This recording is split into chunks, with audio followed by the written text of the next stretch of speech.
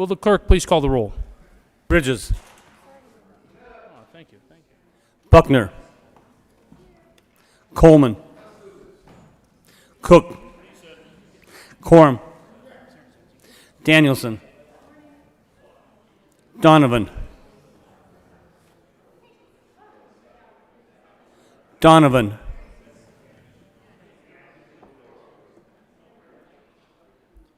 Excused.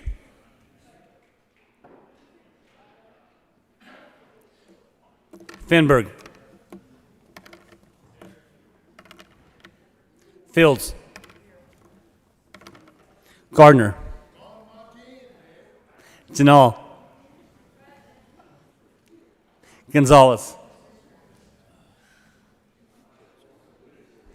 Gonzalez.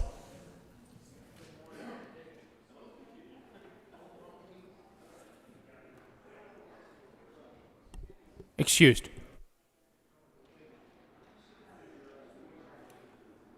Hanson. Heisey. Holbert. Hawkes Lewis. Kirkmeyer. Kolker. Lee. Liston. Lundeen. Moreno. Pedersen. Priola. Rankin. Rodriguez. Scott.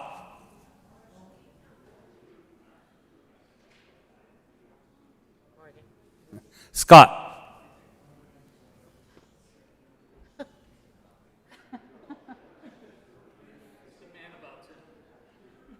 I can text him.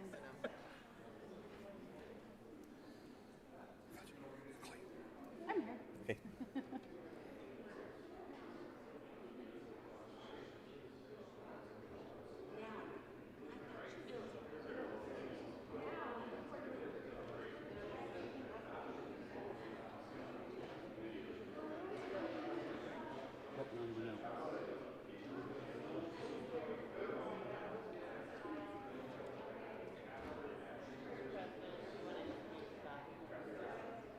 Excused. Simpson. Smallwood. Sonnenberg. Story. Winter. Woodward. Zenzinger. Donovan. Wallace.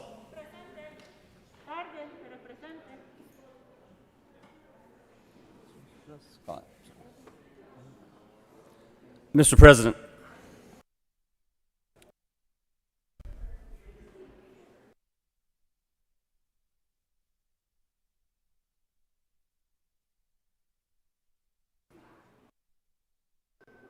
Donovan. The pledge of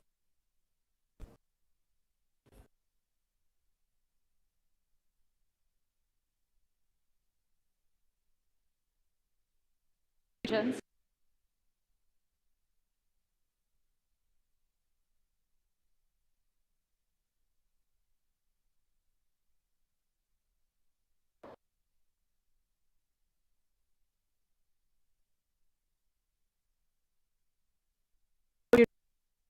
Dispense with and the approved as created. the motion. All those in favor say aye.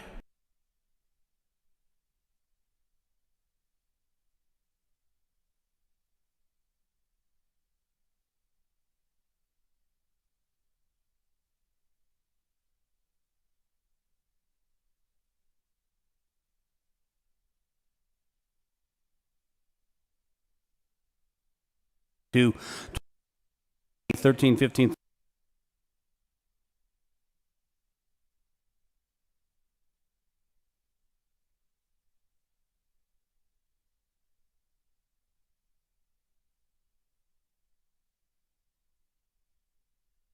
Nine 35 30 81 94 95 98 106 108 118 126 128 138 148 151 156 166 181 185 189 193 201 6 and 267.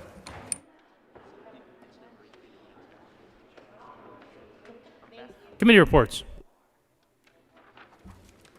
June 2nd, Committee on Appropriations. After consideration of the merits, committee recommends the following. House Bill 1194 be referred to the committee whole with favorable recommendation. June 2nd, Committee on Appropriations. After consideration of the merits, committee recommends the following. House Bill 1234 be referred to the committee whole with favorable recommendation. Recommendation placed on the consent calendar. June 2nd, Committee on Appropriations. After consideration of the merits, committee recommends the following. House Bill 1258 be referred to the committee whole with favorable recommendation. Recommendation placed on the consent calendar. June 2nd, Committee on Appropriations. After consideration of the merits, committee recommends the following. House Bill 1262 be referred to the committee whole with favorable recommendation. June 2nd, Committee on Appropriations. After consideration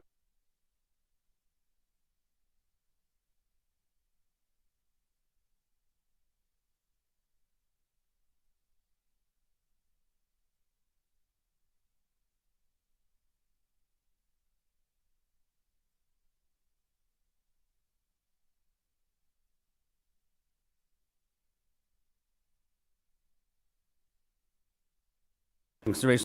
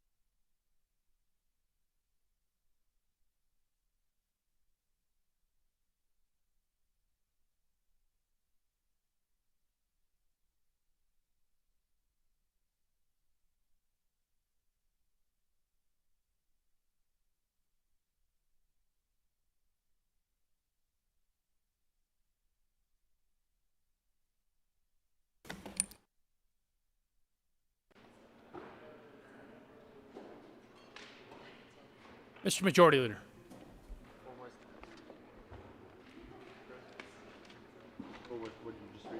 Just read the two consents. Thank you, Mr. President. I move for the passage of all the bills in the third reading of bills consent calendar, which includes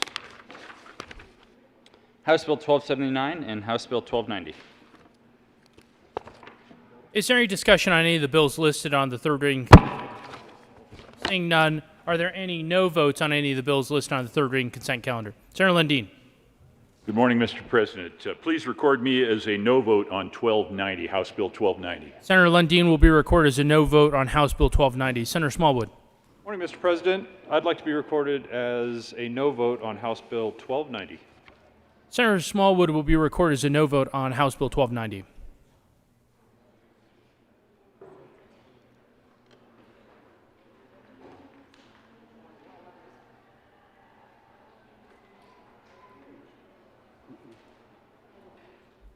With 34 ayes, 0 noes, 0 absent, and 1 excuse.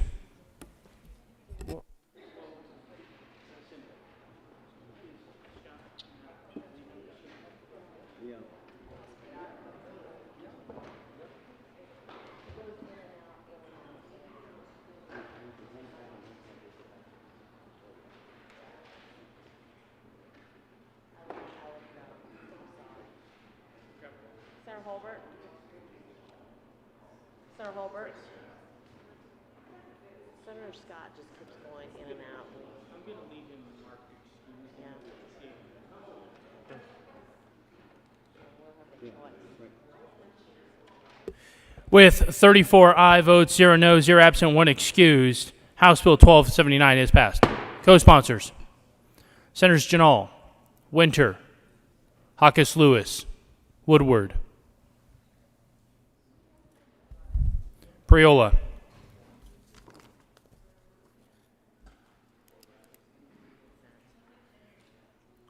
with 32 ayes, 2 no votes, 0 absent, 1 excused, House Bill 1290 is passed. Co-sponsors: Senators Moreno, Winter, Danielson, Hawkes Lewis, Gonzalez, Quorum, Colker, Story, Buckner, Lee, Hansen, Bridges, Simpson, Pedersen, Janal. Please add the president.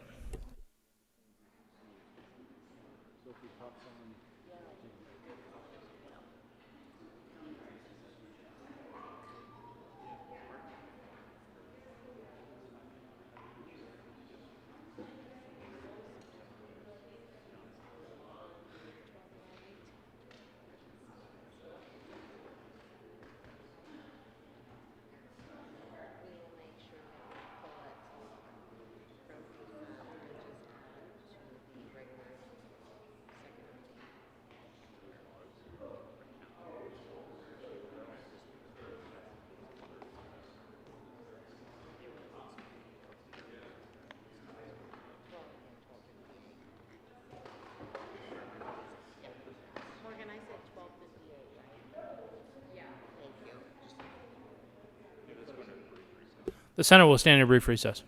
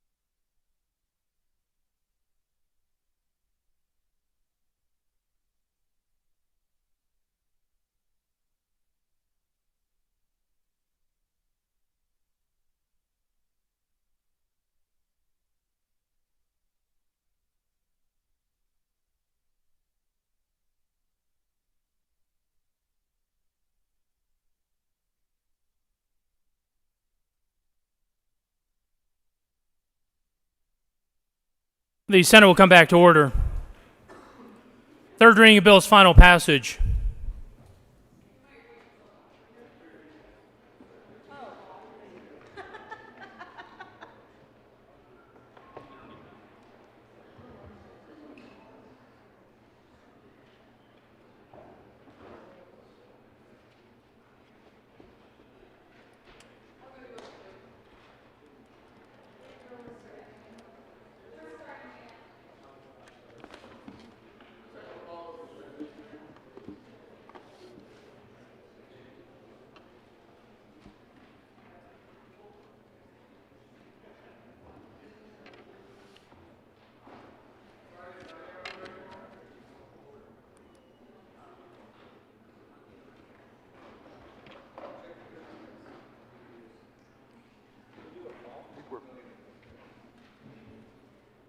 I think we're fine.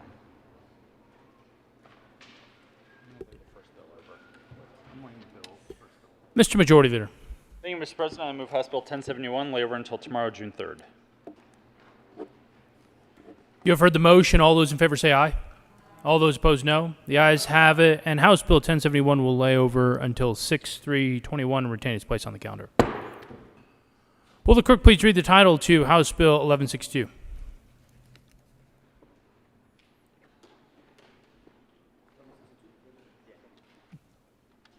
House Bill 1162 by Representative Valdez A. and Cutter and Senators Gonzalez and Garcia concerning the management of plastic products. Senator Gonzalez. Gracias, Presidente. I move House Bill 1162 on third reading and final passage and ask for an aye vote.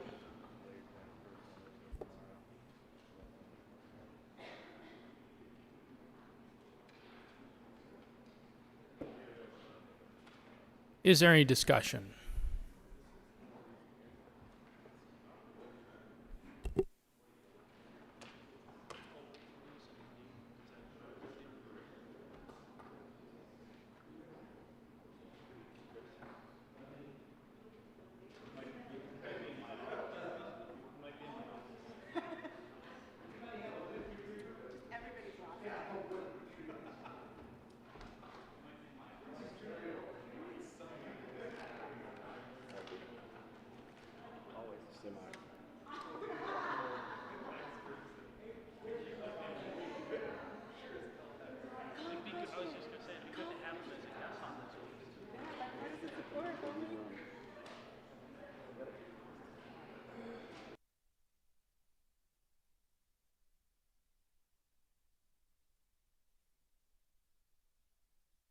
Having no further discussion, the motion before the body is the passage of House Bill 1162 on third reading and final passage. Are there any no votes? Senators Sonnenberg, Gardner, Lundin, Simpson, Cook, Liston, the Minority Leader, Heisey, Kirkmeyer, Woodward, Quorum, Rankin, Priola, Smallwood.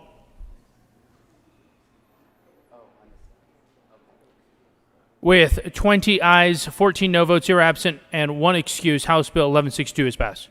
Co-sponsors, Senators Bridges, Danielson, Buckner, Hawkes Lewis, Lee, Janal, Story. The Majority Leader.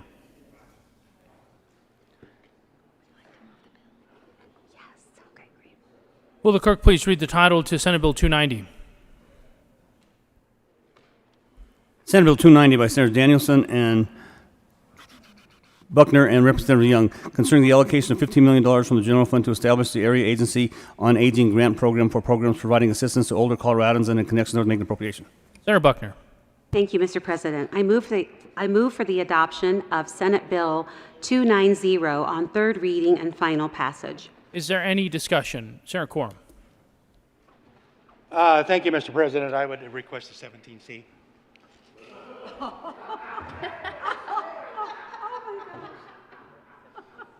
Senator Quorum will be recorded as a 17C as requested.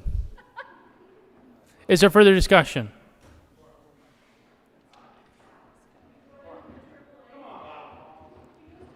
Seeing none, the motion before the body is the passage of Senate Bill 290 on third reading and final passage. Are there any no votes? Senator Sonnenberg, Priola, Mr. Minority Leader, Smallwood, Liston, Lundin. With 27 aye votes, 6 no votes, 0 absent, 1 excused, and 117C, Senate Bill 290 is passed. Co-sponsors, Senators Janal, Story,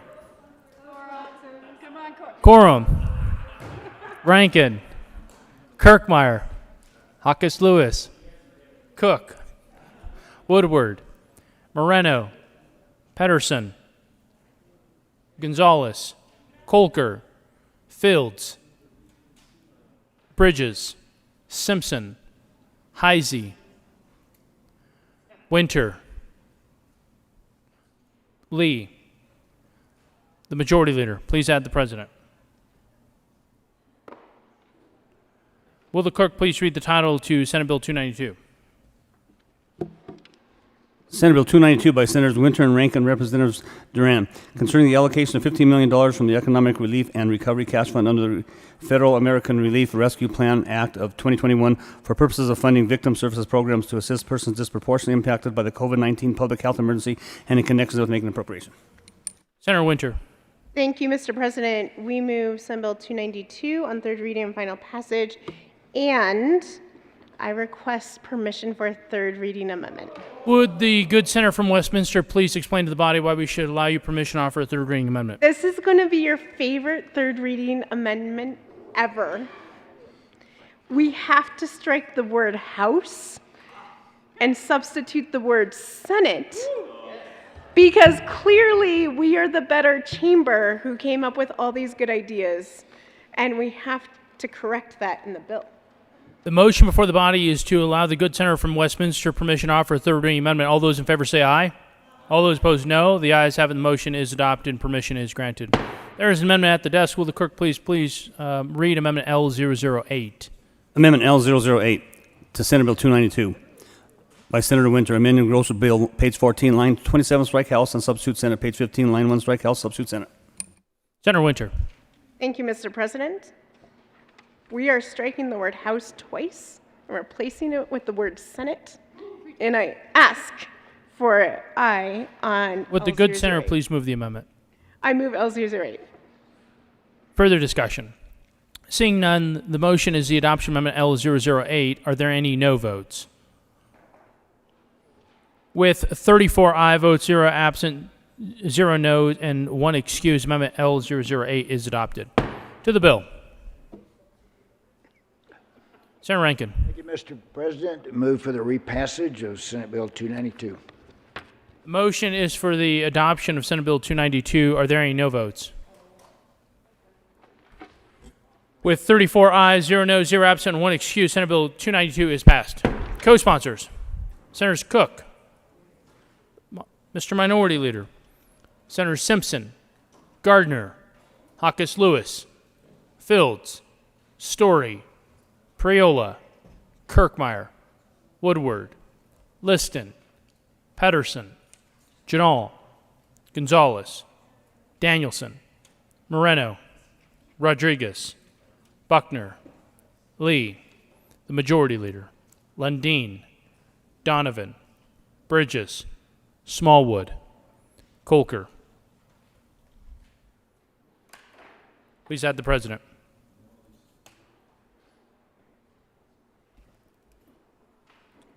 Will the clerk please read the title to House Bill 1189? House Bill 1189 by Representative Benavides and Valdez A. and Senators Gonzalez and Moreno concerning additional public health protections in relation to the emissions of air toxics and in connection with making appropriation. Senator Gonzalez. Gracias, Presidente. We move House Bill 1189 on third reading and final passage. Ask for an aye vote. Is there any further discussion? Seeing none, the motion is the adoption of House Bill 1189. Are there any no votes? Mr. Minority Leader, Senators Cook, Gardner, Sonnenberg, Smallwood, Rankin, Simpson, Liston, Kirkmeyer, Quorum, Woodward, Heisey.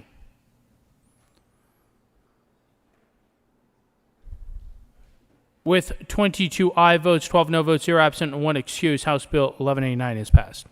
Co-sponsors, Senators Janal, Danielson, Story, the Majority Leader, Hawkes Lewis, Priola, Winter, Pedersen, Lee, Buckner, Kolker.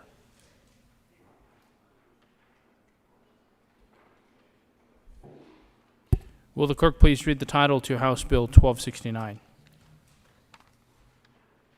House Bill 1269 by Representatives Hooton and Mason-Ecker and Senators Donovan concerning an investigation by the Public Utilities Commission to evaluate the parameters of an energy policy allowing communities in Colorado that are served by an investor-owned electric utility to choose alternative wholesale electricity suppliers and in connection therewith make an appropriation.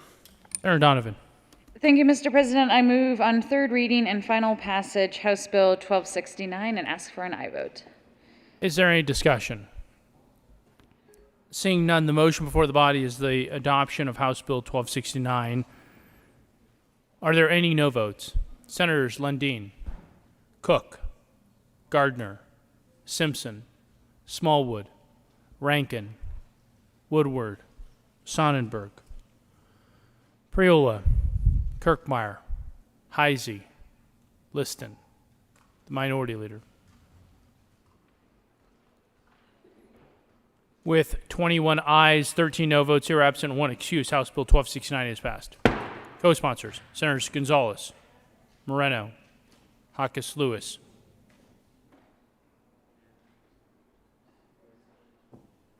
Story.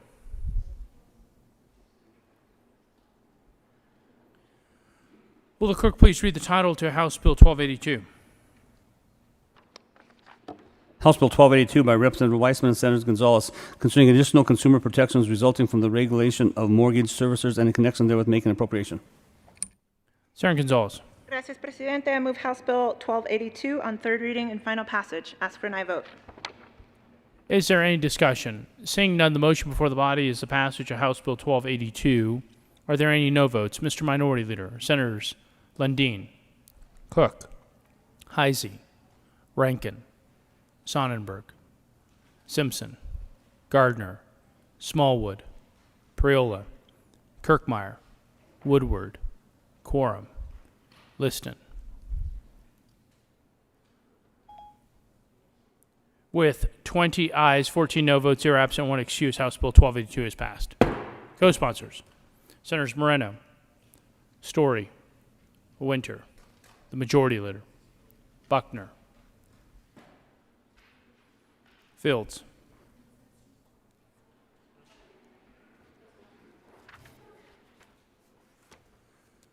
Will the clerk please read the title of House Bill 1283? House Bill 1283 by Representative Ricks and Hooton and Senator Fields concerning measures to address consumer protection concerns regarding vehicle towing and in connection with making an appropriation.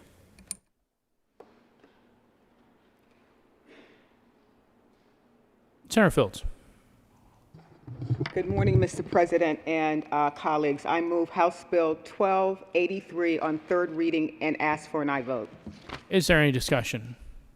Seeing none, the motion before the body is the passage of House Bill 1283 on third reading and final passage. Are there any no votes? Senators Lundin, Smallwood, Sonnenberg, Gardner, the Minority Leader, Cook, Woodward, Rankin, Kirkmeyer, Liston, Heisey, Simpson. With 22 aye votes, 12 no votes, 0 absent, and 1 excuse, House Bill 1283 is passed. Co-sponsors, Senators Moreno, Bridges, Priola, Buckner,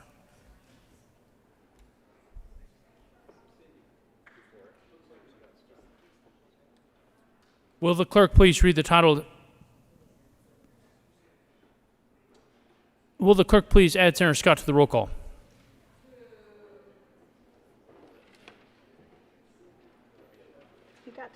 Will the clerk please read the title to House Bill 1315? House Bill 1315 by Representative Herod and Soper and Senators Moreno and Gonzalez concerning eliminating certain monetary amounts a juvenile in the justice system is required to pay. Senator Moreno.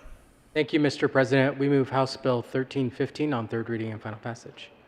Is there any discussion? Seeing none, the motion before the body is the passage of House Bill 1315. Are there any no votes? Senators Liston, Lundin, Kirkmeyer, Gardner, Woodward, Smallwood, Rankin, Scott.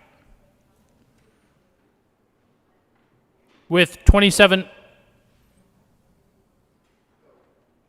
please add Senator Sonnenberg as a no vote on House Bill 1315. Senator Gardner. Thank you, Mr. President. I wish to be recorded as an aye vote on House Bill 1315. Senator Gardner will be recorded as an aye vote on House Bill 1315.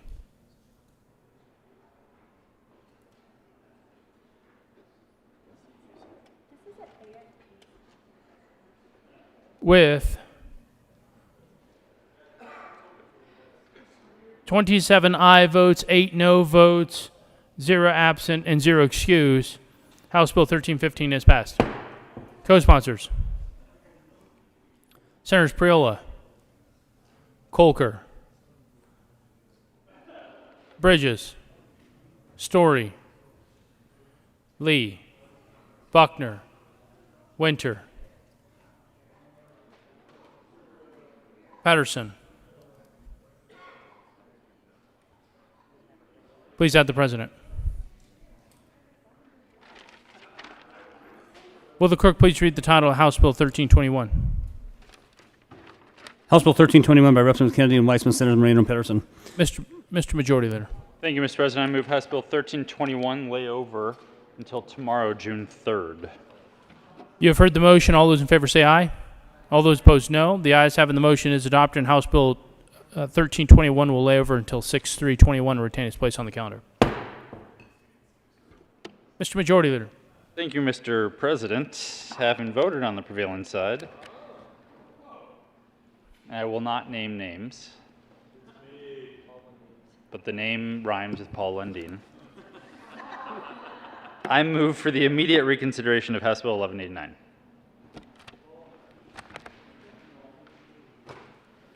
The motion is for the reconsideration of House Bill 1189. All those in favor say aye. All those opposed, no. The ayes have it, and the motion is adopted, and reconsideration is granted. Will the clerk please read the title of House Bill 1189? House Bill 1189 by Representative Benavides Valdez and Senators Gonzalez and Moreno concerning additional public health protections in relation to the emission of air toxics and in connection with making an appropriation. Senator Gonzalez. Gracias, Presidente. I move House Bill 1189 once again on third reading and final passage, and we still request an aye vote because this is a really awesome bill. Is there any discussion? Seeing none, the motion is the passage of House Bill 1189. Are there any no votes? Mr. Minority Leader, Senators Lundin, Gardner, Sonnenberg, Cook, Kirkmeyer, Simpson, Liston, Quorum, Woodward, Rankin, Smallwood, Heisey, Scott.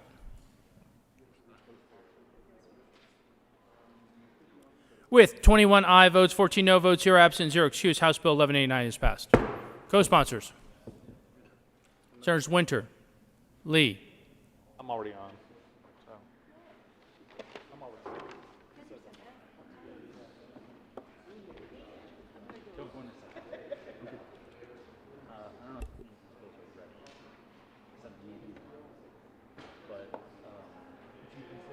The Senate will stand in a brief recess.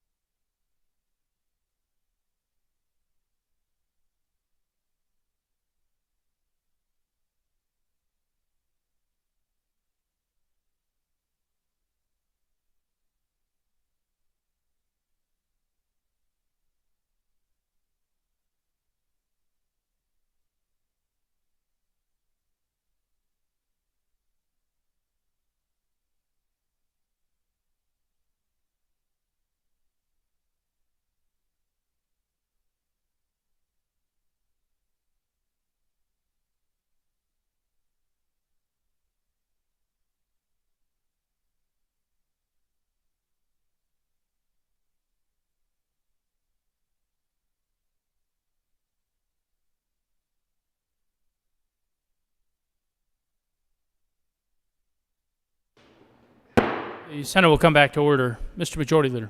Thank you, Mr. President. I move that we proceed out of order to take up consideration of House amendments to Senate bills.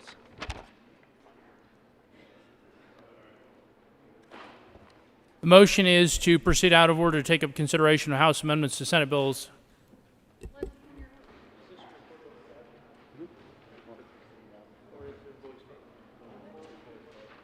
All those in favor say aye. All those opposed, no. The ayes have it, and the motion is adopted.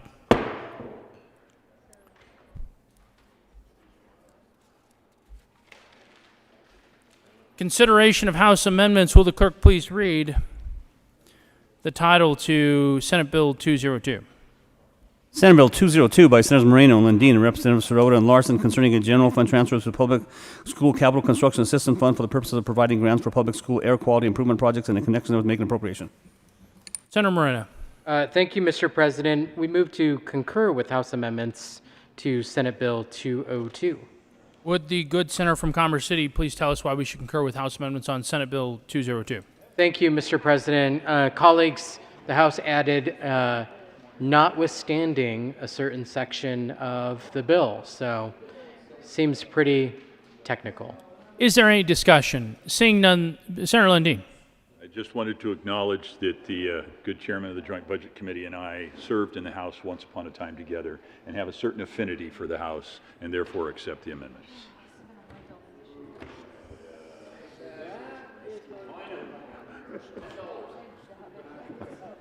Senator Moreno. Thank you, Mr. President. I do not endorse this comment.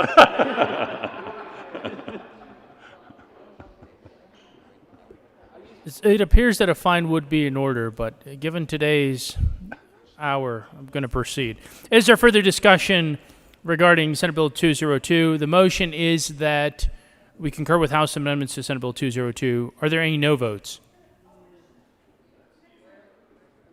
With 35 aye votes, 0 no, 0 absent, 0 excused, that motion is adopted. Senator Moreno. Thank you, Mr. President. I move for the repassage of Senate Bill 202 as amended. The motion is for the repassage of Senate Bill 202. Are there any no votes? With 35 ayes, 0 no, 0 absent, and 0 excused, Senate Bill 202 is repassed. Co-sponsors. Will the clerk please read the title to Senate Bill 204? Senate Bill 204 by Senators Donovan and Rankin, Representative Young and Van Bever concerning an appropriation to the Department of Local Affairs for the Rural Economic Development Initiative Grant Program. Go ahead. Senator Donovan. Thank you, Mr. President. I move that we concur with House amendments to Senate Bill 204. Would the good senator from Vail please tell us why we should concur with House amendments on Senate Bill 204? Thank you, Mr. President. Our partners over in the House realized that we had some timing in the bill that didn't work between the two programs, and they were able to fix that. It was a good catch by the House, I hate to say. Is there further discussion? Seeing none, the motion is that the Senate concur with House amendments on Senate Bill 204. Are there any no votes? With 35 aye votes, 0 no, 0 absent, and 0 excused, that motion is adopted. Senator Rankin. Thank you, Mr. President. I move for the repassage of Senate Bill 204. The motion is for the repassage of Senate Bill 204. Are there any no votes? With 35 ayes, 0 no, 0 absent, and 0 excused, Senate Bill 204 is repassed. Co-sponsors. Senators Cook, Woodward.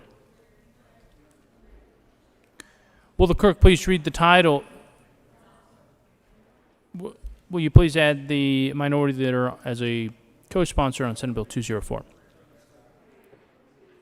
Will the clerk please read the title of the Senate Bill 299? Senate Bill 229 by Senators Danielson, Astori, and Representative Amabile and McKean concerning the creation of the Rural Jumpstart Zone Grant Program and in connection with making appropriation. Senator Danielson. Thank you, Mr. President. I move that the Senate concur with House amendments to Senate Bill 229. Would the senator from Wheat Ridge please tell us, the body, why we should concur with House amendments on Senate Bill 229? They've just made a couple of small changes that we agree with, and I urge an aye vote. Is there any discussion? Seeing none, the motion is for the Senate to concur with House amendments on Senate Bill 229. Are there any no votes? Senators Liston, Kirkmeyer, Lundin, Gardner, Scott. With 30 ayes, 5 no votes, 0 absent, and 0 excused, that motion is adopted. Senator Danielson. Thank you, Mr. President. We move for the repassage of Senate Bill 229.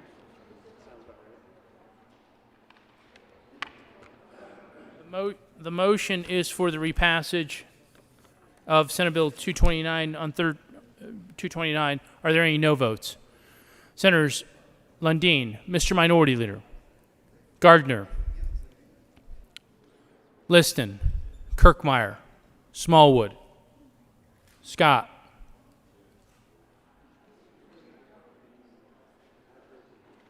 With 28 ayes, 7 no votes, 0 absent, and 0 excused, Senate Bill 229 is repassed. Co-sponsors. Will the clerk please read the title to Senate Bill 230? Senate Bill 230 by Senators Hansen and Winter, Representative Valdez A. and Burnett, concerning a transfer of money from the general fund to the energy fund to finance programs of the Colorado Energy Office. Senator Hansen. Thank you, Mr. President. I move for concurrence on House amendments for Senate Bill 230. Would the good senator from Denver please tell us why we should concur with House amendments on Senate Bill 230? Thank you, Mr. President. The House, in their infinite wisdom, decided to allow for a little more time for the money in this bill to be spent. It still has the same deadlines as far as obligation, but the House provided a little bit more leeway on when the money gets out the door, which we think is appropriate for this bill. So I urge concurrence. Is there further discussion? The motion is that the Senate concur with House amendments on Senate Bill 230. Are there any no votes? Senators Cook, Gardner, Heisey, Kirkmeyer, Lundin, Scott, the Minority Leader, Quorum, Woodward, Sonnenberg, Smallwood, Liston.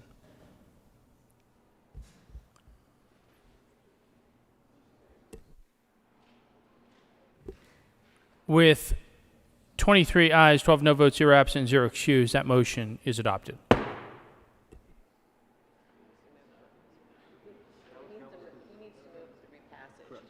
Sarah Hansen.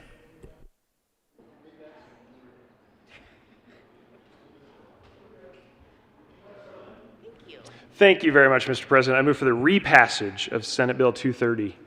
The motion is for the repassage of Senate Bill 230. Are there any no votes? Mr. Minority Leader. Senators Lundin, Heisey, Sonnenberg, Scott, Gardner, Smallwood, Rankin, Simpson, Liston, Kirkmeyer, Quorum, Woodward, Cook. With 21 ayes, 14 no votes, 0 absent, 0 excused, Senate Bill 230 is repassed. Co-sponsors. Will the clerk please read the title to Senate Bill 231? Senate Bill 231 by Senator Story and Heisey and Representative Hooten and Weissman, concerning a transfer of money from the general fund to the energy fund to finance the weatherization assistance program of the Colorado Energy Office. Senator Story. Thank you, Mr. President. I move that the Senate concur with House amendments to Senate Bill 231. Urge an aye vote. Is there further discussion? Seeing none, the motion is for that the Senate concur with House amendments on Senate Bill 231. Are there any no votes? With 35 ayes, 0 noes, 0 absent, and 0 excused, that motion is adopted. Senator Story. Thank you, Mr. President. I move for the repassage of Senate Bill 231. The motion is for the repassage of Senate Bill 231. Are there any no votes?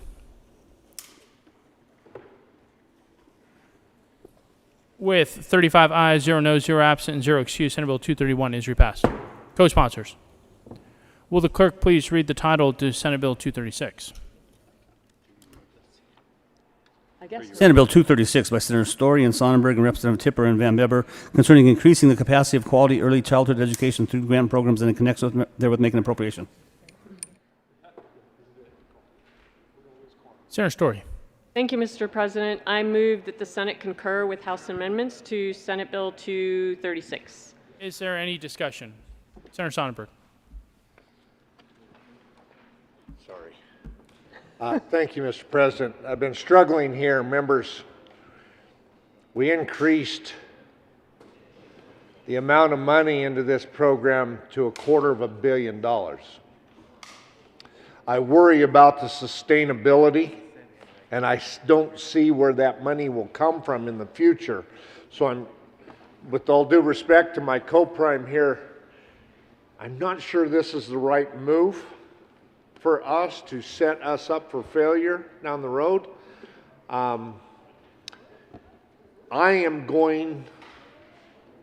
know I don't have the votes on my side, but I'm going to be a no vote on concurring. I would like to at least figure out a way to go to conference committee and see if there's a way to find sustainable, whether we use some of this money in the future. And I know I'm catching my co-prime off guard here as we're both scrambling, trying to figure out about the sustainability and what this looks like. You vote your conscience. It's a great program. It needs done. I'm just not sure we can afford $250 million. And so I'm going to be no on concurrence. If that passes, fine. And we do concur. If not, then I'll make another motion to maybe go to a conference committee or something. Senator Story. Thank you, Mr. President. Yes, there is a significant increase in the funding. It's federal dollars that we're utilizing. This is about early childhood care and education. The initial bones of the bill is to invest in more child care centers, employer-based child care centers. We are in a place in Colorado where we don't have near enough spots for the numbers of children that would like to have, or parents who would like to have their children in child care or have early childhood education. And this bill is an effort to expand, provide opportunities for parents to have places to put their kids while they are working. We had this issue before COVID. It's gotten only worse. Many centers closed during COVID time, and they have not reopened. They were under restrictions because they had to have more social distancing and so forth, and some centers just couldn't be sustained. So the original bill, as it left the Senate, had significant funding in it too, where we're using state STEM dollars as well. But the federal dollars are going to allow us to bolster, especially in areas that have little to no child care in them, and try and provide opportunities more for families who are trying to get back to work and parents who are trying to get back to work, and providing opportunities for kids that need it and haven't had those spaces. So it is getting the wheels rolling, and then the sustainability will be with the funding that is in the bill that we started with. Senator Lundin. Thank you very much, Mr. President. I rise to urge adherence as well. I think we're kind of on the horns of a dilemma here with regard to how we handle this federal money that's flowing in. The money's one and done, folks. It's only happening once. It's not sustainable. There's nothing more important than sustained support of a child through their early and K-12 education. There's no question about that. This money creates a disruption that I think at the end of the day may be detrimental to the process, detrimental to what we would hope for, and that is sustained support of a child's education. And we've got this question of how should we spend this one and done money? The obvious answer that we've been talking about throughout the session is capital projects. It's the sorts of things where you just buy it once, and there may be de minimis maintenance associated with it, something like a road. That would be a better place. So in this case, there isn't necessarily a choice between a child and a road. The reality is this money may not be appropriately spent on early childhood education and would be better spent on something like roads. So I urge adherence to the Senate position or a vote against concurrence. Thank you, Mr. President. Senator Story. Thank you, Mr. President. I withdraw the motion for concurrence, and we'll lay it over to tomorrow. Mr. Minority Leader. I withdraw my motion of concurrence. So noted. Mr. Now, do I have to withdraw something? No, you already. Thank you, Mr. Mr. Minority. President. I believe the bill sponsor has indicated a wise direction, and through conversation with the majority leader, I would encourage that we lay the bill over at least a day. I do have the revised bill, but I don't have a fiscal note, and I'm grateful that the two prime sponsors are having a conversation. I think given all of the money that we're allocating here, state funds and then incoming federal funds, we need to make very sure of this bill, and would be grateful for that motion. Thank you, Mr. President. Mr. Majority Leader. Thank you, Mr. President. Thank you, Mr. Minority Leader. In discussing with the sponsors, we are going to give this some time. I'm actually going to make a motion to lay it over until later today, and if we feel like we're not ready, we'll just lay it over until tomorrow at that point. But, Mr. President, I move Senate Bill 236 lay over until later this afternoon. You have heard the motion. All those in favor say aye. All those opposed, no. The ayes have it, and Senate Bill 236 will lay over until later today.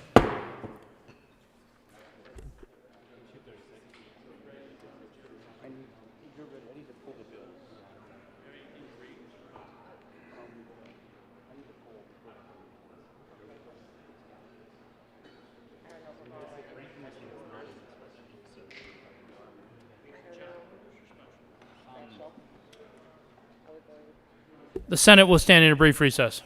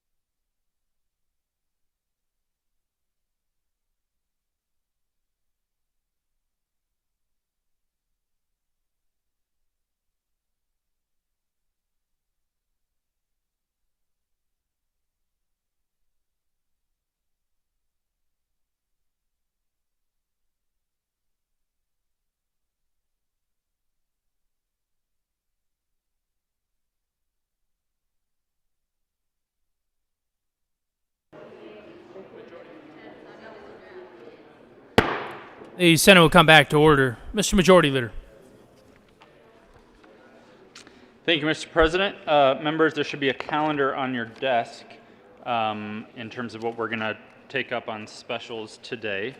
Mr. President, I move that the Senate take up House Bills 1234, 1265, 1288, and 1306 on special orders consent calendar at the hour of 10:38 a.m. The motion is that the Senate take up special order second reading bills consent calendar, which would include House Bill 1234, House Bill 1265, House Bill 1288, and House Bill 1306 on special orders at the hour of 10:38. This motion requires a 2/3 majority vote. All those in favor say aye. All those opposed, no. The ayes have it. The motion is adopted, and the Senate will take up those bills listed on the special order second reading bills consent calendar. Special order second reading bills consent calendar. Senator Gonzalez. Gracias, Presidente. I move that the Senate resolve itself into the Committee of the Whole to consider special order second reading of bills consent calendar. You have heard the motion. All those in favor say aye. All those opposed, no. The ayes have it. The motion is adopted. The Senate will take up special orders second reading of bills consent calendar. Senator Gonzalez will take the chair.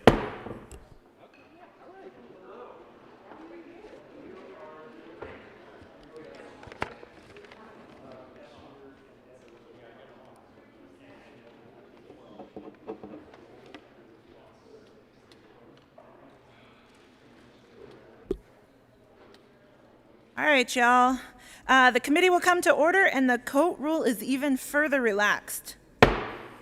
Mr. Pineda, will you please read the title of all of the bills on the special order second reading of bills consent calendar? House Bill 1234 by Representative Tipper and Bradfield and Senators Moreno and Rankin concerning reducing student learning loss through the creation of high-impact tutoring programs and the connection of making an appropriation. House Bill 1265 by Representative Mullica and Van Winkle and Senators Pedersen and Woodward, a temporary deduction from state net taxable sales for certain retailers in the state in order to allow such retailers to retain the resulting sales tax collected as assistance for lost revenue as a result of the economic disruptions due to the presence of coronavirus disease 2019, COVID-19 in Colorado in connection with making appropriation. House Bill 1288 by Representative Bacon and Duran and Senators Coleman concerning the creation of the Colorado Startup Loan Program and in connection with making appropriation.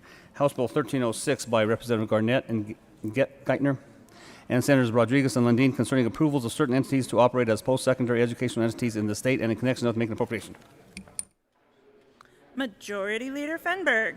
Thank you, Madam Chair. I move for the adoption of all the bills on the consent calendar and the associated committee reports, which includes House Bill 1234, House Bill 1265, House Bill 1288, along with the Appropriations Committee report, and House Bill 1306. Any discussion on any of the bills? Seeing none, the motion before the on the committee reports? Any discussion on the committee reports? Seeing none, the motion before the body is the adoption of all the committee reports on special orders, second reading of bills consent calendar. All those in favor say aye. Aye. All those opposed, no. The ayes have it. Those committee reports are adopted. Is there any discussion on any of the bills on the consent calendar? Seeing none, the motion is the adoption of all of the bills on the special orders second reading of bills consent calendar. All those in favor say aye. Aye. Opposed, no. The ayes clearly have it. The bills are adopted. Majority Leader Fenberg. Thank you, Madam Chair. I move the committee rise and report. Motion is to rise and report. All those in favor say aye. Those opposed, no. The ayes have it, and we will rise and report.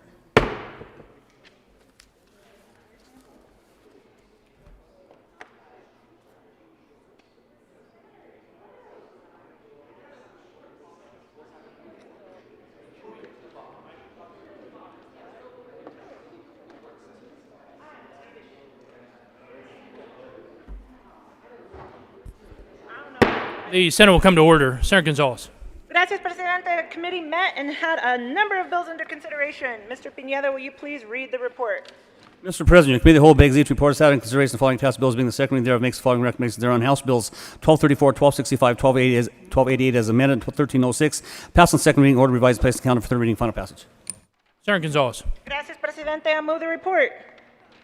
The motion is for the adoption of the committee of the whole report. Are there any no votes? With 35 ayes, 0 no, 0 absent, 0 excused, the committee of the whole report is adopted. House Bill 1234, House Bill 1265, House Bill 1288 is amended House Bill 1306, passed on second reading, order revised and placed on the calendar for third reading and final passage.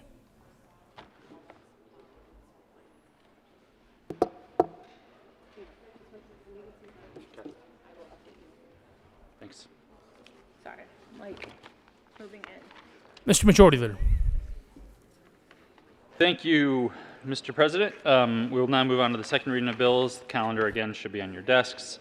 Mr. President, I move that the Senate take up House Bills 1322, 1323, Senate Bill 264, House Bills 1194, 1258, 1262, 1301, 1311, 1312, 1317 on special orders, second reading of bills at the hour of 10:44 a.m. You have heard the motion. It is to take up the special order second reading bills calendar, which included the bills listed as prescribed by the Majority Leader at the hour of 10:44. This motion requires a two-thirds majority vote. All those in favor say aye. All those opposed, no. The ayes have it. The motion is adopted, and the Senate will take up the special order second reading of bills calendar at the hour of 10:44. Special order second reading of bills. Senator Gonzalez. Gracias, Presidente. I move the Senate resolve itself into the Committee of the Whole for consideration of special orders, second reading of bills. You have heard the motion. All those in favor say aye. All those opposed, no. The ayes have it. The motion is adopted, and the Senate will take up. The Senate will resolve itself into the Committee of the Whole for consideration of special orders, second reading of bills, and Senator Gonzalez will take the chair.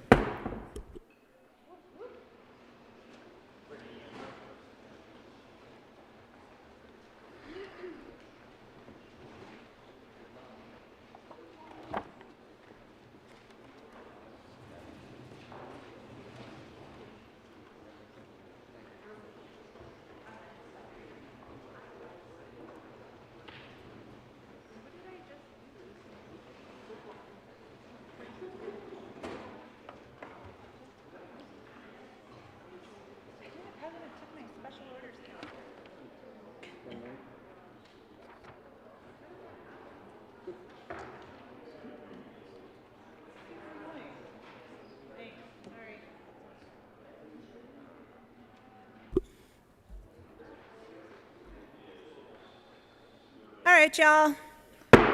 The committee will come back to order. The coat rule is further relaxed. Mr. Pineda, will you please read the title to House Bill 1322?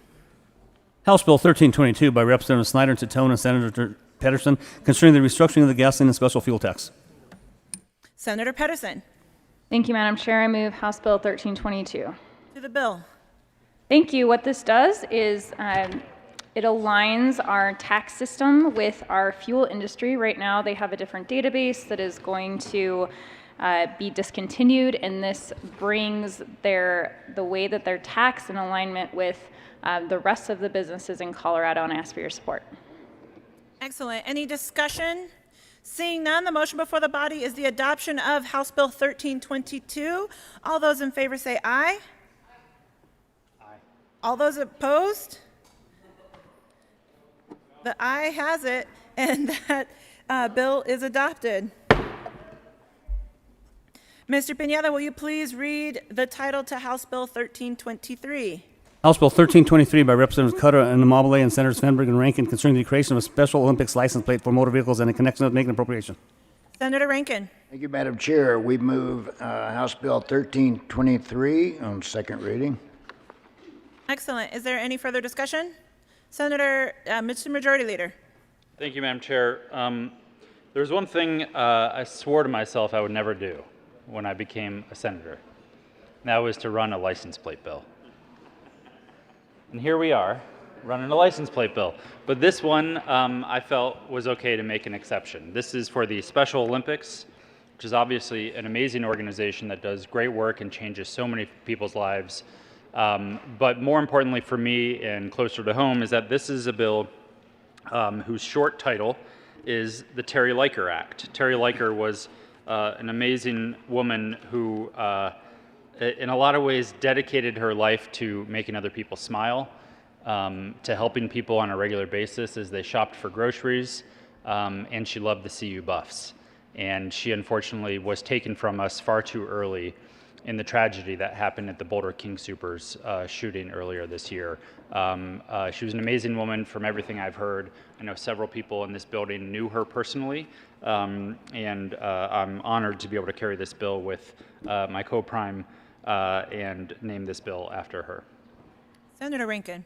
And I certainly second that sentiment that the bill be named for Terry Leiker. I likewise have never run a license plate bill before in my 9 years in the legislature. So this is a very special bill named for a very special person for Special Olympics. So I'm honored to be a part of it. Further discussion on House Bill 1323. Seeing none, the motion before the body is the adoption of House Bill 1323. All those in favor say aye. Those opposed, no. The ayes have it, and 1323 is adopted. Mr. Pineda, will you please read the Title II, Senate Bill 264? Senate Bill 264 by Senator Hansen and Corm, by Senators Hansen and Corm, concerning the adoption of programs by gas utilities to reduce greenhouse gas emissions. Senator Hansen. Thank you very much, Madam Chair. I move Senate Bill 264 and the T&E Committee report. To the T&E report. Thank you, Madam Chair. In T&E, we did a major restructuring of this bill with a strike below. Very intense negotiations on this bill back and forth, and restructured the bill around creating a clean heat standard for gas distribution companies in the state to make sure that those are in line with the greenhouse gas roadmap that really was put together on the basis of legislation we passed in 2019. So we're continuing that work with 264, and the amendment that was adopted in T&E helps us to align with the roadmap. Further discussion on the T&E Committee report? Seeing none, the motion before the body is the adoption of the Transportation and Energy Committee report. All those in favor say aye. Opposed, no. The ayes have it, and that committee report is adopted. To the bill, there is an amendment at the desk. Mr. Pineda, will you please read L006 to Senate Bill 264? Amendment L06 to Senate Bill 264. Senator Hansen. Thank you very much, Madam Chair. So I move L006. To the amendment. Thank you. So L006 really clarifies some of the concepts that we talked about in T&E, provides a little bit more clarity on the targets that we're setting, both on the total targets as well as the recovered methane targets, clarifies definitions for green hydrogen projects as well, and cleans up some language around making sure that 264 fits with two other bills, demand-side management and beneficial electrification, when it comes to the labor requirements for those projects. And so I urge adoption of L6. Further discussion on the amendment? Seeing none, the motion before the body is the adoption of L006 to Senate Bill 264. All those in favor say aye. Aye. Those opposed, no. The ayes have it. That amendment is adopted. To the bill. Senator Gardner. Thank you, Madam Chair. I have some serious concerns about this bill as it's formulated, as it affects my own municipal utility. And I'm just a simple country lawyer, so sometimes utilities law escapes me, but the Colorado Constitution does not. As this bill came out of committee, it places stricter requirements on Colorado Springs utilities, of which I am an owner along with the other senators from Colorado Springs. Colorado Springs Utilities, for those of you who don't know, is a nonprofit, community-owned utility. And the bill, curiously enough, places stricter requirements on our publicly owned utility, not investor-owned, community-owned utility than it does on for-profit investor-owned utilities. For instance, the for-profit utilities are provided more time to prepare their emission reductions plans.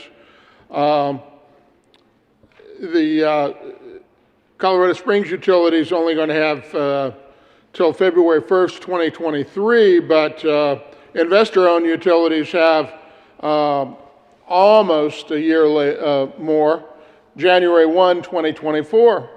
What the heck is that? For-profit utilities are allowed more lenient greenhouse gas reduction targets. Colorado Springs Utilities has to achieve 7.5% reduction by 2025, but investor-owned utilities only have to do 6%. What the heck is that? For-profit utilities have more flexibility to utilize recovered methane from landfills, mining, dairy gas to meet the targets.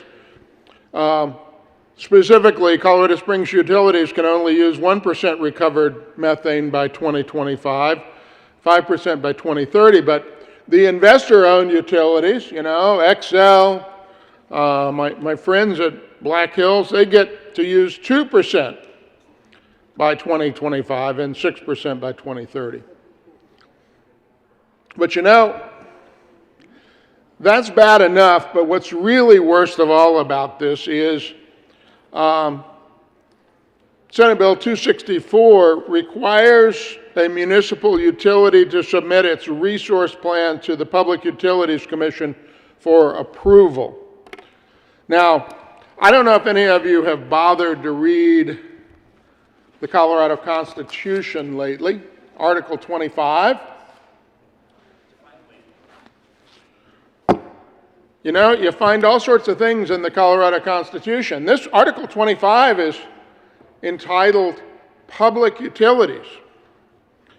And it says, in addition to the powers now vested in the General Assembly of the State of Colorado, all power to regulate the facilities, service, and rates and charges, therefore, including facilities and service rates and charges, therefore, within home rule cities and home rule towns of every corporation, individual, or association of individuals, whatsoever situate or operating within the state of Colorado, once again, whether within or without a home rule city, etc., is hereby vested in such agency as the state of Colorado as the General Assembly shall by law designate. Well, Colorado Springs is a home rule city, and so you say, well, what's that organization? Well, it's Public Utilities Commission. Well, I don't know if I learned it the first time I went to law school or the second time I went to law school, but keep reading. Because you get on down Article 25, and it says, provided, however, nothing herein shall affect the power of municipalities to exercise reasonable police and licensing powers, and provided further that nothing herein shall be construed to apply to municipally owned utilities. Read Colorado Springs Utilities. The merits of the bill aside,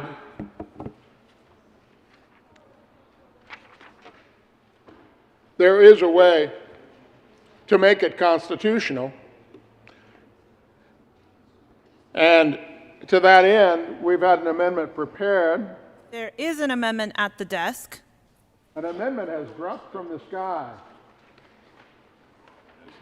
Mr. Pineda, will you please read L005 to SB 264? Amendment L005 to Senate Bill 264. Senator Gardner. Thank you, Madam Chair. I move L005. To the amendment. Thank you. Well, L005 is somewhat cryptic when you read it, but what it effectively does is amend the Transportation and Energy Committee report, strikes essentially Section 9 of the bill to remove the municipal utilities from the bill, which would make it constitutional. in my estimation. I ask for an aye vote. Senator Lundin. Thank you very much. Amendment L005 is a good addition to the bill. It's a work in progress. It begins to get us where we go as this conversation continues. The sponsor has been very receptive to conversation. We're grateful for that. Senator Hansen. Thank you, Madam Chair. I'd consider L005 friendly and urge its adoption. But I want to be clear, it has nothing to do on constitutional grounds. It has to do with helping to fine-tune this bill so that it works for the smaller LDCs in the state. So I urge adoption of L5. Seeing no further discussion. Senator Gardner. Thank you, Madam Chair. Well, we'll simply agree to disagree. I do not concede the point, but I'll always take the win. I urge an aye vote. Words to live by. Seeing no further discussion, the motion before the body is the adoption of L005 to SB 264. All those in favor say aye. Aye. Opposed, no. The ayes have it. L005 is adopted. Seeing no further discussion, the motion before the body is the adoption of Senate Bill 264. All those in favor say aye. Those opposed, no. The ayes have it. SB 264 is adopted. Mr. Pineda, will you please read the title to House Bill 1194? House Bill 1194 by Representative Tipper and Ricks and Senators Moreno concerning creation of the Immigration Legal Defense Fund and in connection with making appropriation. Senator Moreno. Thank you, Madam Chair. I move House Bill 1194 in the Judiciary Committee report. To the Judiciary Committee report. Thank you, Madam Chair. In the Judiciary Committee, we added an amendment that allows county governments to partner or establish their own legal defense funds. Ask for an aye vote. Is there any discussion on the Judiciary Committee report? Seeing none, the motion before the body is the adoption of the Judiciary Committee report. All those in favor say aye. Aye. Those opposed, no. The ayes have it. That report is adopted. To the bill, Senator Moreno. Thank you, Madam Chair. Colleagues, this creates an immigration legal defense fund for folks to help them fund their legal proceedings, and particularly with the focus on those who cannot afford their own legal counsel. Ask for an aye vote. Seeing no further discussion, the motion before the body is the adoption of House Bill 1194. All those in favor say aye. All those opposed, no. The ayes have it, and 1194 is adopted. Mr. Pineda, will you please read the title to House Bill 1258? House Bill 1258 by Representative Michelson, Janae, and Van Winkle, and Senators Buckner and Woodward concerning establishing a temporary program to facilitate youth mental health services in response to identified needs in connection with making appropriation. Senator Buckner. Thank you, Madam Chair. I move House Bill 1258. To the bill. Senator Woodward. Thank you, Madam Chair. House Bill 1258 is one of the most important bills that we're passing this year. As we all know, our youth have suffered greatly during the shutdowns that we've seen over this past year. And what my co-sponsor and I have put together is a program that creates a temporary youth mental health services program. And it provides age-appropriate mental health screening and the ability for those mental health services to include substance abuse so that we can monitor our young kids and give them a chance to test and perhaps get some follow-up care as needed. Seeing no further discussion.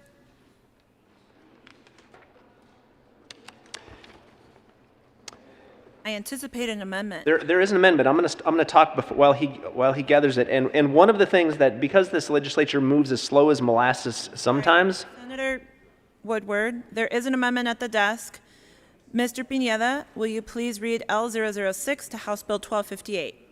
Amendment L06. Senator 006. Woodward. I move L006. To the amendment. As I was saying, because this legislative body sometimes moves as slow as molasses, sometimes we get ahead of the process, and what we need to do is delay the implementation of this from July 1st to August 1st so that we can get this in action as fast as possible. I feel like there's some comment about House Republicans somewhere in there, but I'll let it go. Seeing no discussion on the amendment, the motion before the body is the adoption of L006 to House Bill 1258. All those in favor say aye. Aye. Those opposed, no. The ayes have it, and L06 is adopted. Seeing no further discussion, the motion before the body is the adoption of House Bill 1258. All those in favor say aye. Aye. Those opposed, no. The ayes have it. House Bill 1258 is adopted. Mr. Pineda, will you please read the title to House Bill 1262? House Bill 1262 by Representative Montine and Lynch and Senators Garcia and Sonnenberg concerning monetary support for agricultural events in Colorado and connections with making appropriation. Majority Leader Fenberg? Thank you, Madam Chair. I moved House Bill 1262 lay over to the bottom, the special order second reading of bills, special order second reading of bills calendar. The motion is to lay over House Bill 1262 to the bottom of the calendar for special order second reading of bills. All those in favor say aye. Those opposed, no. The ayes have it, and that bill will lay over momentarily. Mr. Pineda, will you please read the title to House Bill 1301? House Bill 1301 by Representative Escar and Holtorf and Senators Corman and Moreno concerning the removal of impediments to cannabis farming and in connection with permitting contingency plans to reduce crop loss based on adverse weather and convening a working group to examine measures to reduce cross-pollination and make an appropriation. Majority Leader Fenberg. Thank you, Madam Chair. I move House Bill 1301 lay over to the bottom of the special order second reading of bills calendar. The motion is to lay over House Bill 1301 to the bottom of the special order second reading of bills calendar. All those in favor say aye. Aye. Opposed, no. The ayes have it, and that bill will lay over as well.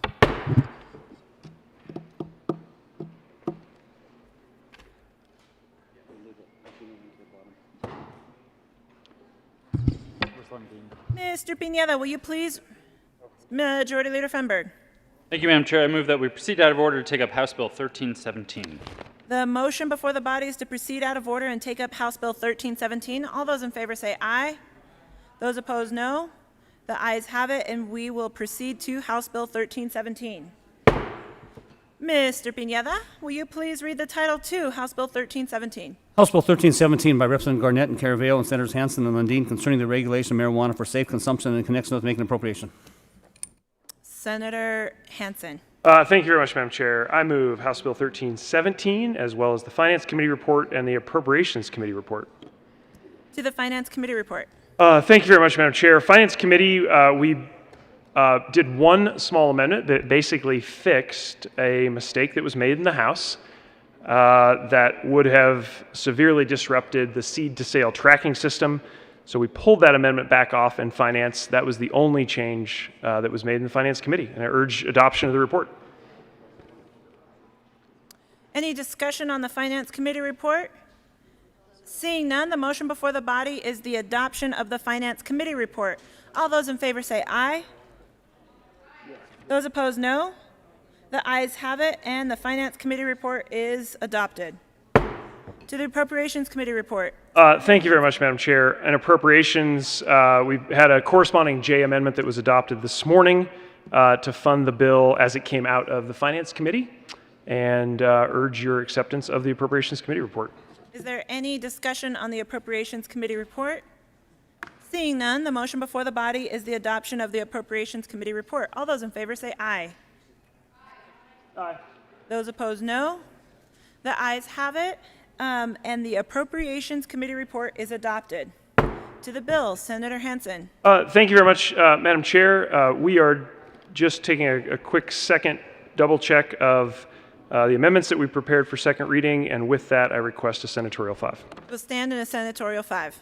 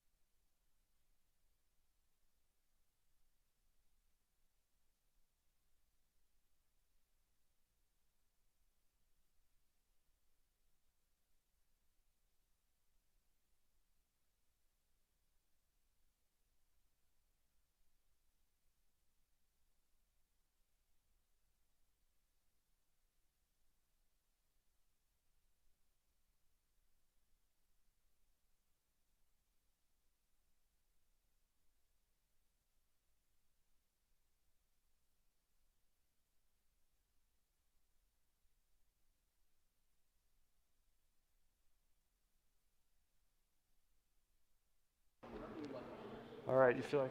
I'm ready if you're ready. So I'll let you do yours. Senator Hansen.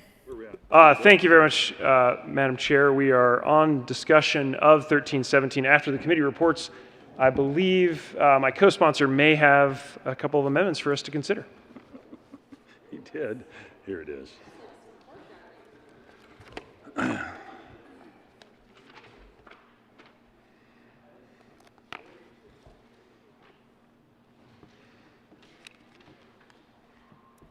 There is an amendment at the desk. Mr. Pineda, will you please read L045 to 1317? Amendment L045 to House Bill Senator 1317. Lundin. Thank you, Madam Chair. I move Amendment L045. To the amendment. This amendment is part of the ongoing conversation we've had. We're working diligently and I think have been successful in our ability to find a way to honor and support patients who are finding value from medical marijuana, at the same time providing greater protections as this industry and the products evolve. This particular amendment speaks to the research that will be conducted under the bill. At one point in the conversation, the folks who were seeing the value received from the medical marijuana wanted to identify not just if it is present or unpresent in a person's body, but in fact the prevalence. Is there a concentrate, et cetera, et cetera. And this amendment simply would call that out and make that clear in the research arm. That is the purpose and function of Amendment L045. I urge your support. Further discussion. Leader Holbert. Thank you, Madam Chair. I would urge support for L045. While prevalence, I think, is somewhat undefined, it is better than it was before. This is a marginal improvement. Want more, but ask for an aye vote on L045. Further discussion on L045. Senator Pedersen. Thank you, Madam Chair. I think that we have a lot of different amendments, some of them doing the same things, some of them conflicting, and so I guess my request is that we actually discuss this I request a senatorial 5 to discuss this before we move forward on amendments. The Senate will stand in the senatorial 5.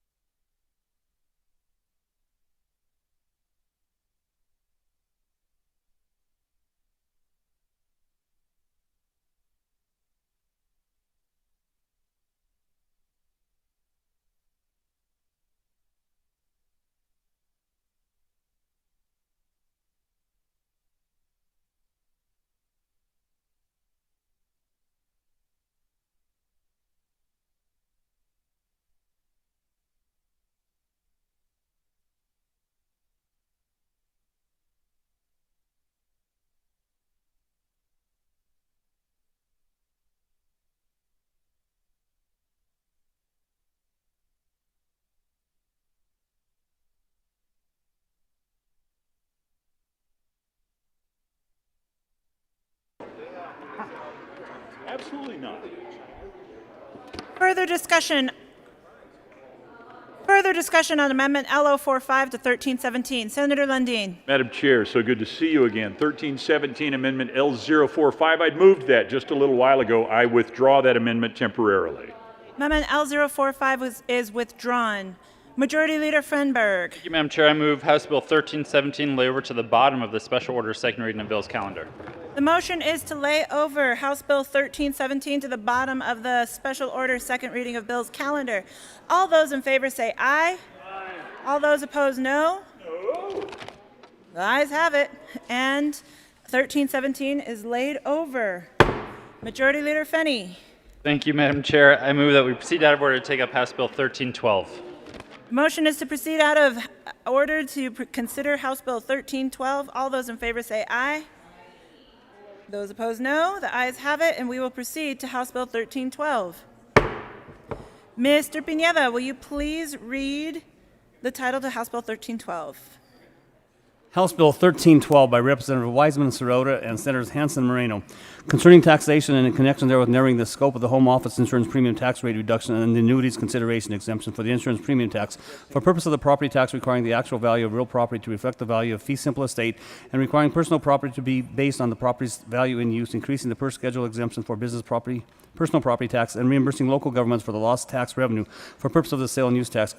Codifying the definition of tangible personal property includes digital goods and specifying that the tax on sales and purchases of tangible personal property includes amounts charged for mainframe computer access, photocopying, and packaging and creating, disallowing the sales tax vendor fee for retailers with a substantial amount of taxable sales during the filing period for the severance tax on oil and gas, requiring the net back deductions used to determine gross income be direct costs actually paid by the taxpayer, phasing out tax credits and exemptions for the severance tax on coal, and making an appropriation. Orale. Senator Hansen. Thank you very much, Madam Chair. I move House Bill 1312. To the bill. All right.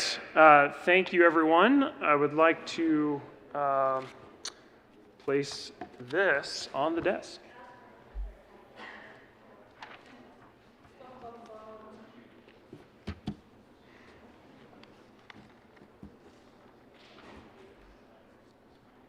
There is an amendment at the desk. Mr. Pineda, I hope you've had a glass of water since reading that title to now read LO39 to 1312. Amendment L039 to House Bill 1312. Thank you very much, Madam Chair, and great observation on the specificity of that title. I could not agree more. And with that, I move L039 to House Bill 1312. The amendment. Thank you. Colleagues, this is our simplest one of the day. It basically changes the word year to years because, of course, we would want to update this each year. And as was currently drafted, it was singular instead of plural. So urge your support for this technical amendment, L039. Further discussion on LO39? Seeing none, the motion before the body is the adoption of L039 to 1312. All those in favor say aye. Aye. Aye. Opposed, no. The ayes have it. LO39 is adopted.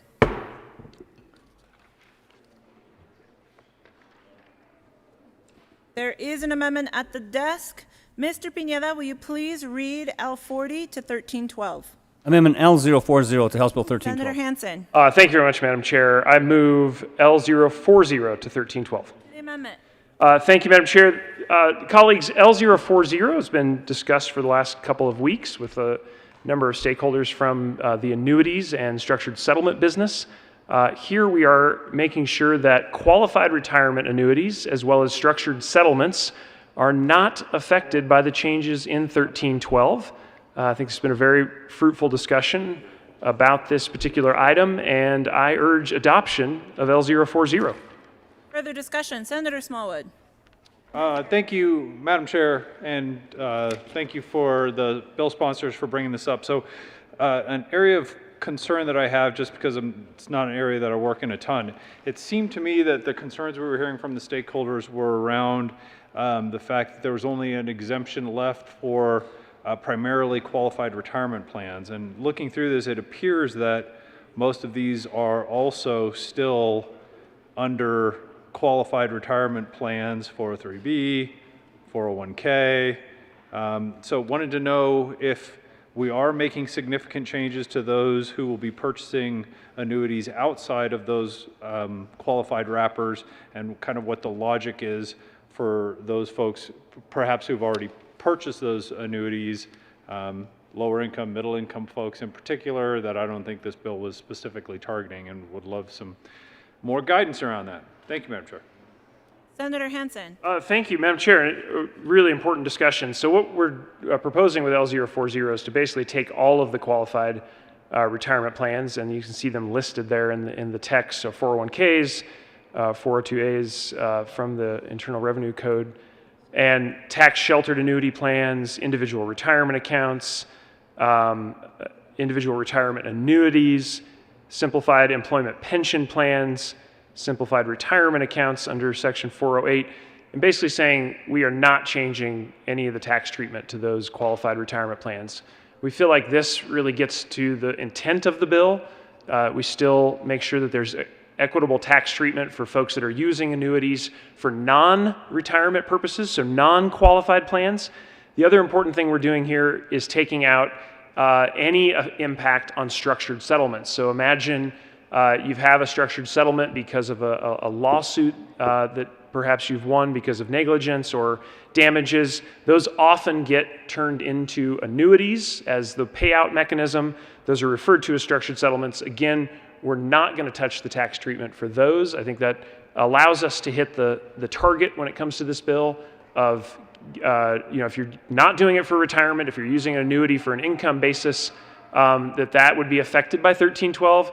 But now with this amendment, getting all of the qualified and structured settlements out of the bill.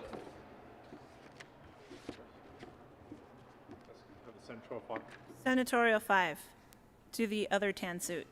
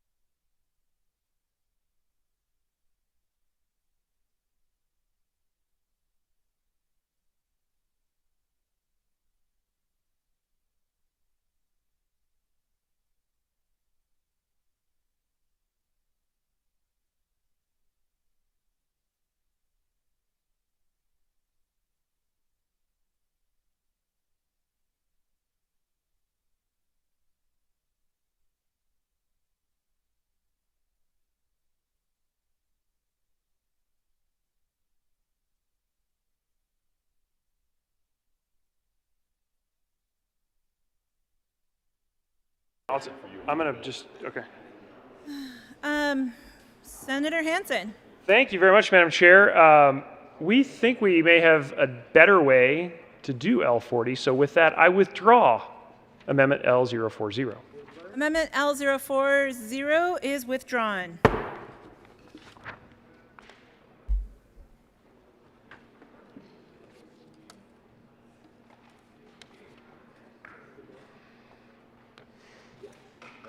There is an amendment at the desk.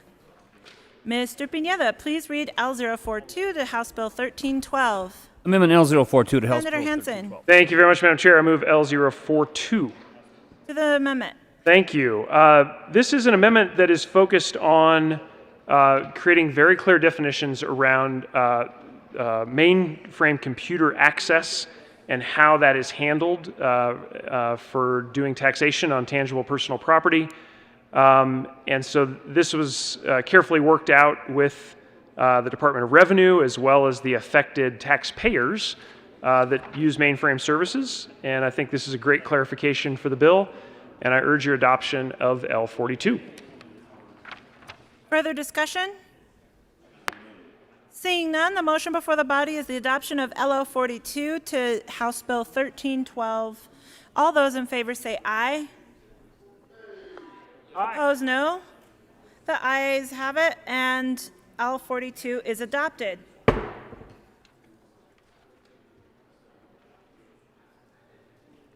This is it, Paul. There is an amendment at the desk. Mr. Pineda, will you please read L43 to 1312? Amendment L043. Senator Hansen. Thank you so much, Madam Chair. I move L043 to House Bill 1312. To the amendment.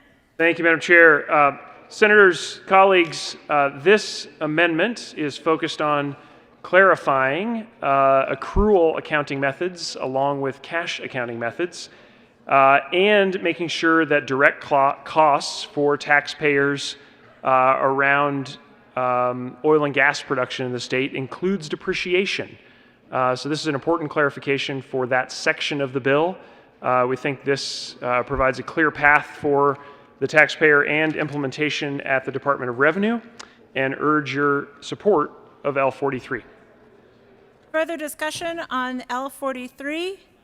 Seeing none, the motion before the body is the adoption of L43 to 1312. All those in favor say aye. Aye. All those opposed say no. The ayes have it, and House Bill 43, and Amendment L43 to 1312 is adopted. Senator Lundin, to the bill. To the bill?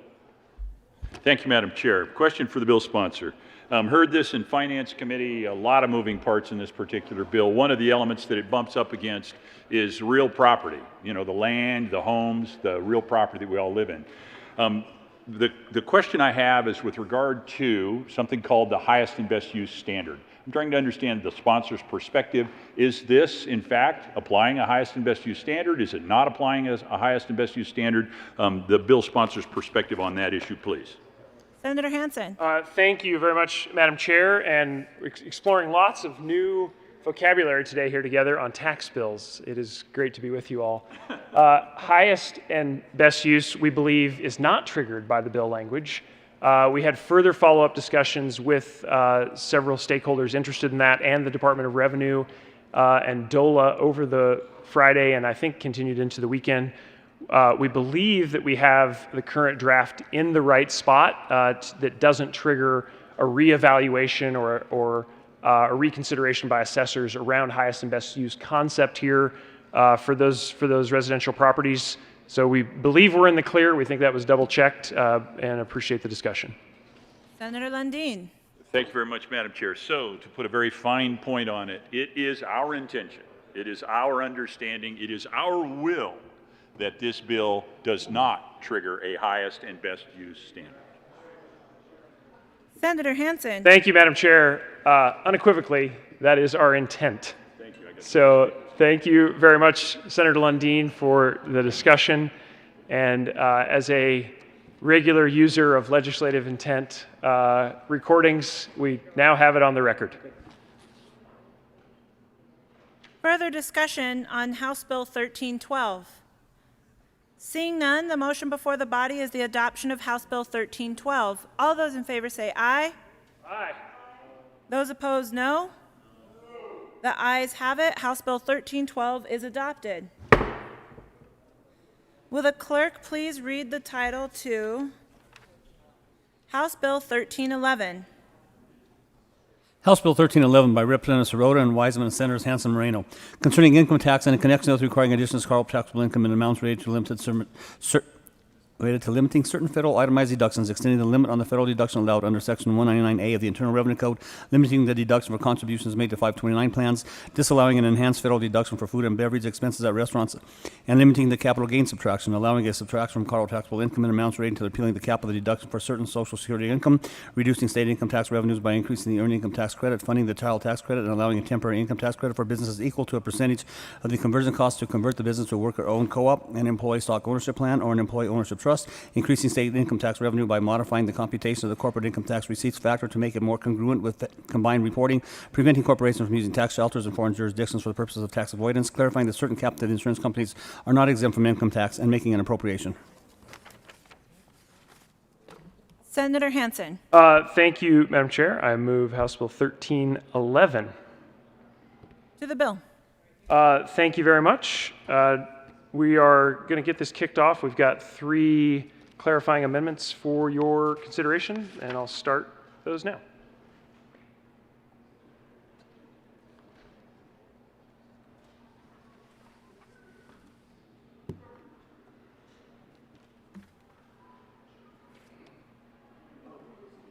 There is an amendment at the desk. Mr. Pineda, will you please read L50 to House Bill 1311? Amendment L50 to House Bill Senator 1311. Hanson. Thank you very much, Madam Chair. I move L50 to House Bill 1311. To the amendment.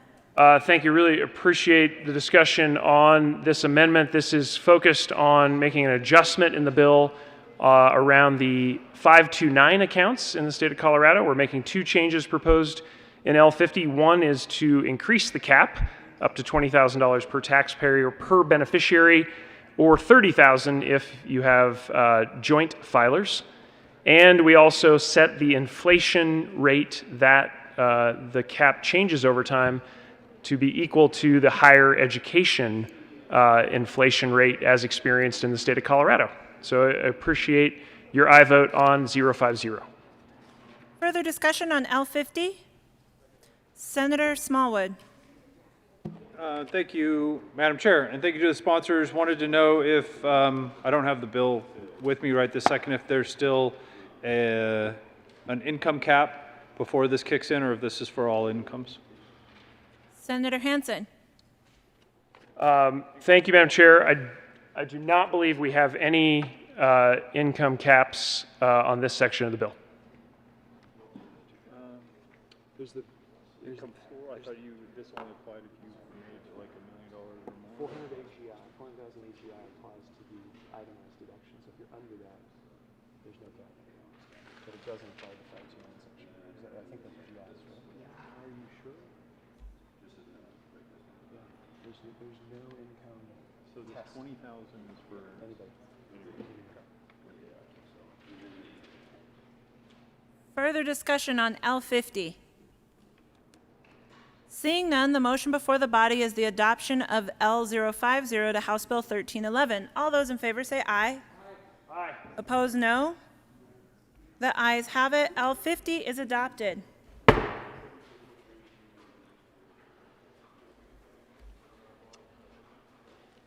Senator Hanson. Thank you very much, Madam Chair. Just need a quick break, so I would request a senatorial 5. The Senate will stand in a senatorial 5.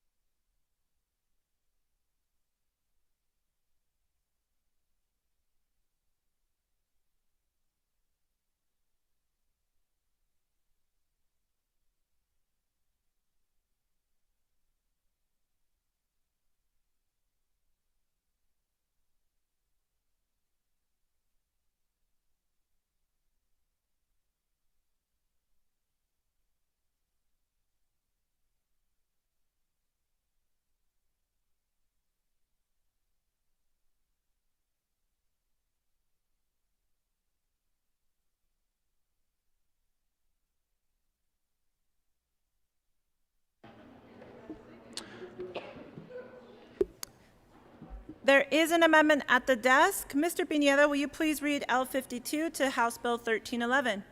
Amendment L052 to House Bill 1311 by Senators Hansen and Moreno. Senator Hansen. Thank you very much, Madam Chair. I move L52 to House Bill 1311. To the amendment. Thank you. Colleagues, appreciate your attention on 1311 today. Sponsors have prepared one additional amendment for your consideration here, L52. This is focused in on adjusting the tax treatment of Social Security benefits. It would allow those to be exempt for taxpayers over the age of 65. The current bill sets that at 55. We think it's appropriate to set that at 65 to match other parts of our tax code around retirement. For those taxpayers with relatively high incomes under the age of 65, we don't believe an exemption should exist for any Social Security income. So that is basically what we're doing with L52, changes that to 65 and older. Any discussion on L52? Seeing none, the motion before the body is the adoption of L52 to House Bill 1311. All those in favor say aye. Aye. Those opposed, no. The ayes have it. L52 is adopted. There is an amendment at the desk. Mr. Pineda, will you please read L47 to House Bill 1311? Amendment L047 to House Bill 1311 by Senator Story. Senator Story. Thank you, Madam Chair. I move L047 to House Bill 1311. To the amendment.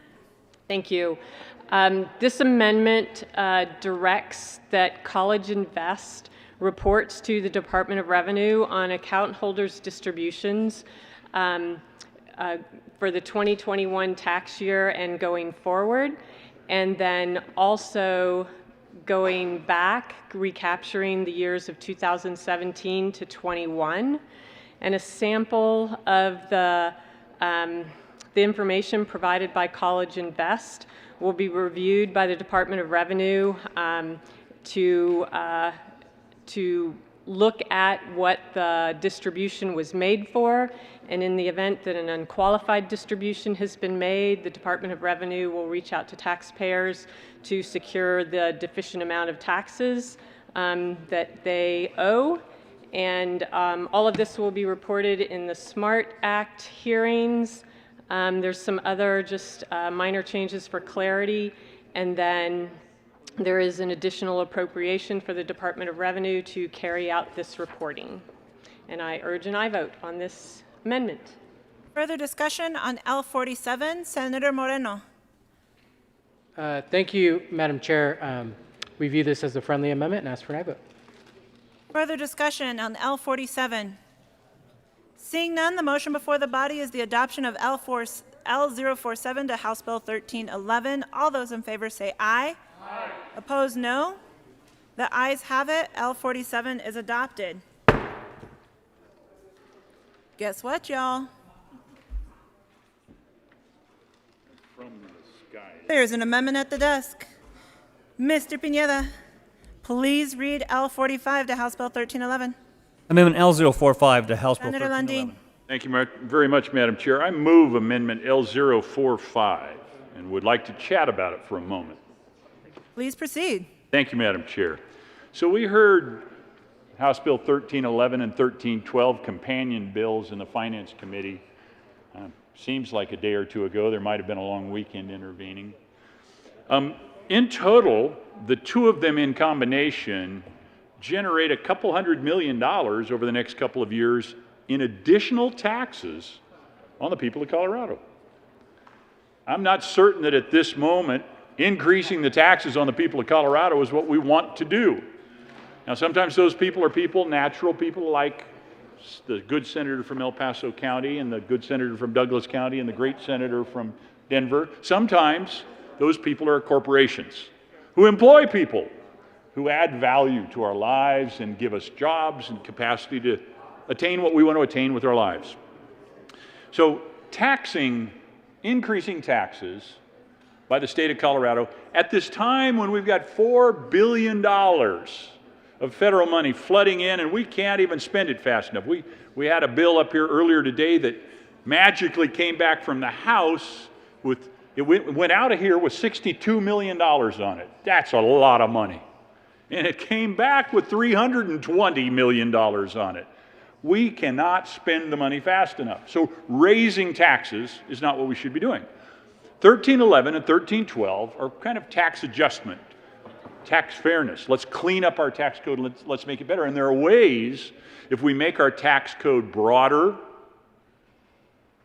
flatter, quite frankly, consumption-oriented, we could in fact generate additional energy into the economy of Colorado and benefit everyone. Quite frankly, I'm one of those people that thinks individuals can make a better judgment over how to spend their money than paying it into the government in taxes and then having the government establish a program that may or may not benefit that individual. So what this amendment, L045, does is it gives an example of what a tax-neutral effort would look like. Amendment L045 says of the additional tax credits we're going to give to people who drive electric vehicles, let's take those tax credits back and let's pay it out instead to folks with an earned income tax credit. That's something where people who are working to get their foot on the first rung of the economic ladder may need a little bit of assistance, but instead of a government program that says to them, if you behave in this certain way, or if you live in this certain box, or if you submit to the rules of government, you may have part of the money of the body politic of the people of Colorado. Instead, it says, you know what? We think you can make a better judgment how to live your life. And it gives those individuals a tax credit, the ability to use it in the way they would choose to use it instead of having to submit to a government program. So Amendment L045 does a couple of things. It shows us what revenue neutral looks like. It says, you know what? That credit that we were going to give to the wealthy individuals driving the electric vehicles down in Douglas County, we're not going to give them so much of a credit, less of a credit there, but we're going to give an equal amount in an earned income tax credit to the working people of Colorado in a way that nets us out at government to $0. It's not a tax increase for anyone. It, in fact, is better tax policy. That's what Amendment L045 does. It sets an example of what revenue neutral would look like in opposition to the fact that 1311, 1312 are a big tax increase for the people of Colorado. And it would help, I think, the working families of Colorado in a meaningful way. I urge your support of Amendment L045. And I could keep talking, but I won't. Senator Hansen. Thank you very much, Madam Chair. And this is the important philosophical debate that is part of 1311 and 1312. So I'm very happy to be part of that today with the good Senator from Monument. I want to start with the phrase that was used by the previous speaker around raising taxes. We can't raise taxes in this room. The Constitution makes sure of that. So I want to be very clear, 1311, 1312 are not raising taxes. However, they are significantly improving our tax code by getting rid of exemptions that are not working for the taxpayers of the state of Colorado. That's what these two bills are focused on. And so in L45, there is an admission, if I may use that word, that EITC, the Earned Income Tax Credit, is a pretty great way to help people. Well, we're all in luck because passing these two bills is going to significantly increase the amount of earned income tax credit by focusing our tax expenditure to the places where it's needed most.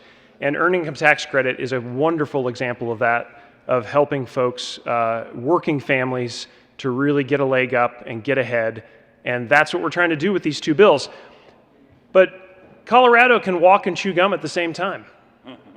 We can help those families, as we are doing in these two bills, while simultaneously making sure that we have the support that consumers need to more rapidly switch over to efficient, cleaner vehicles.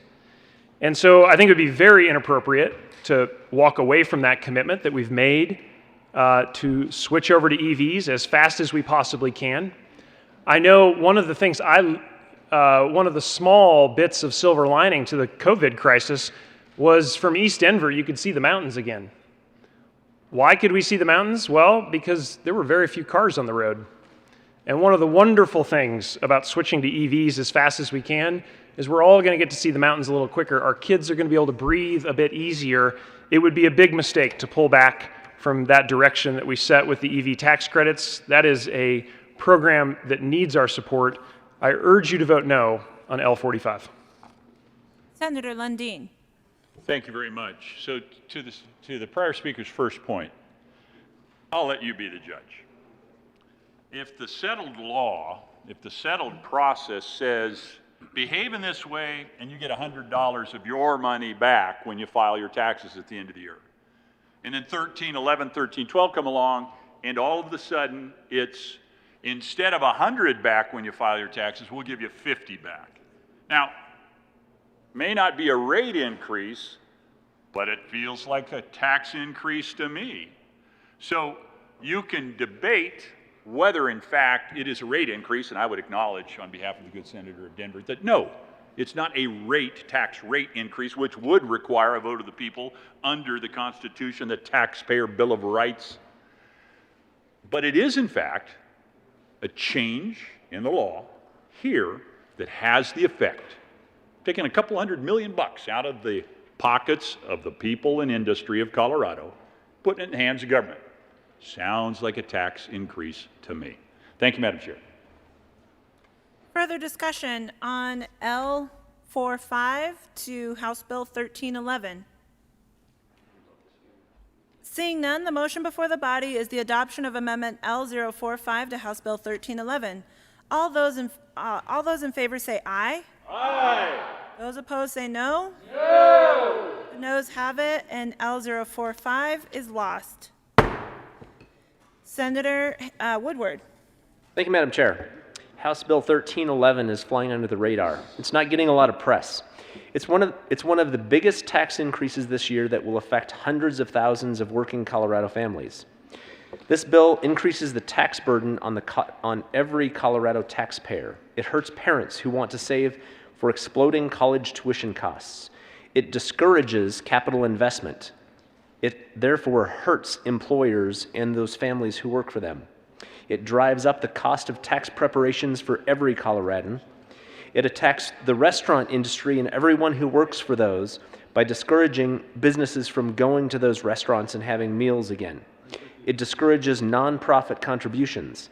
It reduces the value of small businesses by closing the door of certain buyers. Because it has so many harmful negative effects, it's important that the people of Colorado get a chance to speak to this. And in the words of the great senator from Colorado Springs, I'm hoping that an amendment may fall from the sky. They're like the little parachutes in the Hunger Games. There's an amendment at the desk. Mr. Pineda, will you please read L46 to House Bill 1311? Amendment L046. Thank you, Madam Chair. I move Amendment L046. The amendment. L046 honors the Constitution by putting tax generating bills in front of the public. It adds a petition clause to this otherwise great piece of legislation. Further discussion on L46? Senator Moreno. Thank you, Madam Chair, and we do request a no vote on this amendment. It's really important to get this, after the year that we've had, to get this assistance to people as much as possible. The Earned Income Tax Credit, the Child Tax Credit will greatly benefit folks. They can't wait for that assistance. Ask for a no vote on this amendment. Further discussion? Senator Woodward.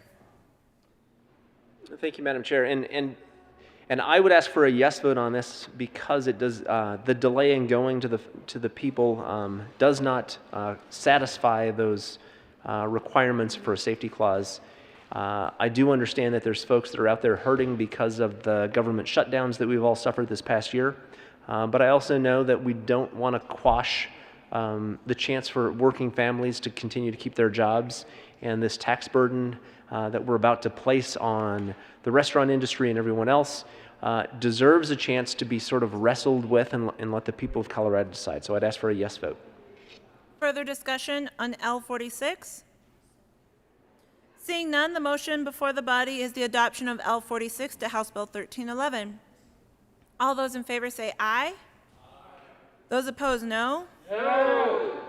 The noes have it, and L46 is lost. To the bill. Seeing no further discussion, the motion before the body is the motion before the body is the adoption of House Bill 1311. All those in favor say aye. Aye. Those opposed, no. The ayes have it. House Bill 1311 is adopted.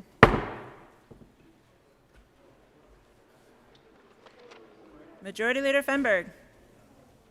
Thank you, Madam Chair. I move that we proceed out of order to take up House Bill 1301. The motion before the body is to proceed out of order to take up House Bill 1301. All those in favor say aye. Those opposed, no. The ayes have it, and we will proceed to House Bill 1301. Mr. Pineda, will you please read the title to House Bill 1301? House Bill 1301 by Representative Escar and Holtorf and Senators Corman and Moreno concerning the removal of impediments to cannabis farming and in connection with permitting contingency plans to reduce crop loss based on adverse weather and convening a working group to examine measures to reduce cross-pollination and make an appropriation. Senator Moreno. Thank you, Madam Chair. I move House Bill 1301 in the Finance Committee report. To the Finance Committee report. Thank you, Madam Chair. In the Finance Committee, colleagues, we clarified some definitions, made sure that we added wildfire as one of those adverse weather conditions that could possibly damage crops. I ask for an aye vote. Any further discussion on the Finance Committee report? Seeing none, the motion before the body is the adoption of the Finance Committee report. All those in favor say aye. Aye. Those opposed, no. The ayes have it, and the Finance Committee report is adopted. Sorry. To the bill. Senator Quorum. Thank you, Madam Chair. There is an amendment at the desk.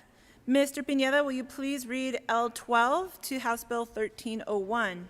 Amendment L012 to Senator House Bill Quorum. 1301. Thank you, Madam Chair. I move L012. This is the results of working across the state with hemp growers. Basically, the only conflicts that we've had of any amount is in two counties, or in the San Luis Valley and in Pueblo. And so this is working with other hemp growers throughout the state just to try to address situations as cross-pollination, the size of the board, and some definitions, change striking farm, change to cultivation, and adding cannabis after volunteer, and changing the working group, giving more diverse representation throughout the state and throughout the industry, and ask for an aye vote. Further discussion on the amendment that we are currently considering, L012. Seeing none, the motion before the body is the adoption of L012 to House Bill 1301. All those in favor say aye. Aye. Opposed, no. The ayes have it, and L012 is adopted. There is another amendment at the desk. Mr. Pineda, please read L13 to House Bill 1301. Amendment L013 to House Bill 1301. Thank you, Madam Chair. I move L013. This bill came forward basically from the hemp industry because of the concerns of people trying to get high on hemp, and there are situations out there where with some manufacturing increasing the Delta 8 and Delta 10 levels, and this is the reason of this bill, this amendment. I must tell you, it has full support, but the vast majority of the industry has approved. Further discussion on L013 to House Bill 1301. Seeing none, the motion before the body is the adoption of L013. All those in favor say aye. Aye. Those opposed, no. The ayes have it, and L013 is adopted. To the bill. Senator Quorum. Thank you, Madam Chair. It's an honor to carry this bill with my good friend from Commerce City, and you know, I think he's one of the fairest people I've ever met in my life, and it has truly been an honor to know and work with him and continue to work on these pieces of legislation. And I'm tearing up now. Ask for an aye vote. Well, after that, can there be any further discussion? Motion before the body is the adoption of House Bill 1301. All those in favor say aye. Aye. Those opposed, no. The ayes have it, and House Bill 1301 is adopted.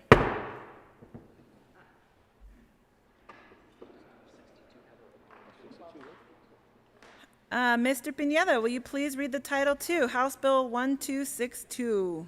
House Bill 1262 by Representative Lantina and Lentz and Senators Garcia and Sonnenberg concerning monetary support for agricultural events in Colorado in connection with making appropriation. Senator Presidente. Thank you, Madam Chair. I move House Bill 1262. To the bill. Thank you, Madam Chair. I also have an amendment that would put in appropriations.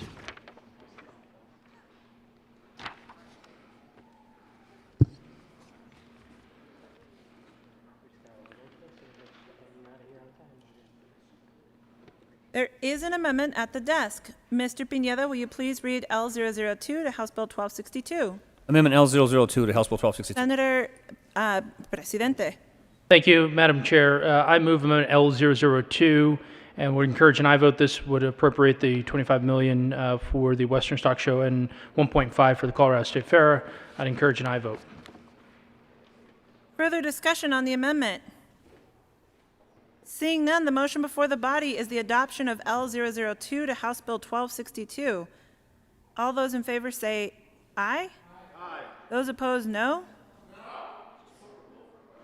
The ayes have it, and L002 is adopted.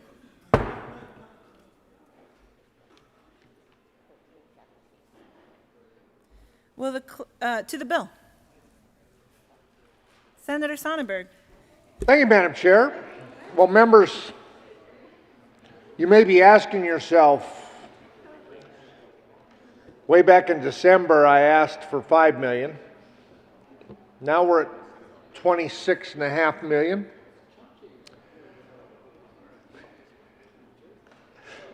The reason we're doing this, members, and you need to understand,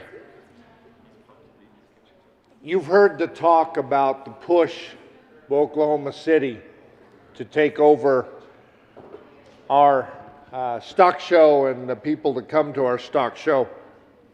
Right now, we have and are building what we call the Silicon Valley of agriculture.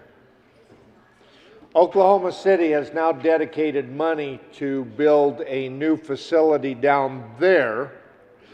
And I don't want this to be a contest, because we actually are at the forefront of this, but you have to understand that Denver hasn't kept up its end of the bargain. So the plan here is to move forward and figure that out with Denver, but not hold up the stock show. That's why we've increased the amount. Ask for your aye vote. Senator, Mr. President. Thank you, Madam Chair. Members, I'd encourage an aye vote on House Bill 1262. As we presented in committee, the money would support agricultural events and the organization creates a program within this. I think we all can recognize the value of this and especially showcasing Colorado's rich history in agriculture in both venues, both the Western Stock Show and the Colorado State Fair. I'd encourage an aye vote. President Garcia.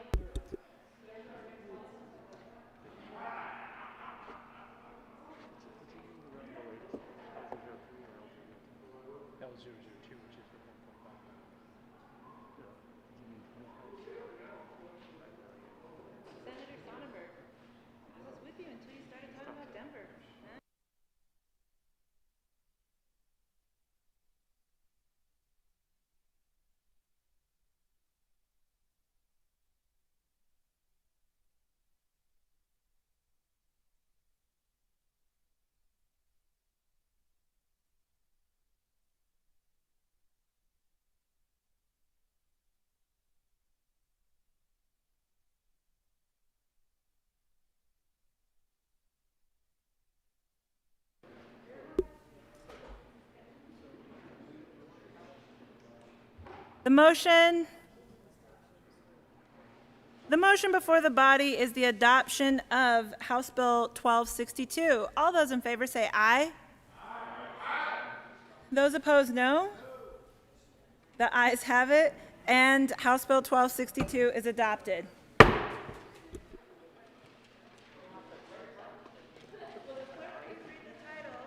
Mr. Pineda, will you please read the title to House Bill 1317? House Bill 1317 by Representative Garnett and Caraveo and Senators Hansen and Lundin concerning the regulation of marijuana for safe consumption and in connection with making appropriation. Yeah, Kevin, you want to do those?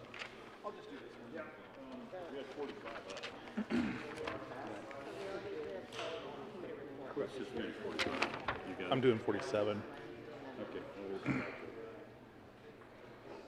There is an amendment at the desk.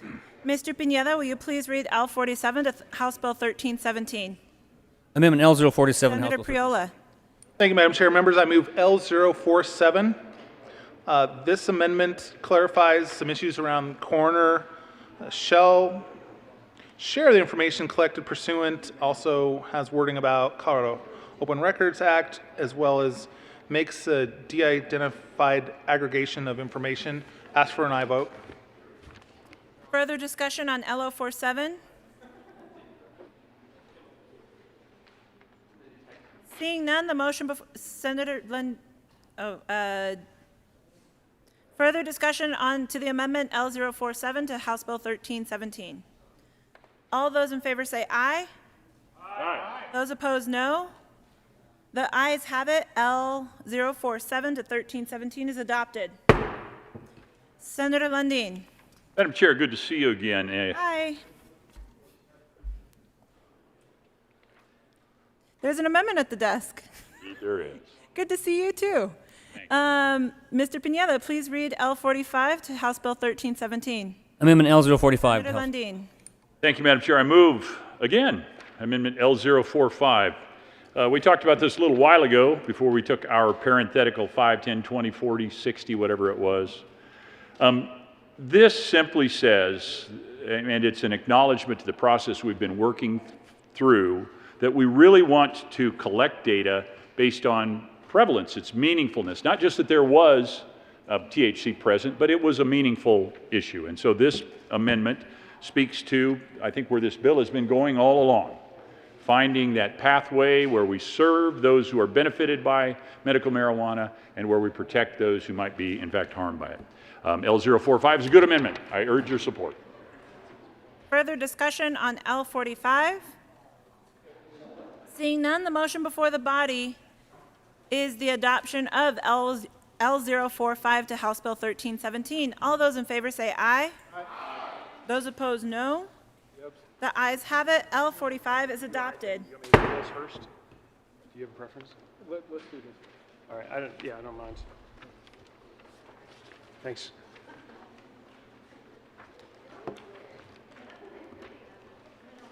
Another little parachute.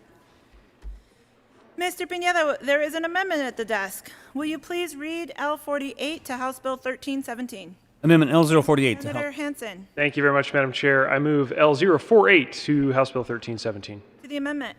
Thank you. Colleagues, this makes one very small change. There was essentially a mistake in the original version of the bill that indicated 40 grams of medical marijuana concentrate when the PAR that we are evaluating in this bill is 8 grams. And so this amendment just basically fixes that section so that it comports with the rest of the bill. I urge your support of L48.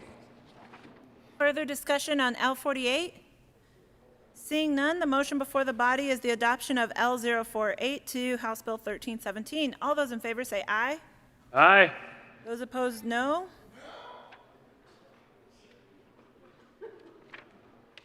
The ayes have it, and L48 is adopted. There's an amendment at the desk. Will the clerk, Mr. Pineda, will you please read L54 to House Bill 1317? Amendment L054 to House Bill 1317. Senator Hansen. Thank you very much, Madam Chair. I move L054 to House Bill 1317. To the amendment. All right. Thank you, Madam Chair. This is an amendment I think there was a very broad agreement on moving forward to make sure that we have the funds that are needed to cover high visibility driving under the influence enforcement. That, of course, could be driving under the influence of multiple possibilities, but the point is, unless we adopt L054, we do not have funding for next year to continue this important public safety part of our public safety regime around things like marijuana and other substances. So highly recommend that we adopt L054. This would be money coming from the Marijuana Cash Tax Fund. And again, broad agreement among the stakeholders that we should move forward with this methodology for covering this important need in the state of Colorado to make our roads safer. Senator Lundin. Thank you very much, Madam Chair. Recurring theme, Safer Colorado. This amendment it actually puts some money on that target. We appreciate this. Broad support. Encourage your support as well. Leader Holbert. Thank you, Madam Chair. I too join in support of the amendment. Ask for an aye vote. Further discussion on the amendment L054? Seeing none, the motion before the body is the adoption of Amendment L054 to House Bill 1317. All those in favor say aye. Aye. Those opposed say no. The ayes have it. L054 is adopted. To the bill. Mr. Pineda, there is an amendment at the desk. Will you please read L050 to House Bill 1317? Amendment Senator L050. Hansen. Thank you very much, Madam Chair. I move L050 to House Bill 1317. To the amendment. Thank you, Madam Chair. Colleagues, this amendment is really focused on making sure we have a clear set of experts and stakeholders to develop a uniform certification form to be used by recommending physicians when authorizing a patient to purchase more than the statutory limits as established in this legislation.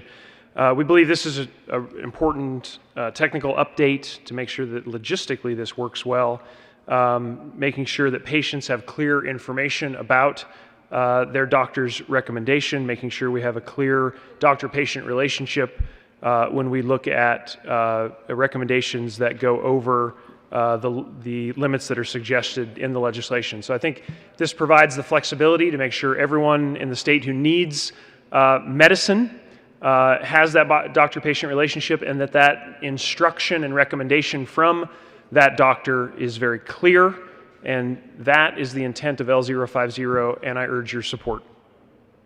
Further discussion on L50? Seeing none, the motion before the body is the adoption of L050 to House Bill 1317. All those in favor say aye. Aye. Those opposed, no.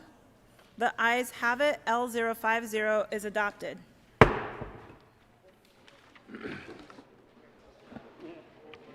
There is an amendment at the desk. Mr. Pineda, will you please read L40 to House Bill 1317?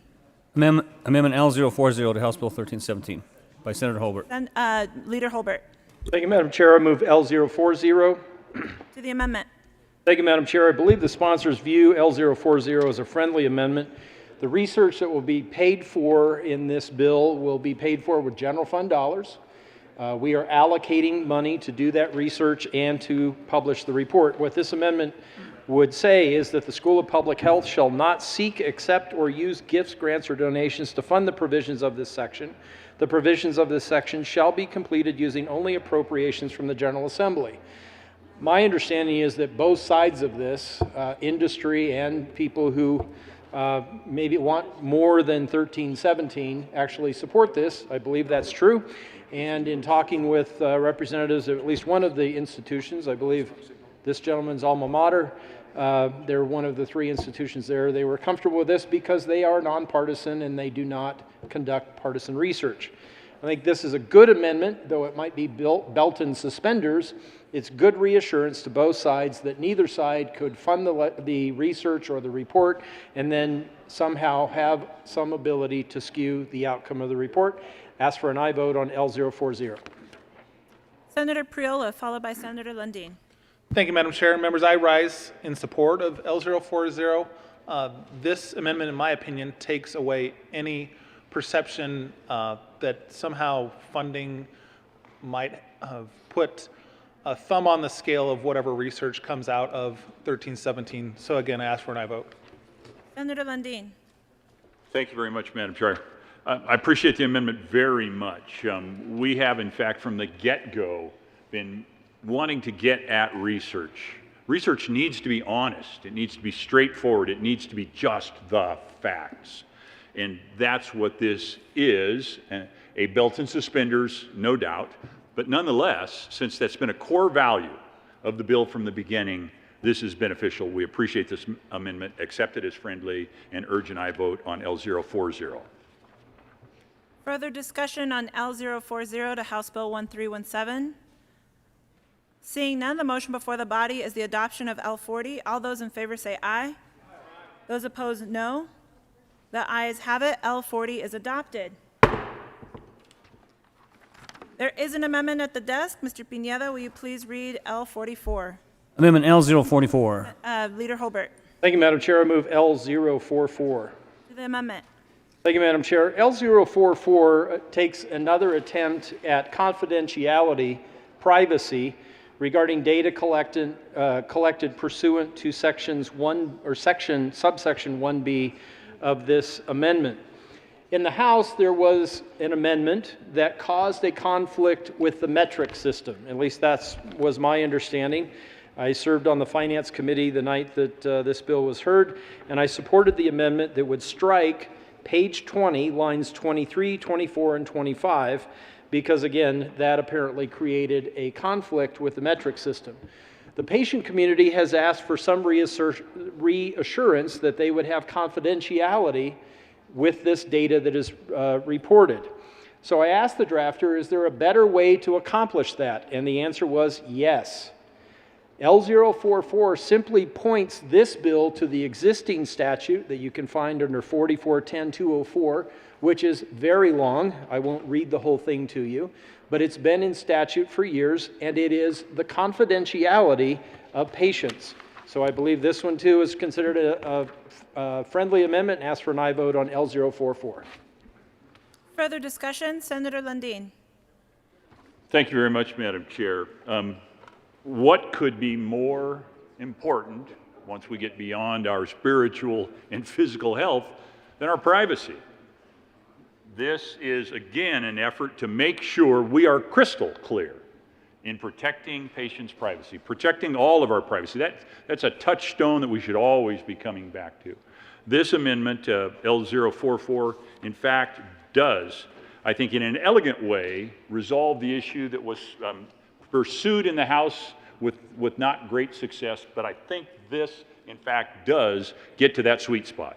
It simply points us back to the requirement for privacy that exists under the current regime and would make it clear that under 1317 that would be extended as well. Urge your support of L044. Consider it a friendly amendment. The Senate does everything better.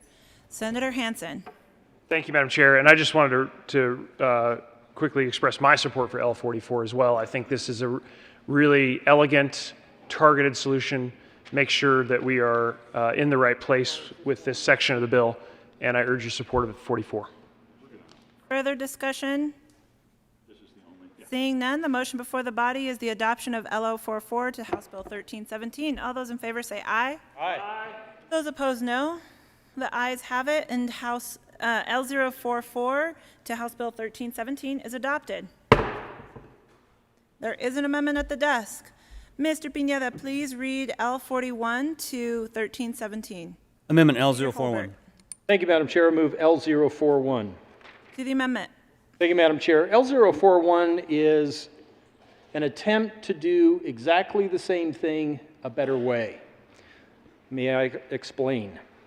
If you were to read Article 18 of the state constitution, I'm just curious, I'm not going to ask members to raise your hand, but could you just, right off the top of your head, say what article and section medical and recreational marijuana can be found in our state constitution? I can. And then the next question I would have is, have you read those things? We all stood here in this well and took an oath to uphold this book that is the state constitution. If you turn to Article 18, Section 14, you can find the words under the portion of the constitutional amendment that addresses this doctor-patient relationship. No physician shall be denied any, and I think any means all, no physician will be denied any rights or privileges for the acts authorized by this subsection. So if you read the bill in its current form, it says that the physician may only authorize medical marijuana, and only sounds like it's a limiting word. So in studying this bill very carefully, I spent most of my Saturday reading this bill and thinking about it. I came up with the words, a physician's authorization for medical marijuana must be in compliance with this section. So the only change is getting away from suggesting that a physician may only, limiting something, to say that when a physician writes a recommendation for medical marijuana, that the physician's authorization for medical marijuana must be in compliance with the same. Ask for an aye vote. Senator Lundin, followed by Senator Hansen. Thank you, Madam Chair. Urge your support of Amendment L041. Why is this important? It's about tone. The tone needs to be one that says we honor the Constitution. We care about the Constitution. As the minority leader has said many times from this well, he voted against both of the marijuana propositions when before the people. I was one of those folks who did as well. But they're in the Constitution. And therefore, we are required to defend them. And I think tone matters. And that's what this particular amendment does. It was explained well by the sponsor's amendment. I could go through it again, but I really appreciate the fact that it is getting at tone in a meaningful way. Support it as one of those nuanced things that actually matters. Appreciate the amendment. Urge your support. Thank you, Madam Chair. Senator Hansen. Thank you very much, Madam Chair, and I rise in support of L041 as well. I want to say a word of thanks to the minority leader for bringing L041 and ask for your aye vote. Further discussion on L041 to House Bill 1317? Seeing none, the motion before the body is the adoption of L041 to 1317. All those in favor say aye. Aye. Those opposed, no. The ayes have it. That amendment is adopted. Mr. Pineda, there is an amendment at the desk. Will you please read L42 to House Bill 1317? Amendment L042 to House Bill Colbert. 1317. Thank you, Madam Chair. I move L042. The amendment. Thank you, Madam Chair. If you read the bills, the bill, members, you can turn to page 9 of the engrossed version of the bill, and you'll find a list of things that the physician certification must include. During the committee hearing on the bill, and my friend from Grand Junction, you might remember on Friday, he was wearing a reflective vest and in and out of cell coverage, but I was happy to fill in for him on Senate Finance because I think there's nobody in our caucus who's had to work more on cannabis-based legislation than probably I have as the Vice Chair and Chair of Senate Business and the Majority Leader and the Minority Leader. But I am concerned, not making an accusation toward anyone or any organization, of course, outside of this chamber, but I am concerned that some may be trying to make the doctor's recommendation, and that's what's in the Constitution, make the doctor's recommendation look like a prescription, and it can't be. I want to thank 33 of you for joining me in supporting the bill, Senate Bill 56. My good friend from Weld was the one no vote, but we helped parents and students with cannabis-based medicine in our schools. And the magic in that bill was that it found a way to provide the information that school nurses need to help a student, if they so choose, in dispensing their medical cannabis medicine without referring to it as a prescription, because it can't be a prescription. I am concerned that the way the bill in its current form reads, that it puts a doctor in an awkward place, that someone might challenge that even though the Constitution says it can only be a recommendation, that it seems to me to point more toward a prescription. Well, why would anybody want to do that? I have my suspicions, but I think that there's probably some doctors who don't want marijuana in our Constitution and don't want it to exist in our state. And I get that. I voted no on both. But I've read the Constitution, the state Constitution. I've read specifically sections 14 and section 16 of Article 18. And you not only have a constitutional right to medical and recreational marijuana, those two rights, but the medical patients, really, you have to understand that the constitutional amendment that exists in our state constitution, Article 18, Section 14, it has many rights built into it. And one of those is your right to go to a medical doctor and get a recommendation for medical marijuana. And that doctor has protection under the Constitution.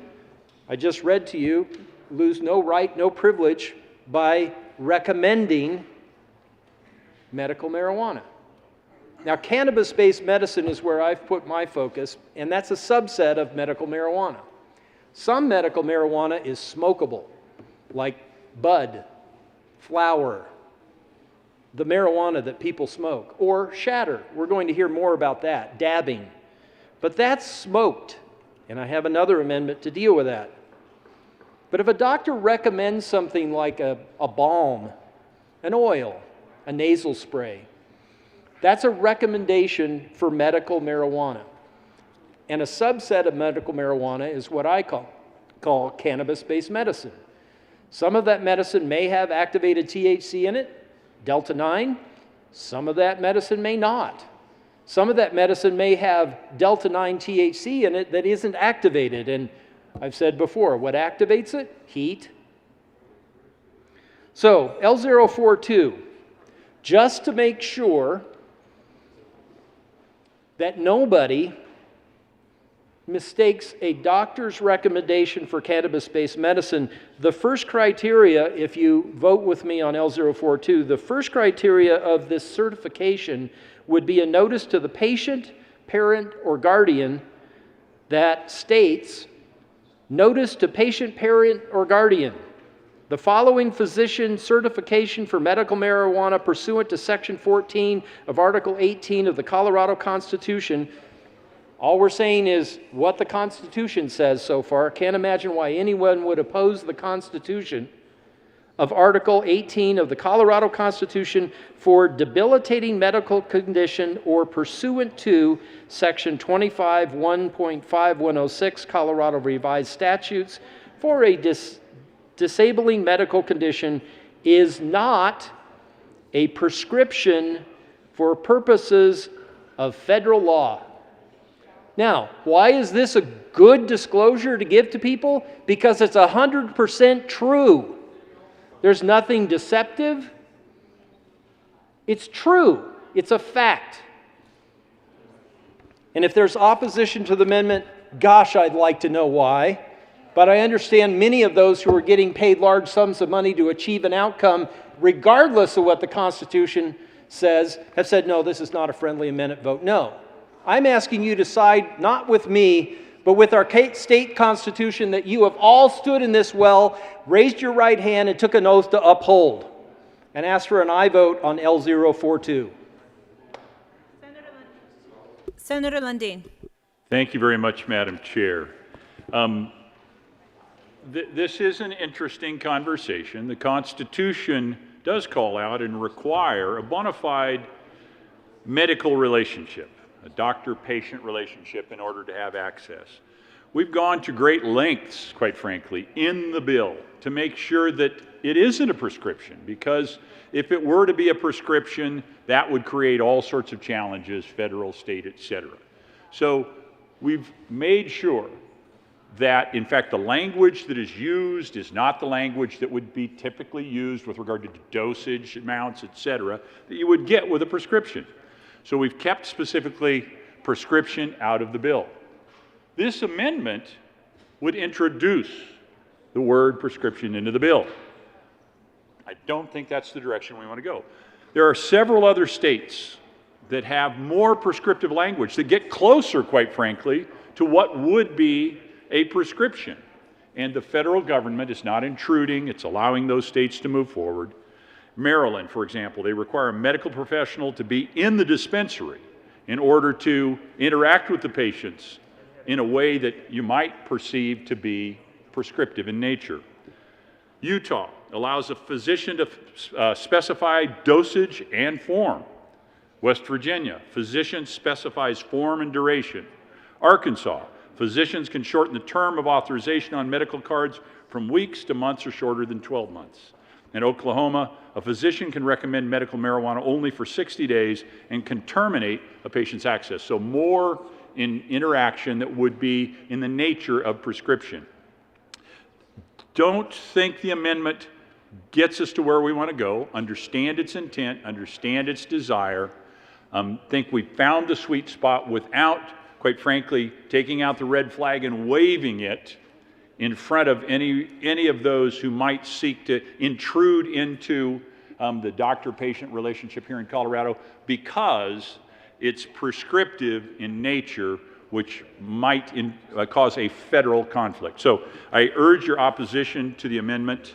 Thank you, Madam Chair. Leader Holbert. Thank you, Madam Chair. Well, we finally get to the First Amendment that kind of starts to pick up the rock. Is this bill what it's purported to be? Is this bill about kids? Yep. And adults. Is this bill about marijuana concentrates? Yep.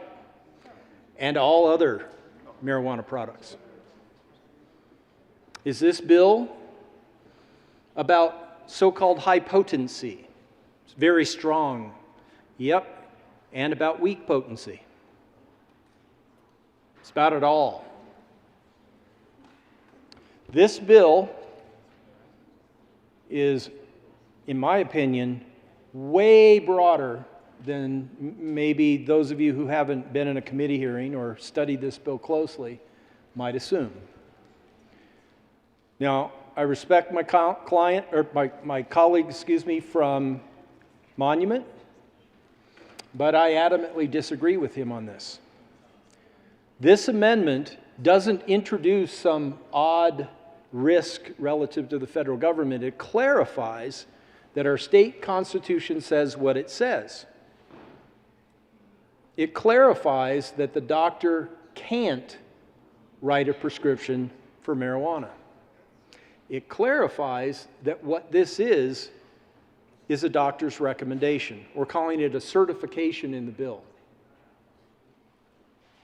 Now, I voted yes on this bill out of committee with a commitment that the sponsors would be open to some second reading amendments, and you've seen in the first few that I've run, there has been. On this one, we have disagreement. And I want to ask you, members, how much lobbying have you had on this bill?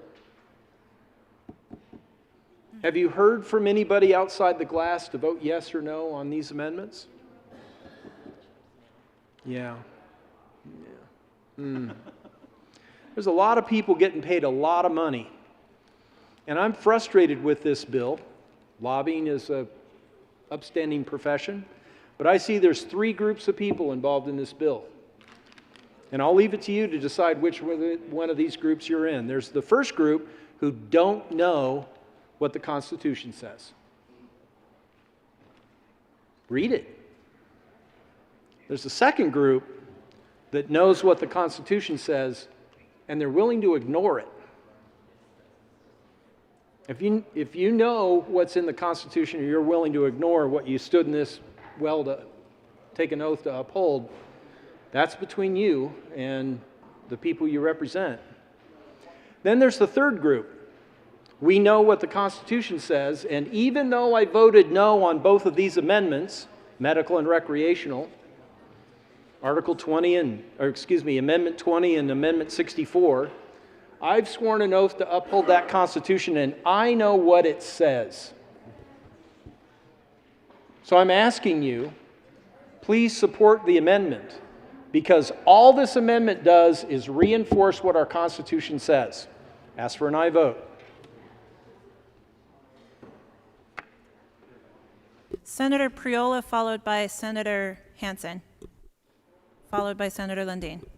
Thank you, Madam Chair. And to the good senator from Douglas County, I have been lobbied for this concept for years.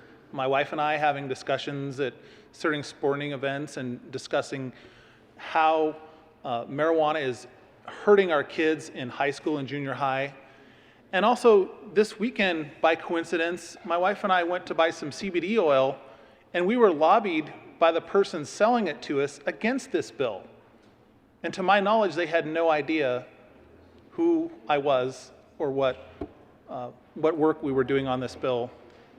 So yes, I have been lobbied for and against this concept by many folks outside of these walls. Senator Hansen. Thank you very much, Madam Chair. And colleagues, I urge your rejection of L042. I believe it's unnecessary. I believe we largely have covered this in the bill. L50 reinforced our treatment of this subject. Nowhere in this bill, not a single time is the word prescription mentioned. And that's for good reason. And that's because of the current federal regulation, which is the law of the United States of America. 1317 carefully examines that conflict and carefully stays away from the word prescription. And therefore, L42 is not needed, particularly after we adopted L050. So I urge a no vote on this amendment. Senator Lundin. Leader Holbert. Thank you, Madam Chair. Again, rise in support of L042 and ask for your support. I'm not pointing the finger at the bill sponsors. I don't think this is their intent. I believe that both of the bill sponsors have read the Constitution and they know what's in it. What I'm concerned about is I know that there's people on the other side of the glass who haven't read the Constitution, or they have and they're willing to ignore it.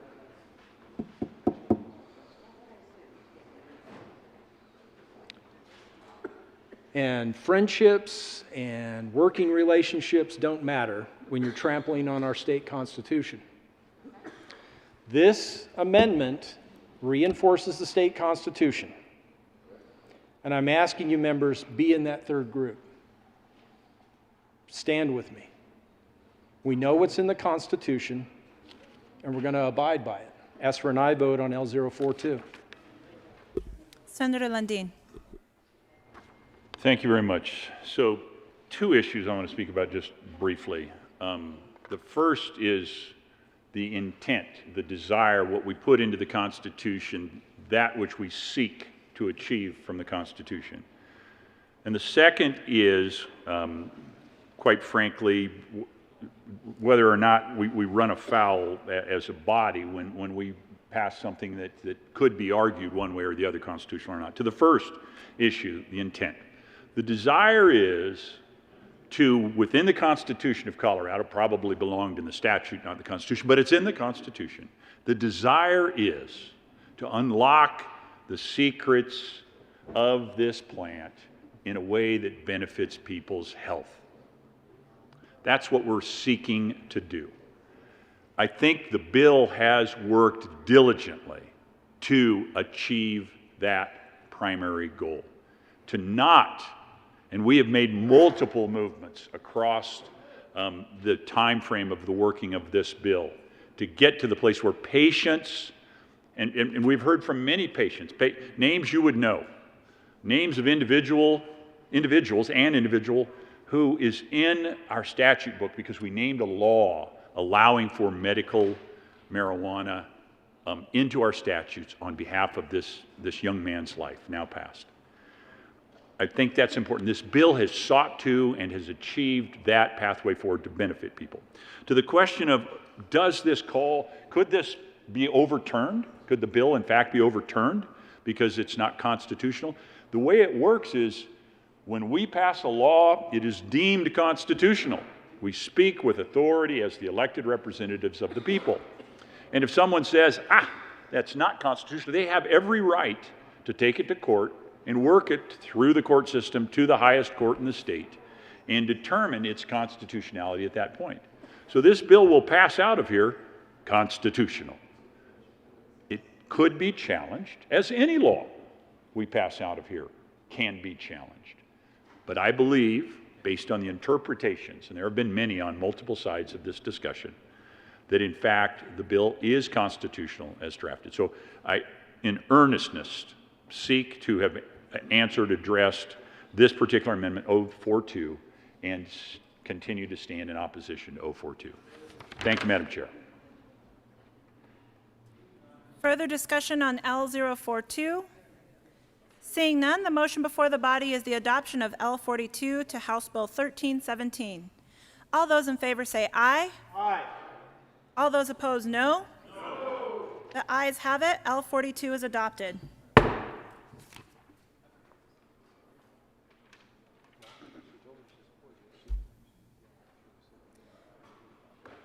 There is an amendment at the desk. Mr. Pineda, will you please read Amendment L43 to House Bill 1317?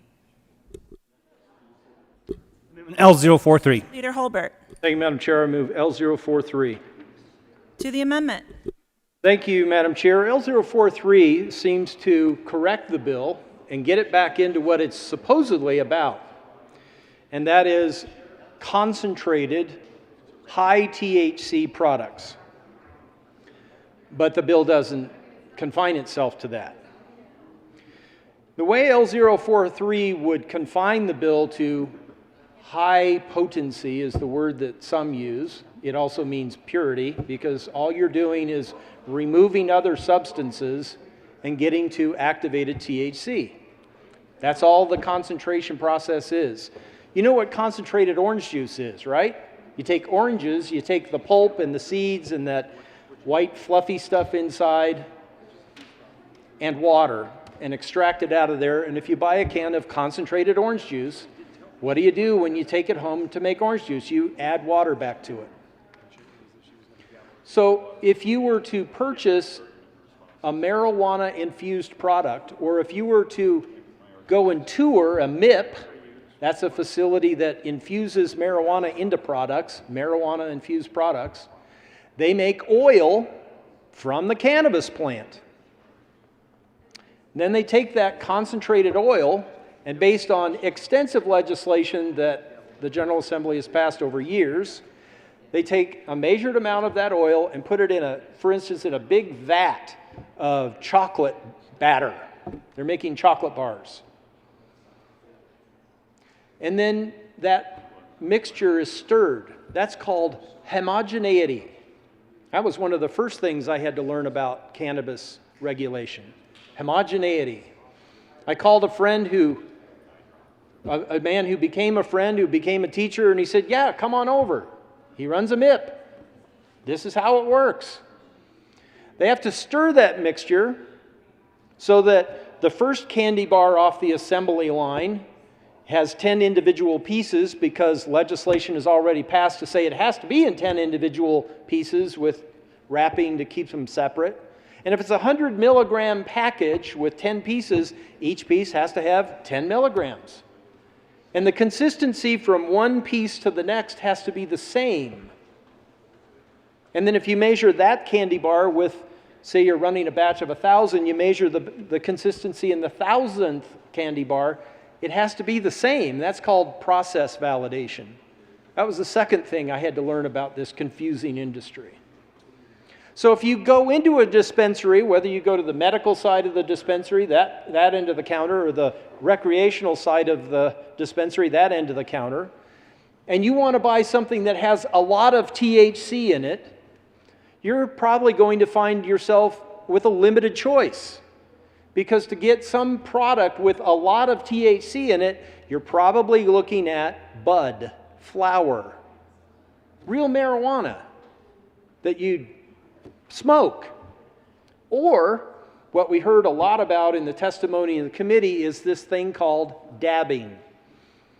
I don't have much expertise in this, but what I understand is that's the shatter. That's the sort of the taffy or glass-like stuff that is made from the extracted oil, but it's concentrated. It's never like orange juice mixed back with the water to make it orange juice. The concentrated shatter is smoked, and that has a very high percentage of active THC in it. So what this amendment does is say, after the word concentrate, insert the words in a smokable form. Now we're talking about high THC products. Now we're talking about what the bill's supposed to be about. But we're not talking about a gummy or a piece of a chocolate bar that's infused or a nasal spray or an ointment, a balm. Because none of those things have a high concentration of THC. All of those things have a very metered, limited, restricted amount of THC. Why? Because the legislature's already regulated that. Or we legislated that, and then MED over at Revenue, Marijuana Enforcement Division, they wrote rules to do that. Now, back when the legislature ran those bills, I took a tour at a MIP, and the gentleman who took me on a tour said, look at that big stack of plastic trays. Those are the molds for my candy bars. That costs $70,000. And then look over here, there's brand new plastic trays that have a little symbol in it that we required to tell people that it has THC, marijuana, in the infused candy bar. So we already did that, or our predecessors did that. And this $70,000 stack of plastic got recycled. It got shredded because those plastic molds didn't have the little symbol that we said they had to have in all of their little individual pieces of candy to tell people that it has a little bit of marijuana in it, cannabis. So what this amendment would do is cull out all of those things that aren't highly concentrated. And those things are sold in a non-smokable form. How do I know? Because the bills that I've run, that 33 of you voted with me on, 34 of us voted yes on Senate Bill 56, that was about cannabis-based medicine in schools. And you know what that bill said? Just like the bills we ran for Jack's Law back in 2016, students are allowed to have medical cannabis-based medicine on school campuses in a non-smokable form. So after the committee hearing on Friday night, I asked the bill drafter, is that a sufficient standard in law to say, we've referred many times in statute to marijuana in a non-smokable form, can we refer to it the other way around? Can we refer to the other group of marijuana, smokable form? And he said, yes. And that's what L043 proposes to do. Limit this bill to marijuana that actually is high in THC, that actually is concentrated. If we pass this amendment, I could in good conscience vote for this bill.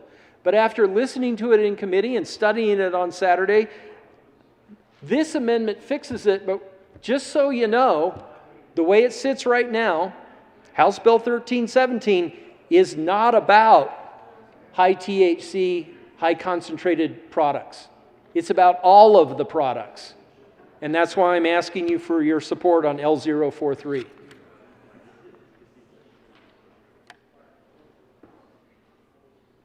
Senator Hansen. Thank you, Madam Chair. Colleagues, I think it would be a huge mistake to adopt L043. I urge a no vote. Why would we, with this amendment, limit ourselves to only one delivery method? Why would we address the larger problem that is the aim of 1317 and then limit it only to one delivery method? That doesn't make sense. The industry is an innovative industry. They have come up with many many delivery methods. If we limit our bill to only in a smokable form, we are likely to be in a situation where we will have to consider similar legislation year after year. What we've created in 1317 goes to the root of the public safety problem that we have noticed in our state. We have a long history of addressing shortfalls in our current regulatory regime. Think about what we did with edibles. Think about the packaging that was just described and the clear amount of THC that was in individual doses. That's exactly what we have done year after year in improving our regulatory situation in Colorado, as we should. We are at the front edge of this in the United States and frankly in the world. People are looking at us right now today, seeing how we react to the forces that have combined to bring us 1317. By adopting L43, we will be limiting our work. It does not make sense. This is one delivery method. There are many delivery methods. We are trying to get at the root of this issue in the state. I urge you to vote no on L43.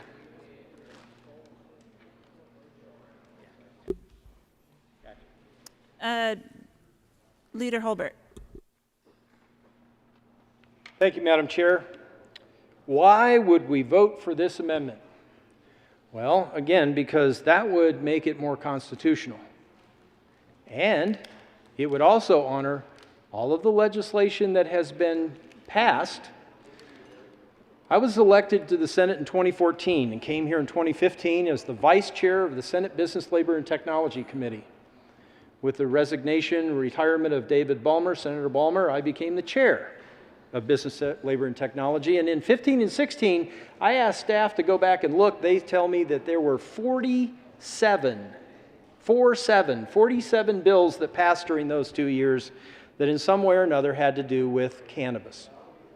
And a lot of those bills went to the committee that handles regulation of business and product, and that's called Senate Business, Labor, and Technology. I refer to those 2 years as my graduate degree program in cannabis regulation and legislation. I remember the brilliant Karen McGowan coming and saying, Senator, we need to do a couple of things. We're required to test this new recreational marijuana, but nobody knows what tests should be run, on what product, how, or how the results should be reported. We also need a marijuana reference library. And I thought, why do we need a library of books? She says, no, we don't know. What results do we report and using what measurements? Feet or yards or meters or ounces or what? So I've been at this a long time. So why would you support this amendment? Just exactly what I explained before. And without any insult to the sponsors of the bill, the sponsors of the bill, maybe they haven't worked on legislation regarding these products before. So let me explain. All of the other products that you can buy on the recreational end or the medical end of the dispensary counter, all of the other products that can't be smoked, I'm confident that all of them provided disclosure of how much THC is in it, and through a process called process validation. If you think about Tylenol, they don't test every single tablet of Tylenol. They test every 1,000 or 10,000 or 100,000 or million. And as long as the tablets are consistent, then the process is validated. Worked on that too. Homogeneity, process validation. But all of the other products, I believe, don't have high concentrations of THC in them. They're all diluted down to the 100 milligram candy bar or taffy or whatever it might be. And we've said, no, you got to have 10 pieces in 10 separate sections, and each section has to have the same amount. So when you say smokable form, that gets us into the realm of products. That's marijuana bud that you smoke, or shatter, that people smoke. And again, I've heard the phrase dabbing. I'm not sure exactly how that works, but that's the testimony we heard on the bill of people whose, a constituent whose son became addicted to high-potency THC and committed suicide. He jumped off the RTD parking garage that's in my district, the district that I represent. Not something I'm proud of. Was he eating low-potency, low-concentration edibles? No. According to the testimony, he was smoking high-potency, high-concentrated shatter. And that's what this amendment seeks to get us to, is not all of the products, because most of the products we've already regulated, but the products that are high THC and or highly concentrated. So why would we do this? Well, ironically, I have a memo here from an attorney. I'm not an attorney. This attorney, I think it's kind of funny, his name is Mark Gruskin. You might remember 3 of us on this side sued one on this side and the secretary over the reading of bills. Mr. Gruskin represented the losing side of that. Ha ha ha. I'm not here to talk about that. Mark, if you're listening, thank you for this memo, because it does a very good job of explaining what's in the Constitution. The Constitution, meaning the Colorado Constitution, I'm quoting from Mr. Gruskin's memo, uses expansive wording. Any. Every. In authorizing the sale and use of marijuana and marijuana products. Regarding medical marijuana, Section 14 of Article 18 of the Colorado Constitution authorizes without limitation use of marijuana seeds, leaves, buds, and flowers, as well as, quote, any, there's that word again, any mixture or preparation thereof for medical use. And he cites the Colorado Constitution, Section 14. The word any means all. I agree. This is all-inclusive and results in an expansive application of the modified term. It connotes a lack of restriction or limitation. So if this bill is supposed to be about high concentrations of THC, what some say potency, and I believe that that's defined in statute, high potency marijuana, then let's make it about high potency marijuana. Let's not also include low potency. And that's what this amendment does. Ask for an aye vote. Senator Hansen. Thank you very much, Madam Chair. I really appreciate this debate, but I think we really have to stay focused on what's going on here. Folks, you can't just pick your words out of the Constitution. You got to read the whole sentence. It says medical use. We regulate medical use all the time in this building, all the time. So by the standard from the previous speaker, do anything you want, anywhere, anytime, hand these products out to underage middle schoolers? Anything? Really? 1317 is focused on the right target. It is protecting the safety and the welfare of the citizens of the state of Colorado. The Constitution doesn't say do anything you want, anytime, anywhere, any place, give it to anybody you want. No. The voters said medical use. And for medical use, we set standards all the time to keep the citizens, our constituents, safe. This is a misguided direction on constitutionality. I could not disagree more. I urge you to reject this amendment. Leader Holbert. Thank you, Madam Chair. Well, did I say anything about any use? No, I said I was talking about Mr. Gruskin's memo, and that is what products are available. All of the products deriving from cannabis. That would be marijuana or hemp. What's the difference between marijuana and hemp? Well, that's the measure of delta-9 THC. I believe the good senator from Montrose ran an amendment earlier that addressed Delta 8 and Delta 10 THC. Those are two of the other 144 cannabinoids, and up until recently, we thought that wasn't psychoactive, Delta 8 and Delta 10. Turns out, looks like they are. And his amendment to the other bill will allow MED, I believe, to start looking at should Delta 8 and 10 cannabinoids, THC cannabinoids, be regulated the same way that Delta 9 cannabinoids are. And I think they should be, because it looks like they're psychoactive, and right now they're not regulated at all. But did my prior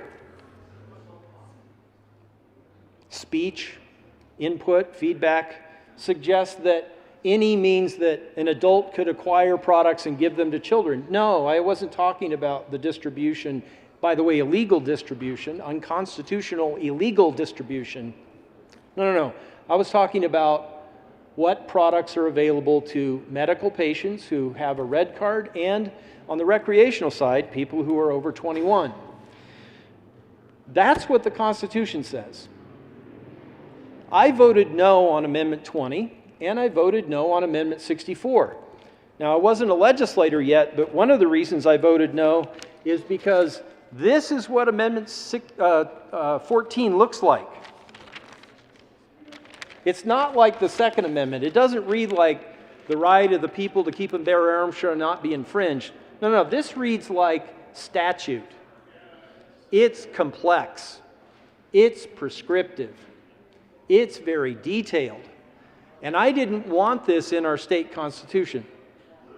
I didn't want it for medical, and I didn't want it for recreational.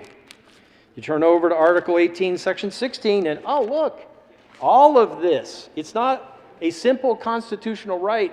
There's a lot of different things that I think could be called rights that are written into this long, detailed, prescriptive constitutional amendment. So, I didn't suggest that any meant that you could do anything you want to with it. What I was talking about is the products are available. And that, I believe, is what Mr. Gruskin said in the memo. And that's what we're talking about with this amendment. This isn't about distribution to other people. This amendment is what the adults, or with parent or guardian permission, and 2 doctors, someone under 18 can acquire a medical card as well. This is about what products are available to them, and specifically what products would be covered by this bill. And again, this bill isn't about concentrated, highly concentrated, potent THC products. This is about all products. And that's why I'm asking you to vote yes on the amendment.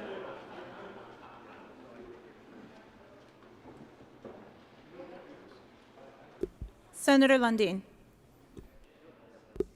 Further discussion on Amendment L043. Senator Lundin. Thank you very much. I just rise to renew my statement of opposition to Amendment L043. Thank you, Madam Chair.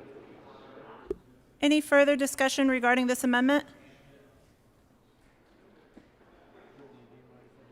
The motion before the body is the adoption of Amendment L043. All those in favor say aye. Aye. Those opposed, no. No. The noes have it. Amendment L043 is lost.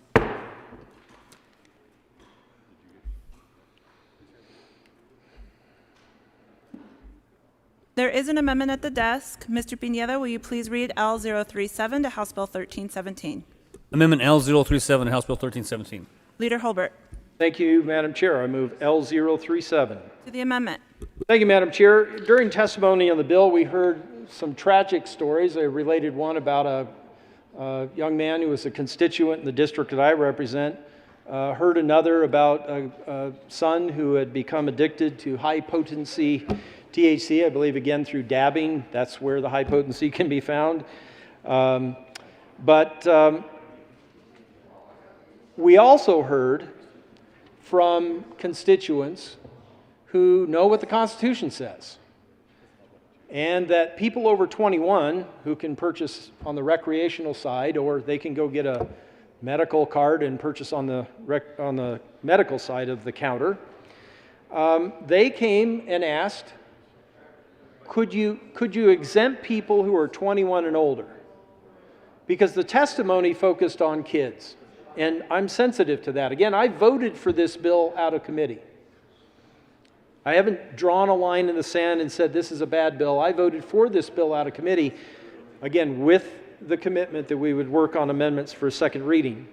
L037 would say that this bill does not apply to people who are 21 years and older. And it would only apply to people whether they're 18 to 20 and acting on their own, or under 18 and acting with the guidance of a parent or guardian.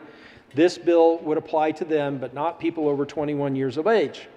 Again, this is not industry's amendment. None of my amendments are industry's amendments. These are mine, because I know what the Constitution says. Now, if you look at lines 1 through 3, it says pretty clearly, transaction for a patient under 21 years of age. That means it would not apply. The bill would only apply to patients under 21 years of age. And then the further lines start to remove the recreational side of this bill, because you have to be 21 to purchase on the recreational end of the counter. Ask for an aye vote on L037.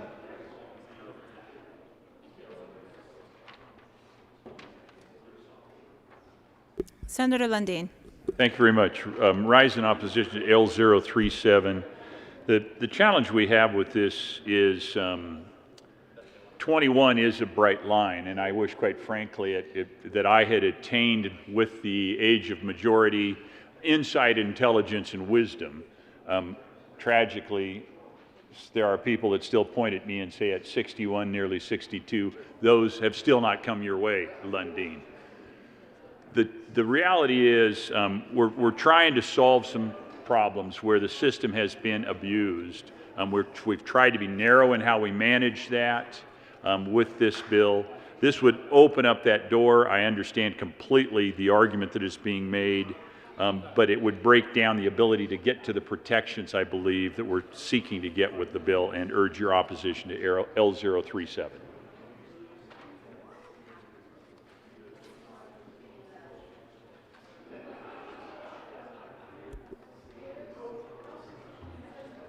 Seeing no further discussion, the motion before the body is the adoption of L037 to House Bill 1317.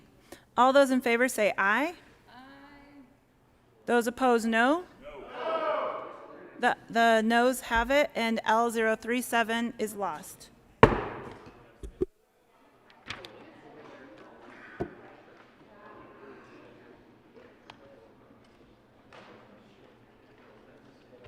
There is an amendment at the desk. Mr. Pineda, will you please read L039 to House Bill 1317? Amendment L039. Leader Holbert. Thank you, Madam Chair. I move L039. To the amendment. Thank you, Madam Chair. L039 strikes the safety clause and puts in the petition clause. Members, why is this important on this bill? Even though I voted no on Amendment 20, and I voted no on Amendment 64, and I did not want this in our Constitution, the majority of people who voted here in the state that we represent said yes. And I've stood down here on 2 occasions, raised my right hand, and took an oath to uphold the Constitution that includes these 2 long, detailed, extensive amendments, Article 18, Sections 14 and 16 of our state Constitution.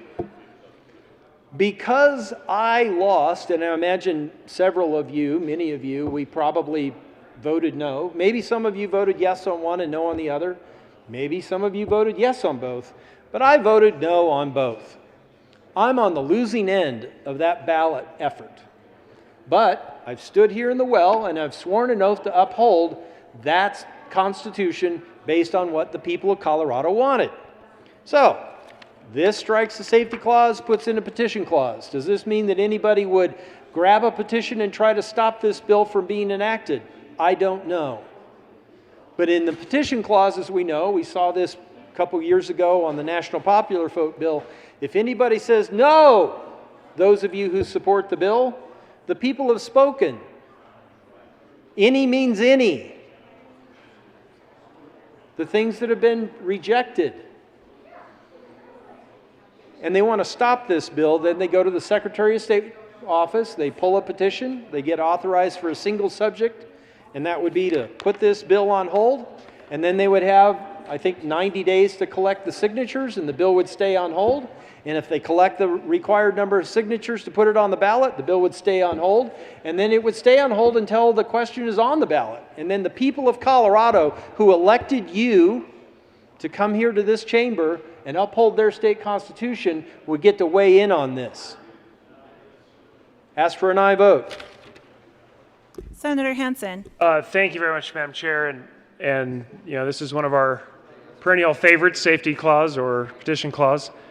I believe it would be a huge mistake to change this in this bill, and I urge a no vote on this amendment. There are immediate research needs. There are immediate public safety needs. If there was ever the right time for a safety clause, this is it. This is a bill in response to specific public safety issues and deserves the safety clause. And all the other rights of the citizenry to petition and to run ballot initiatives, etc., none of that is being impinged in any way, shape, or form. But 1317 must have a safety clause. I urge a no vote on this amendment. Senator Priola. Senator Lundin. So there's a bumper sticker floating around out there with my face on it in support of the petition clause. It's really hard for me to argue against a petition clause.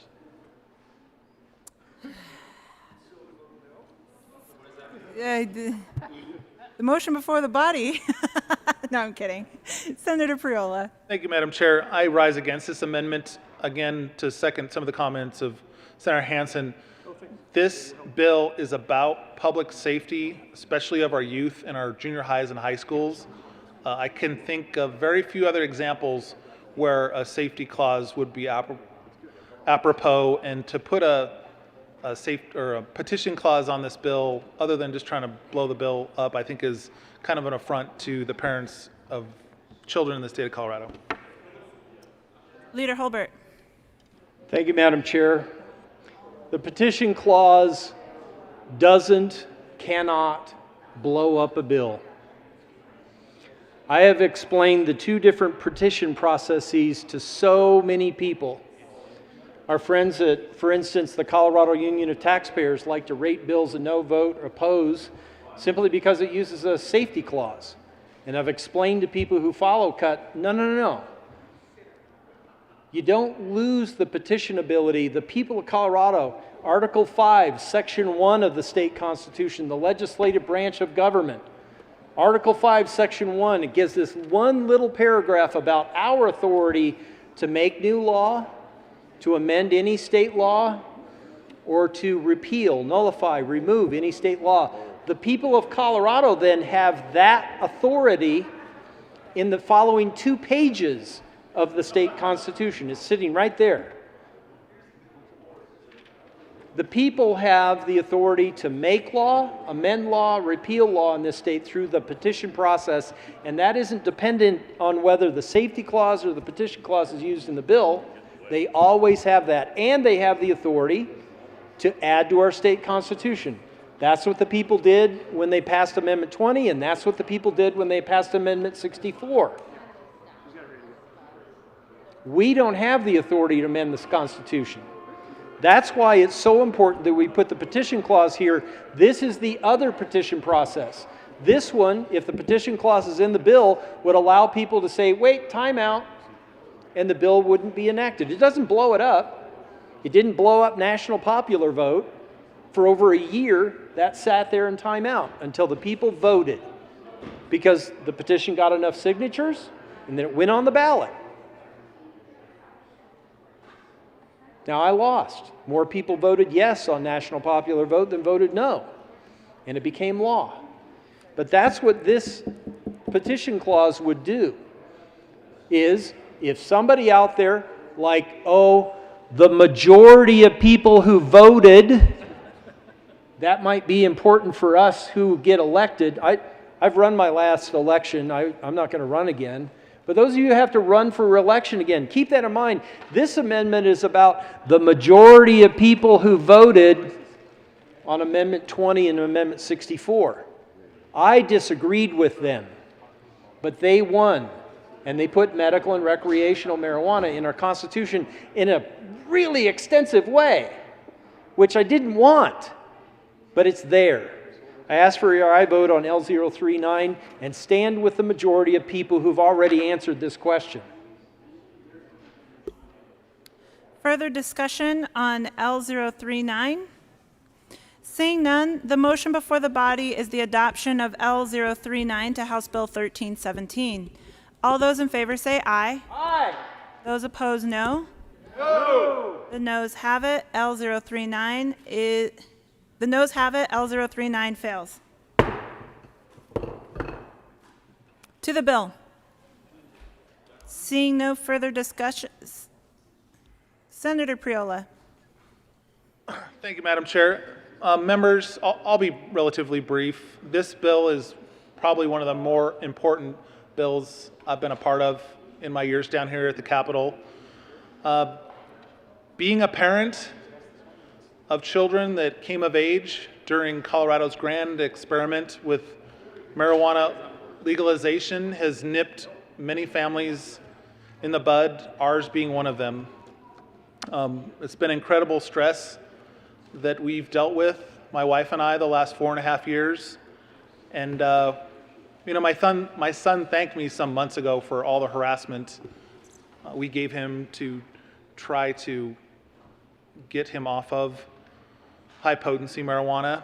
And we're having some success because yesterday my wife took a long 3.5-hour drive to Steamboat and dropped him off at rehab. So again, I ask for an aye vote on House Bill 1317. Senator Lundin. Thank you very much, Madam Chair. I did not intend to offer closing comments, but I'm going to stand and give you a little bit of a perspective on this in a nod towards doing what we've done since before the session started with regard to this bill, and that is try and find the pathway forward, try and engage as many people as possible. There's another member of this body that had an amendment that she was working on. We were thinking we were in a good place. And we're giving her an opportunity to get back to the chamber and make sure that we can do that which we have sought to do from the beginning, and that is find our way forward together. My perspective on this bill and this effort is marijuana is in the Constitution. As you've heard me say from the well before, I didn't vote for it, neither the medical nor the recreational side, but it's in the Constitution, and therefore it is our responsibility to help it find its best way forward. How do we do that? Well, we do that by regulating it appropriately and responsibly, because that is our responsibility as a state. Now, we all know this industry has evolved quickly and amazingly. The creative genius of all those things that we do as Americans to find unique and better ways to serve our clients, to serve our customers, to serve our patients is amazing in its nature. And the products being used have evolved. They've gone from simple ditchweed, as a kid in Nebraska growing up, they used to call it ditchweed with a very low potency of THC, to very concentrated, very high potency products. And as we've evolved, our regulatory apparatus has fallen behind. And that's what this bill is about. It's about getting our regulatory and understanding in line, evolving as quickly, catching up with the products and the reality of this industry, its beneficial uses, and quite frankly, its negative consequences to society. So I will pause at that point, Madam Chair. Appreciate the opportunity to speak. Wanted to save you all from a senatorial 5 and instead give you a little bit of my perspective on the bill. I think we're now ready to continue to proceed forward. There's always new ways to fill time. Senator Hansen. Thank you very much, Madam Chair. And colleagues, we are, I think, in a good place on the amendment that will be offered here in just a minute as we get that finalized and get that off the printer so we can consider it in an organized way. I want to make sure we've got time for that to be done with the double checks that we always want in place on these situations. So with that, I'm going to ask for senatorial 5, but I have a high expectation it will be less than 5. You could also just tell us some jokes. Oh, is well outside my skill set. Where's Liston when you need a limerick? We'll stand.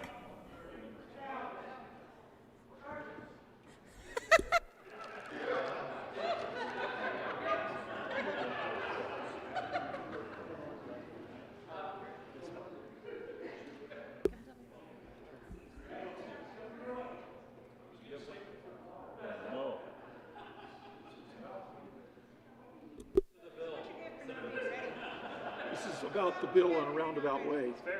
Senator Liston. Thank you. Thank you, Madam Chair. There once was a good senator from North Denver who brought a controversial bill that needs to go through the legislative blender. It involved lots of talk about marijuana and even brought people from Tijuana. So our bill will work not to offender. So we'll work not to offender. Yeah.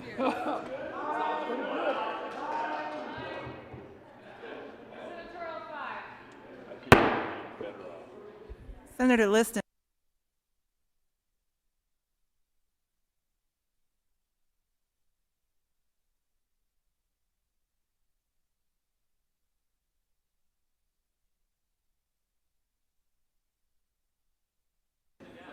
Huh?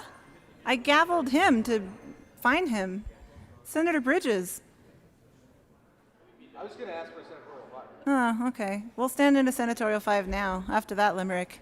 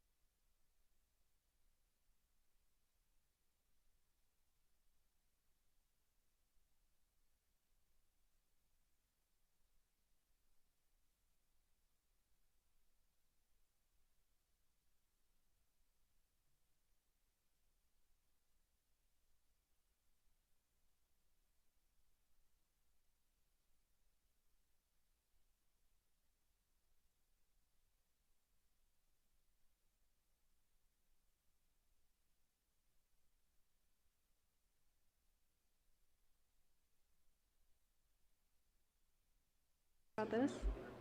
Really? Just because of what you and I have in common. There is an amendment at the desk. Mr. Pineda, will you please read L59 to House Bill 1317? Amendment L059 to House Bill 13. Senator Pedersen. Thank you, Madam Chair. I move L059. To the amendment. Well, I think while I can't account for all 59 amendments, this has gone through many different versions. Appreciate everybody's help outside of the other side of the glass on figuring this out and here in the chamber. There was just a couple concerns, outstanding concerns. Everything's moving quickly that I apologize for having to figure out the day of, but What this bill, or what this amendment will do is the working group with the coroners, these are elected officials. Not all of them are medical professionals. In Jefferson County, mine is. In other counties, that is not always the case. And so having those identified experts that they are consulting with was really an important piece that I believe should be added. That includes an epidemiologist, a medical toxicologist, and an addiction specialist. It also adds that instead of having that THC and alcohol will be tested and other drugs, it actually sets up a process that they have to identify all scheduled drugs. So it's not just specific. Our kids are dealing with a lot of different struggles in Colorado, and it's important that we identify all of those, and it's part of an ongoing conversation, and that's updated over time. So once again, really appreciate everybody's feedback to try to figure out these outstanding pieces, and I ask for your support. Further discussion on LO59? Leader Holbert. Thank you, Madam Chair. I want to thank my friend from Jefferson County for working on this amendment and doing so today.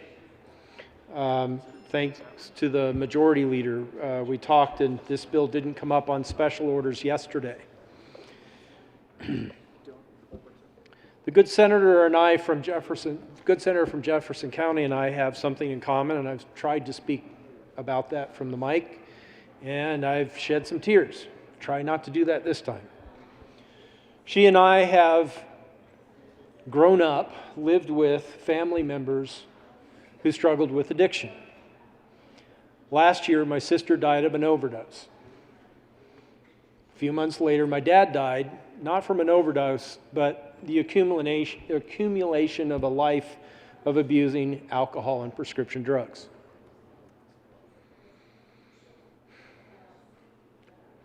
The senator's work on this amendment will help protect privacy in those harshest of moments. And I'm grateful for her support, her work on L059. Ask for an aye vote. Senator Hansen. Thank you very much, Madam Chair. And I also want to thank my colleagues for their work on L59. I think we did some great consultation over the last couple of hours to get this figured out. I think this puts us in a really solid position to get the expertise that we need, the input that we need to implement this correctly. We had previously looked at the privacy amendment that was adopted earlier in the debate, and I think the two working together really put us in a great spot as we implement 1317, and I ask for your support of L59. Further discussion? Seeing none, the motion before the body is the adoption of LO59 to House Bill 1317. All those in favor say aye. Aye. Those opposed, no. The ayes have it. L59 is adopted.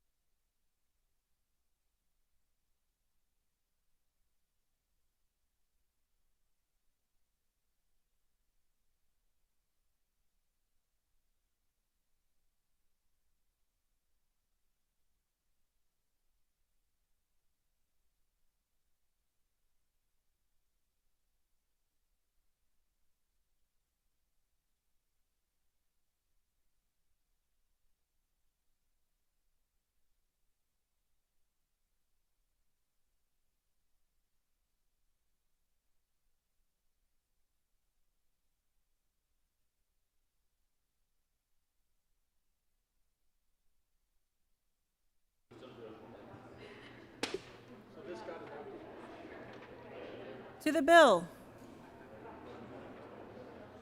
Seeing no further discussion, the motion before the body is the adoption of House Bill 1317. All those in favor say aye. Those opposed, no. The ayes have it. 1317 is adopted. That's it, right? That's everything.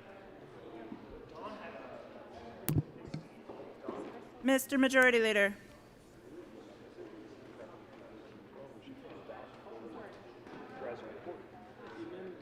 Right? As a just normal amendment. Even though we already finished the bill. Well, you tell me. If you thought because there's a set of question, we just theoretically open it back up and not to do it on time.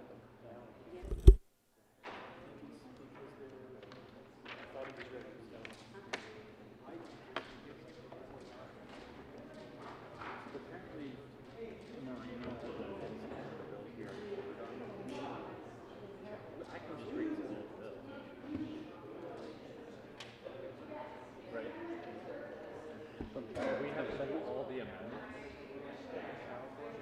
Do we have to do all the amendments?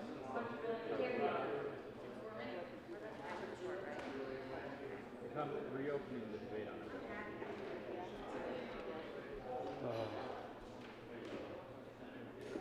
We can do all the amendments that we already adopted. Stephen, it may have to punt to thirds. We're going to like 2 minutes. So we're close. Is it technical? What is the issue? It's a pretty technical. It's like deep in the IRS code, essentially. There's not like big policy changes? No. I think it's just making sure we're saying it correctly. Everyone has the same intent. Where is Murray now?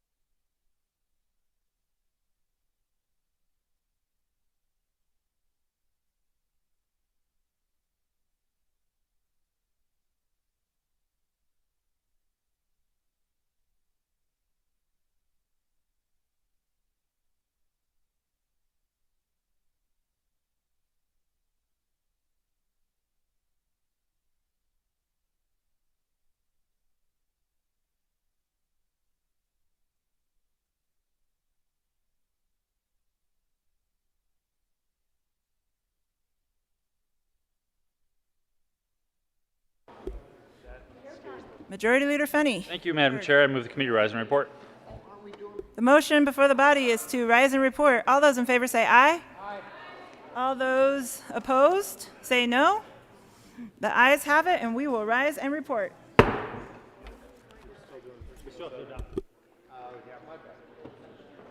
Good job, Patterson. Way to make a good bill better.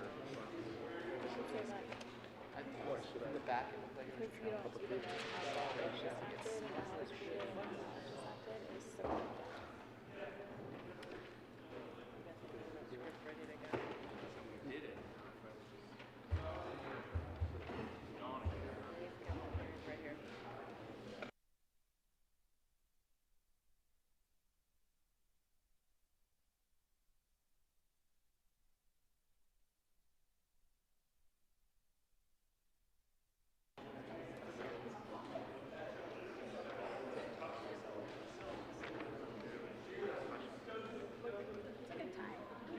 I don't wear it that often. It's nice tech. But I'm starting to pull out the ones that I didn't wear when I was wearing all my t-shirts. The Senate will come to order. Senator Gonzalez. Gracias, Presidente. The committee has met and had several bills under consideration. Mr. Pineda, will you please read the report? Mr. President, your committee of the whole begs leave to report has had in consideration the following task bills being the second reading thereof makes the following recommendations thereon. Senate Bill 264 as amended, passed on second reading, order engrossed and placed on the calendar for third reading, final passage. House Bills 1322, 1323, 1194 as amended, 1258 as amended, 1312 as amended, 1311 as amended, 1301 as amended, 1262 as amended, 1317 as amended, passed on second reading, order revised and placed on the calendar for third reading and final passage. Senator Gonzalez. Gracias, Mr. Presidente. I move the report. The motion is for the adoption of the committee of the whole report. There is an amendment at the desk. Will the clerk please read Amendment 001 to the to 1311? Cal Amendment 001 to Lundy. 1311.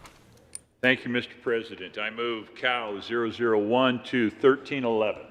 To the amendment, Senator. Thank you, Mr. President. So 1311 and 1312 are companion bills that will raise the taxes, or at least the money collected by the state from the people of Colorado, about $200 million over the next couple of years. Don't think we ought to be doing that, quite frankly. That's a statement of opposition to 1311 and 1312, but that's not about the cow. The cow simply says there's a better way to do this. We want to get better tax policies. Let's do it in a revenue-neutral way. This particular amendment said, instead of giving those high net worth individuals in Douglas County who are driving electric vehicles a tax credit, let's dial that tax credit down and dial up a credit, an earned income tax credit for the working class folks of Colorado, and do it so that it nets out to zero. That's a good way to do tax policy. Instead of raising the burden of taxes on the people of Colorado as they're trying to recover from a pandemic, which 1311 and 1312 do, this amendment simply says, as we debated it and discussed it, and the amendment was carefully and closely considered, the chair misheard. In fact, that amendment got on. In fact, this body does fight and work and toil on behalf of the folks in Colorado who I would describe as the working families of Colorado. I want you to vote yes on Cal 001. Is there further discussion regarding Amendment 001? Senator Hansen. Thank you, Mr. President. And as you could probably guess, I would urge a no vote on this Cal Amendment 001. But I've got great news for the proponent of the amendment. And that is, before you in this companion, call them twins if you like, set of measures, 1311, 1312, we have crafted something that is essentially a net zero set of bills, because as we went into this session, we were dealing with the fiscal consequences of Proposition 116. And so when you take 116 combined with 1311 combined with 1312, we have broadened the tax base, provided immediate help through the earned income tax credit, through the reduction in the business personal property tax, which I thought for sure we were going to spend some time on together today, and we reduced the burden around because we increased the child tax credit. And so I ask you to look at the totality of the playing field here, and I urge a no vote on Cal 001. Is there further discussion? Senator Lundin. Thank you very much, Mr. President. I rise again in support of Cal 001. I must protest. This body is one political operation. The voters of Colorado are another. 116, they said, give us our money back. We aren't revenue neutral when the voters of Colorado say, give us our money, reduce the tax burden on us. They earned that. These two bills, 1311, 1312, raise additional revenue, ergo, in my opinion, tax increase on the backs of the working people of Colorado. 001 would net it out. Vote in favor of the working families of Colorado with your I vote on 001. Thank you, Mr. President. Having no further discussion, the motion before the body is the adoption of Amendment 001 to the committee of the whole. Are there any no votes? Senators Hawkins Lewis, Zenzinger, Winter, Lee, Danielson, Story, Moreno, Kolker, Pedersen, Coleman, Donovan, Janal, Rodriguez, Buckner, Gonzalez, Hanson, Fields, Bridges.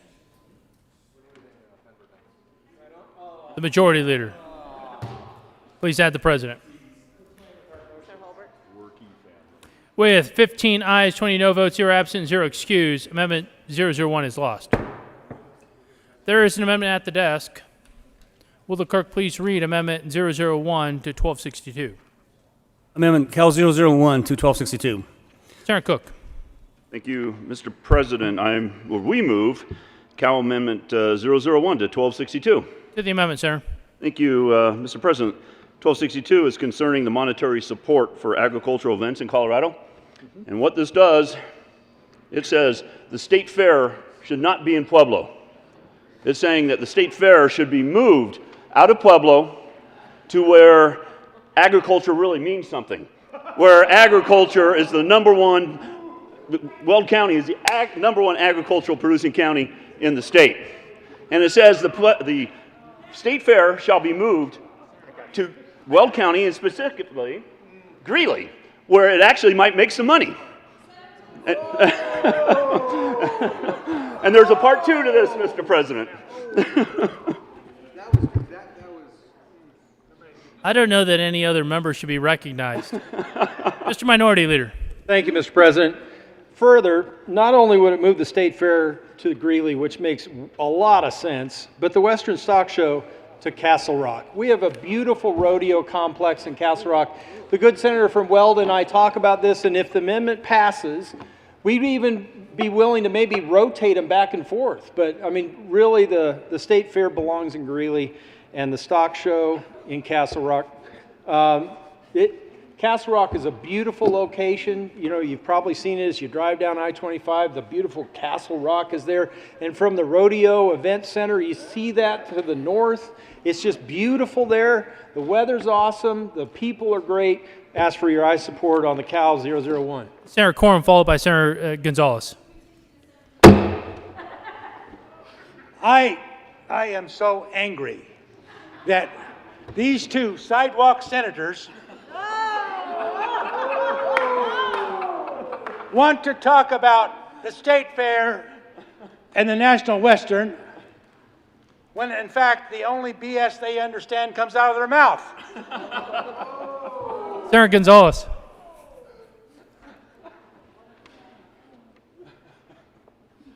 To the good senator from Weld County, I would support moving the state fair to Greeley if the Western Stock Show were to remain in Denver. And yet, y'all mess with Denver, and I gotta ask for a no vote on this Cal. Senator Cook. Thank you, Mr. President. I move that we sever the Cal Amendment. Senator Kirkmeyer. Thank you, Mr. President. I stand in support of the amendment or the severed amendment moving the state fair to Weld County, Colorado, because not only are we the #1 agricultural county, we're the #1 county with a number of exhibitors at the fair. And at our last sale, in our county sale, We raised more money. We know how to get it done, get the buyers there so that those kids actually make money on their projects. And this would be so much in line with the blueprint that then Governor Hickenlooper put in place, where in our region too, we said specifically that the state fair should move to Weld County. So I stand as a yes vote, and everyone else should too. Senator Sonnenberg. Thank you, Mr. President. Well, there's one thing, and as the guy that represents the vast majority of Weld County, there's one thing Weld County does not have. Pueblo chilies. And if it isn't for Pueblo chilies, if you can't raise Pueblo chilies, you shouldn't have the state fair. Ask for a no vote. Senator Gonzalez. The senator from Sterling has convinced me to keep the state fair in Pueblo in order to highlight our green chili. Still remain a no vote on the amendment. Senator Kirkmeyer. Thank you, Mr. President. But we have Sakata corn in Weld County, and yes, we do.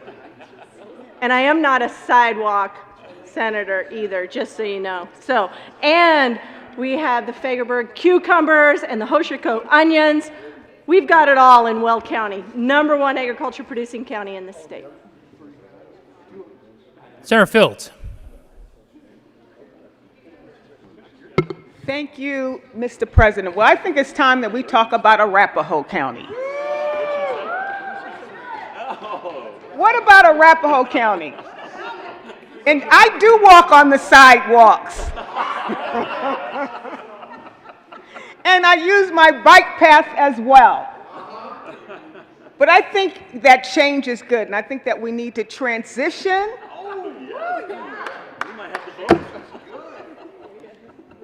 the state fair to Arapahoe County. Have you been to Arapahoe County lately? It is transformative in reference to what we're doing, because we're urban, we're suburban, we're city. We're everything that Pueblo has and more. But I cannot support this amendment, but I do wish that it would move to Arapahoe County for consideration. Senator Winter. Thank you, Mr. President. I feel like the good senator from Arvada and I came up with a solution that makes everyone happy. The state fair, with its associated rodeo, should travel county by county. A traveling rodeo. No elephants. No elephants, but everything else associated with a rodeo can travel to each of our counties. Senator Smallwood. Thank you, Mr. President. And as the senator representing Castle Rock, where this amendment lies, I would say to all my fellow good colleagues, I appreciate all your ideas, but run your own amendment. We're going to vote on this one. I would ask the two sponsors of this amendment to gracefully withdraw this amendment before we vote it down, but that would be my suggestion. Mr. Minority Leader. Thank you, Mr. President. Before we do anything reasonable, I just want to say thank you to my good friend from Sterling for the shout out for Pueblo chili. Now we know it only takes $250 million to get that attitude. So. Sarah Cook. Thank you, Mr. President. Begrudgingly, I withdraw the amendment. The amendment will be gracefully withdrawn.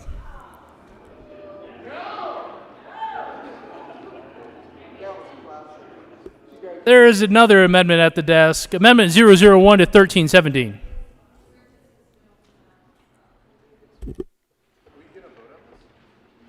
Yeah, we have to. Will the clerk please read Amendment 001? Amendment 001 to 1317. Senator Hansen, move to amend the report. Senator Hansen. Thank you, Mr. President. I move cow number 1 on 1317. To the amendment, Senator. Thank you, Mr. President. This cow amendment basically changes the decision that was made earlier around the need to include language on prescriptions. We want to avoid that in this bill. I think it would be something that would undermine the purpose of the bill, as well as create additional legal ambiguity around what we're doing in the main body of the bill.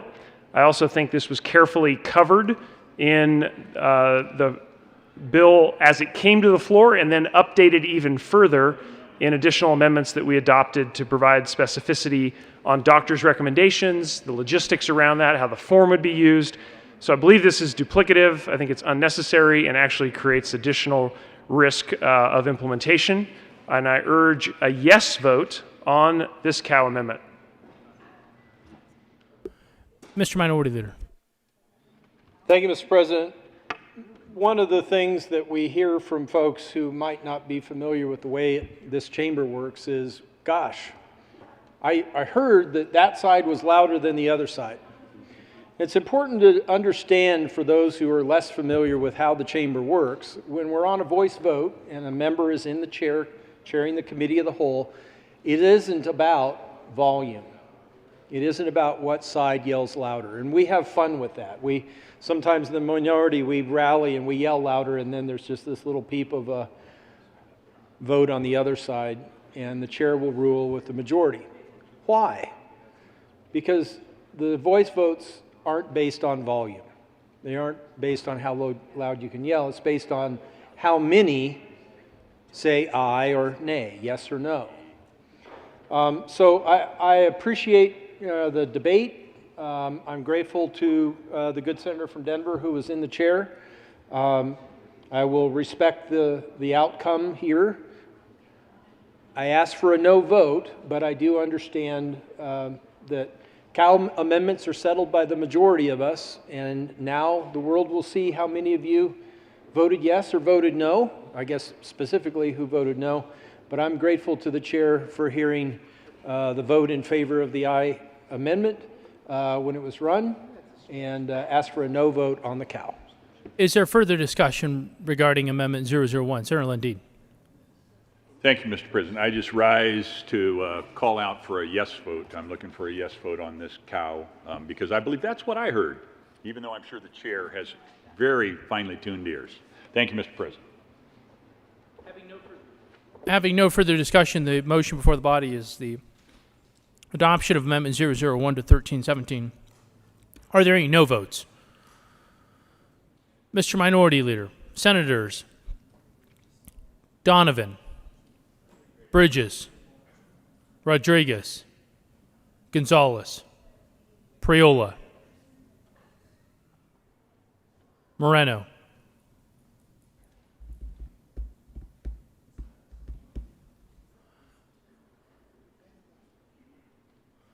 with 28 ayes, 7 no votes, 0 absent, 0 excused, Amendment 001 is lost. There is an amendment at the desk. Will the clerk please read Amendment 003?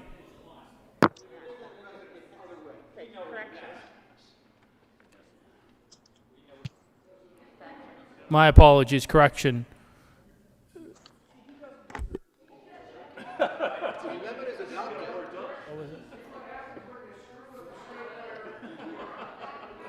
What was it?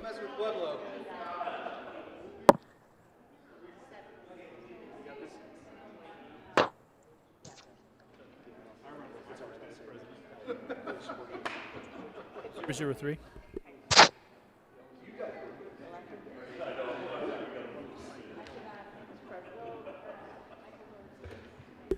Correction for the record. Amendment 001 with 28 ayes, 7 no votes, 0 absent, 0 excused passes. There is an amendment at the desk.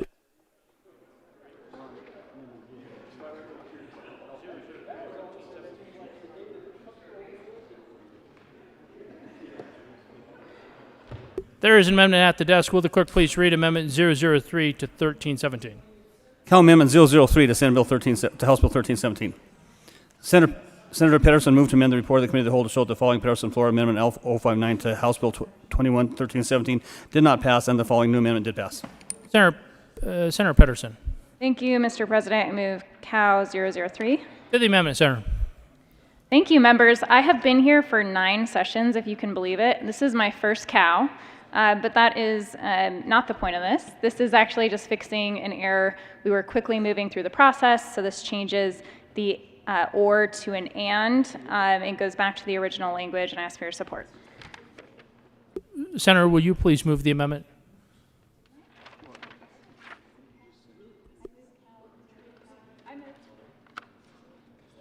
For the record. He's really Twitter banned right now. I moved it. It's so nice, move it twice. I moved it at the very beginning. I moved It's so nice, move it twice. What? Go ahead. Just do it again. Okay. Senator Pedersen. I guess I have to move it again. I move Cow Amendment L003. Is there discussion?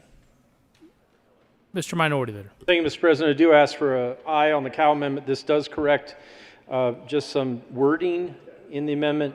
But again, just for those who have suffered loss from overdose or suicide, this is a good amendment. Ask for an aye vote. Senator Bridges.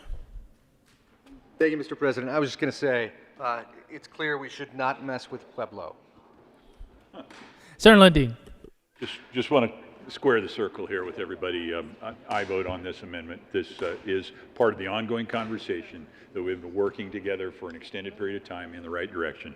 An aye on this Cow Amendment, please. Having no further discussion, the motion is the adoption of Amendment 003 to 1317. Are there any no votes?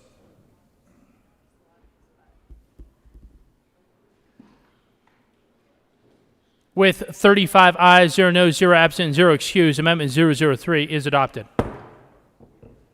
There is an amendment at the desk. Will the clerk please read Amendment 002 to 1312? Amendment 002 to House Bill 1312. Senator Moreno moved to amend the report of the committee of the whole to show the following amendment to House Bill 211312 did pass, and House Bill 211312 as amended did pass. Senator Moreno. Thank you, Mr. President. I move Committee of the Whole Amendment 2 to House Bill 1312. To the amendment, Senator. Thank you, Mr. President. Colleagues, if you recall back to our discussion, we had an amendment prepared, L040, which was not offered because it was unclear about which annuities were being exempted under the bill. Lots of discussions, and you see before you an amendment that does exempt all qualified annuities from the provisions of the bill. You also see a reference that exempts structured settlements from the bill as well. Special thanks to my colleague from Centennial for his expertise on this issue and for helping to get this language in the right spot. Ask for an aye vote. Is there further discussion? Seeing none, the motion is the adoption of Amendment 002 to 1312. Are there any no votes? With 35 aye votes, 0 no, 0 absent, 0 excused, Amendment 002 is adopted. The question before the body is the adoption of the committee of the whole report. Are there any no votes? With 35 ayes, 0 no, 0 absent, 0 excused, the committee of the whole report is adopted. Senate Bill 264 is amended, passed on second reading, ordered and grossly placed on the calendar for third reading and final passage. House Bill 1322, House Bill 1323, House Bill 1194.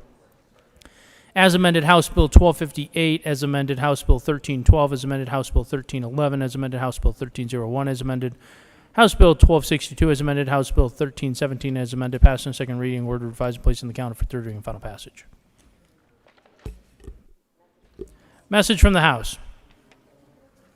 June 2nd, Mr. President, the House has passed on third reading transmitted to Supervisor Statute Senate Bill 260 amended as printed in House Journal May 28th and amended on third reading as printed in House Journal June 2nd. The House has passed on third reading and transmitted to Supervisor Statutes House Bills 1324 and 1101 amended as printed in House Journal June 1st. The House has passed on third reading and transmitted to Supervisor Statutes House Bills 1196 and 1316. Message from the Reviser. June 2nd, we herewith transmit without comment House Bills 1196, without comment as amended House Bills 1101 and 1324, with comment House Bill 1316, with comment as amended Senate Bill 260.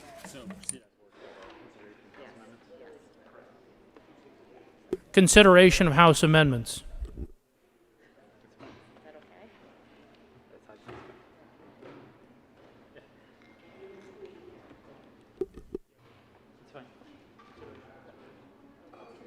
Will the clerk please read the title to Senate Bill 260?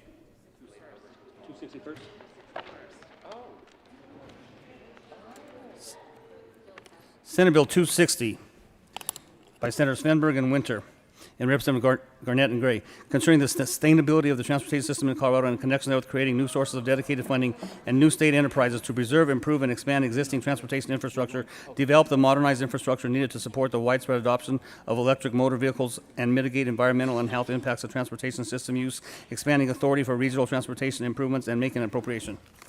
Mr. Majority Leader. Thank you, Mr. President. I move that the Senate concur with House amendments to Senate Bill 260. Would the Majority Leader please tell us why we should concur with House amendments on Senate Bill 260?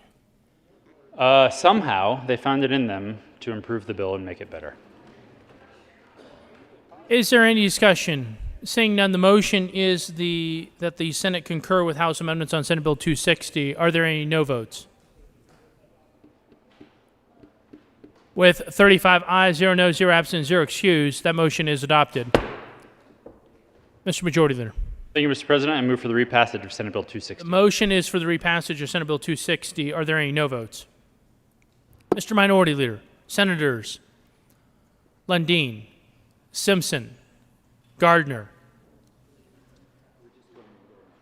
Cook, Sonnenberg, Liston, Donovan, Heisey, Quorum,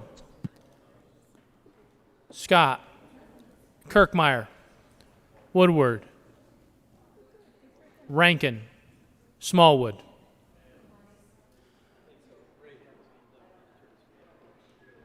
You got Scott? With 20 ayes, 15 no votes, 0 absent, 0 excused, Senate Bill 260 is repassed. Co-sponsors.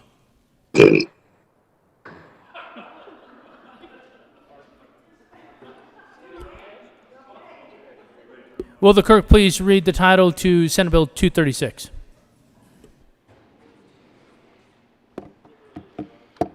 Senate Bill 236 by Senator Story and Sonnenberg and Representative Tipper and Van Bever, concerning increasing the capacity of quality early childhood education through grant programs and in connection with making appropriation. Senator Story.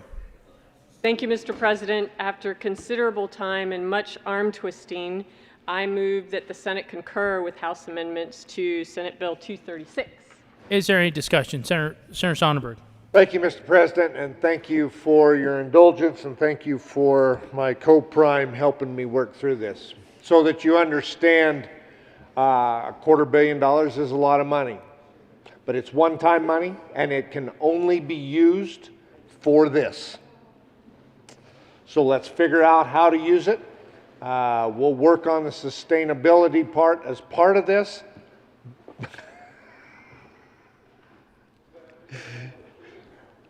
I ask for your aye vote for concurrence.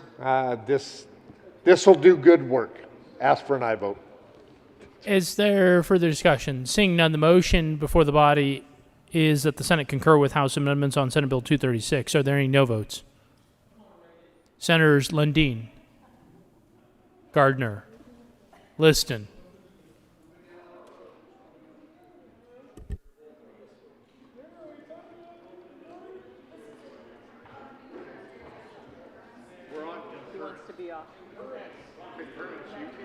Senator Gardner. We want to be yes. Yes. Concur.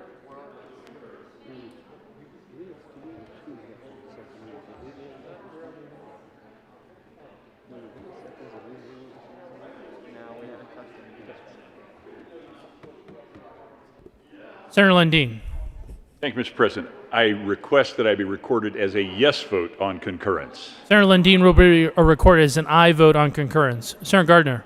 Thank you, Mr. President. I ask to be recorded as an aye vote on concurrence. Senator Gardner will be recorded as an aye vote on concurrence.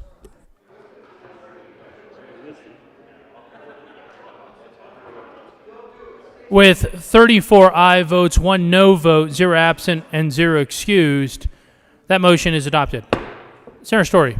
Thank you, Mr. President. I move for the repassage of Senate Bill 236. The motion is for the repassage. Is there discussion? Senator Sonnenberg.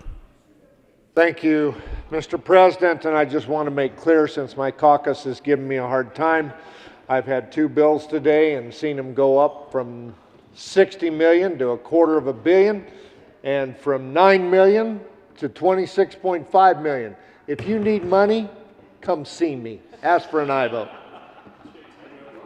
Senator Liston. Thank you, Mr. President. There once was a legislator who grew mighty tall corn. He also had a booming manner that could rain down scorn. He said with his loud voice, "You give me no choice. Agree with me, or I'll take your firstborn."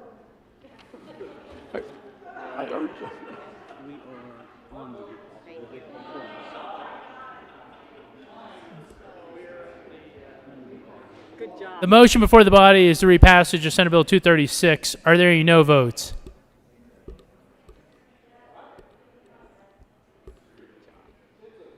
With 35 aye votes, 0 no, 0 absent, 0 excused, Senate Bill 236 is repassed. Co-sponsors.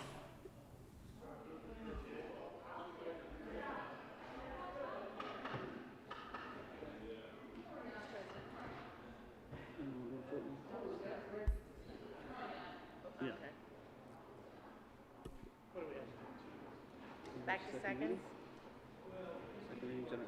Resolve ourselves back to this. So, just real quick on this one right here, we had asked for so they should be coming up with. We're only doing this.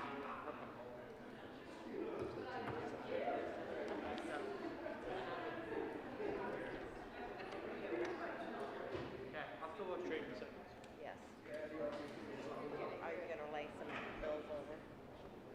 We're gonna lay some over.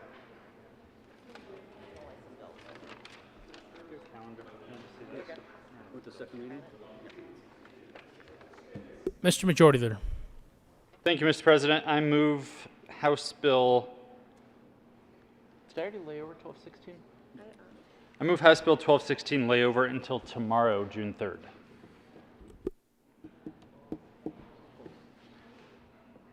The motion is that House Bill 1216 lay over until 6/3/21. All those in favor say aye.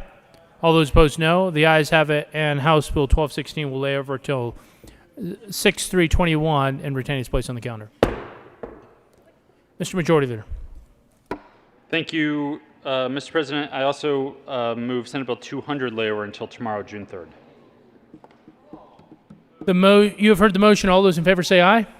All those opposed, no. The ayes have it. The motion is adopted, and Senate Bill 200 will lay over until 6/3/21 and retain its place on the calendar. Julie, are you chairing? Can I get that back?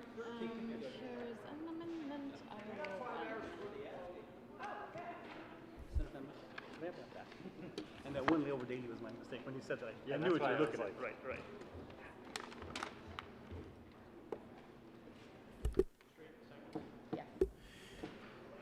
General Order, second reading of bills. Senator Gonzalez. We're back at it, y'all. Presidente, I move that the Senate resolve itself into the committee of the whole and for general order, second reading of bills. You have heard the motion. All those in favor say aye. All those opposed, no. The ayes have it. The motion is adopted, and the Senate will resolve itself in the committee of the whole for consideration. General Order, second reading of bills, and Senator Gonzalez will take the chair.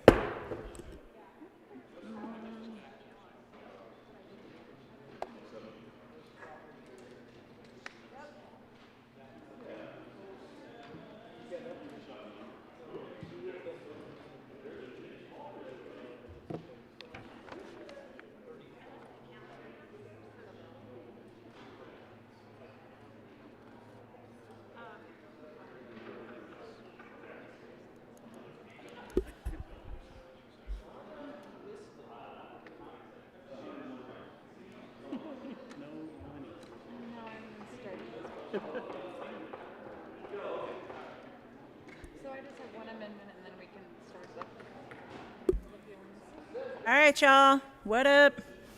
The committee is going to come to order. The court rule is further relaxed. Mr. Pineda, will you please read the title to 1307? House Bill 1307 by Representative Roberts and Senators Donovan and Hawkins Lewis concerning measures to increase access to prescription insulin for persons with diabetes. Senator Donovan. Thank you, Madam Chair. I move House Bill 1307. To the bill.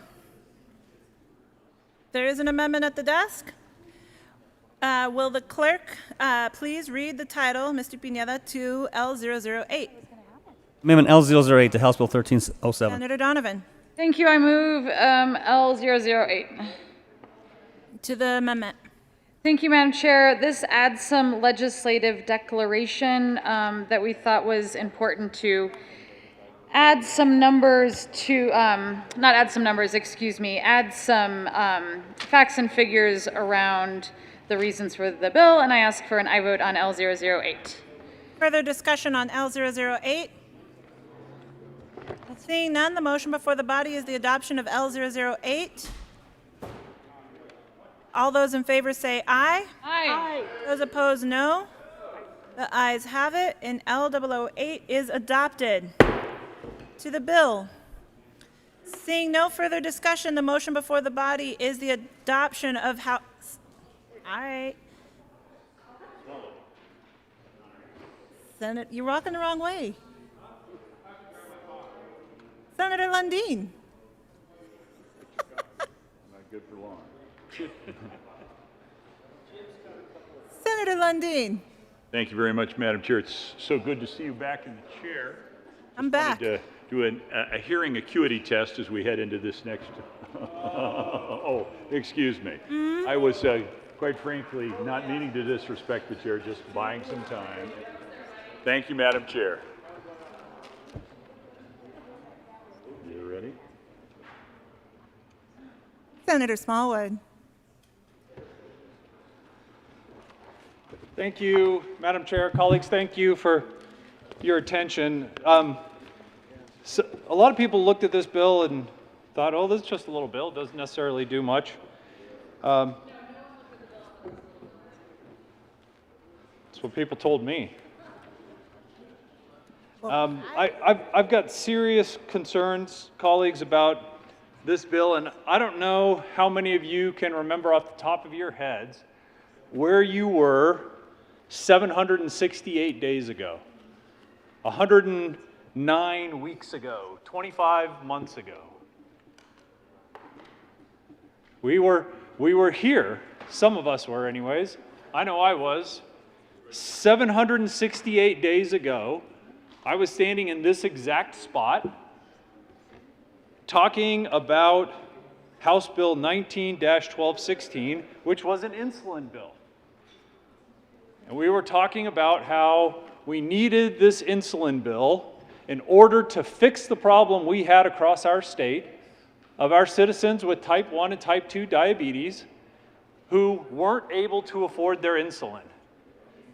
And what we were told 768 days ago was that if we would just pass House Bill 19-1216, we could finally take care of our citizens who were unable to afford insulin and deal with all of the horrible medical repercussions that happen when diabetics who need their insulin don't take their insulin.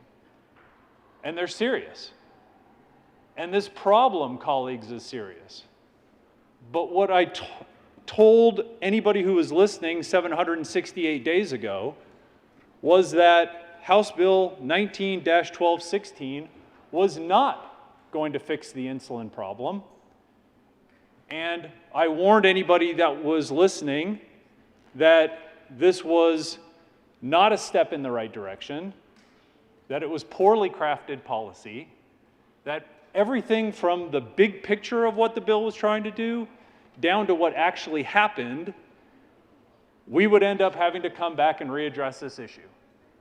And 109 weeks later, colleagues, here we are with another bill dealing with insulin, and now we're told if we just pass House Bill 1307, we will finally take care of the problem of diabetics in our state who can't afford insulin, therefore ration insulin or don't take their insulin, and dealing with all of the negative medical repercussions that happen.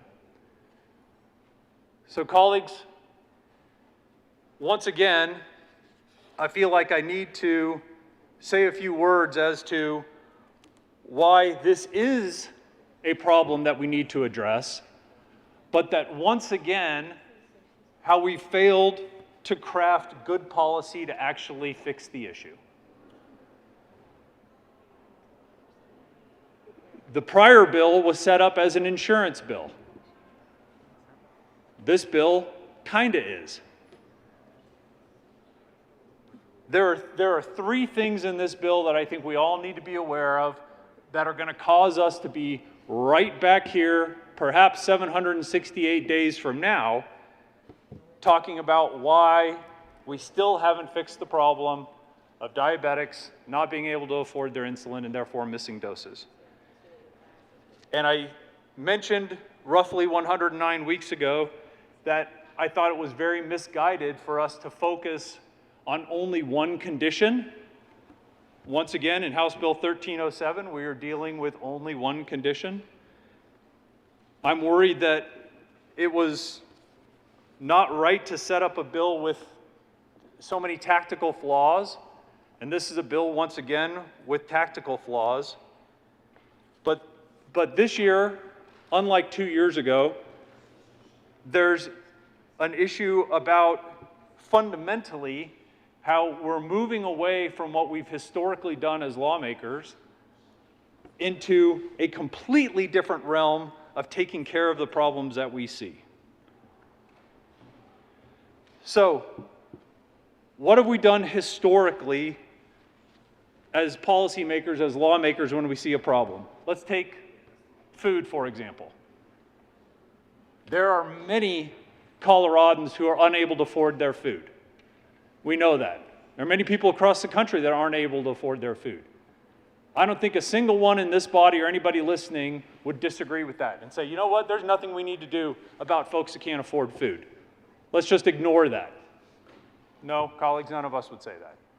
So what have we done to address food insecurity, food shortages? Well, many of us support something like SNAP that says we're going to set up a government system that if somebody can't afford their food, we're going to get together as society, we're going to carefully craft policy that says, folks that meet these qualifications, we are going to make sure that you can afford your food, and as taxpayers, we're going to pay for that. What have we done when folks can't afford where they're living, let's say? We look to rent assistance. Many of us have supported policies that say we're going to take taxpayer funds and set up a program where as society, we're going to help with rent assistance for people that need help with their rent. Same with energy, colleagues, across the country. Cold climates, warm climates. Somebody can't afford the heat in their home. What have we done? We've carefully crafted policy where as taxpayers, we get a fund together and make sure that folks keep the heat on in their homes. I don't think that's overly controversial. Recently, a few of you have supported an idea that says, look, there are people that can't afford diapers in our state.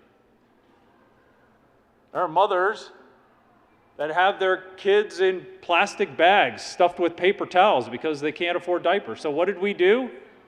Out of this body, this year, we carefully crafted a policy that said we're going to take taxpayer dollars and we're going to funnel those taxpayer monies, I thought maybe not very well crafted, but that was the policy. We're going to take taxpayer money and fund it to folks that need diapers. Colleagues, what you didn't hear about this bill is that's not how this is set up at all. We are not looking to solve the problem of folks who can't pay for their prescriptions by carefully crafting a program, taking taxpayer monies and funneling it in to a program that helps people afford their prescription drugs. What we're doing in this bill, and I don't think I've seen this in any other piece of legislation, we're going all the way back to the manufacturer with this bill. We're saying that instead of us as lawmakers in this state owning this issue and saying our citizens can't afford their prescription drugs, so let's set up a broad program, carefully crafted, using taxpayer funds to build a program so that people can afford the medications no matter what their condition is. Instead, we're tossing everything out, focusing on one condition, doing it poorly, and in this case, financially punishing a manufacturer. A manufacturer who we need to be providing these services. So those three issues, focusing on one condition, doing it with a lot of tactical errors, and for the first time, not taking ownership as government to try to actually solve the issue like we do with everything else, like with rent, like with food, like with energy, like with diapers. So I would start with, why are we focusing on one condition? Again, when I stood before you roughly 109 weeks ago, this was my top concern, is we're ignoring, for now, all the other citizens in the state of Colorado who are suffering with all these other conditions, because right now, colleagues, these are the only people that we care about today. And I would have thought over 2 years, somebody else in this chamber or in the chamber across the way would have said, you know what? We see how there's a bill in the Senate taking care of folks with diabetes. I want to take care of the people who have cystic fibrosis, who have to take medications every single day to not die. And you know what, colleagues? In 2 years, there has not been one cystic fibrosis bill that any of you or our colleagues across the way have brought. I shouldn't say any of you, any of us, because I haven't brought the bill either. So what we're telling the citizens with cystic fibrosis is, over 2 years of knowing about this concept, you haven't quite made the list yet. Sorry. And what we're telling people across our state who've had a transplant, and now they are saddled with a lifetime of anti-rejection drugs that are horribly expensive. And as sure as I'm standing here, there is somebody in our state who is struggling to pay for their anti-rejection drugs. But what we're going to say, colleagues, as the Senate is, you know what? We care about you, transplant recipients, but we don't care that much about you. Not enough to run a bill for you. Even though, because you've had a kidney transplant, you have to take your anti-rejection drugs all the time or you will die. At least as long as that organ's in you and functioning. We don't care, after 2 years, we still don't care that much about you. We've lost about as many people to cancer in this country in the last year as we have to COVID. The big difference is we lose that amount of people every year to cancer. 2019, 2018, 2017, 2016, 400,000, 500,000, 600,000 people dying because of cancer. And none of us care enough about folks with cancer to run a bill that says we're going to help people with cancer pay for their medications? Not a single person in either chamber wants to run the cancer payment bill. This is setting, I would say this is setting a horrible precedence in my opinion, but we said it 2 years ago. 2 years ago, we had this same conversation, and nobody yet has ran a single bill saying, yeah, we're gonna start with the diabetics, and then as we realize maybe we care enough about other folks, we'll get to those bills. But as I mentioned 109 weeks ago, there are 3,000 to 7,000 different diseases based on whose count you're using. So if we're going to be serious about setting policy this way, colleagues, then what I would encourage us to do is to get together, maybe one of these last days of session, and we'll sit down, and each one of us will pick a disease There's 100 of us, and we each get 5 bills. Let's say you just use one of those bill titles and pick your disease. I'll pick AIDS. We've had bills here before. Guess what happens if you don't take your AIDS medication? You don't want to find out.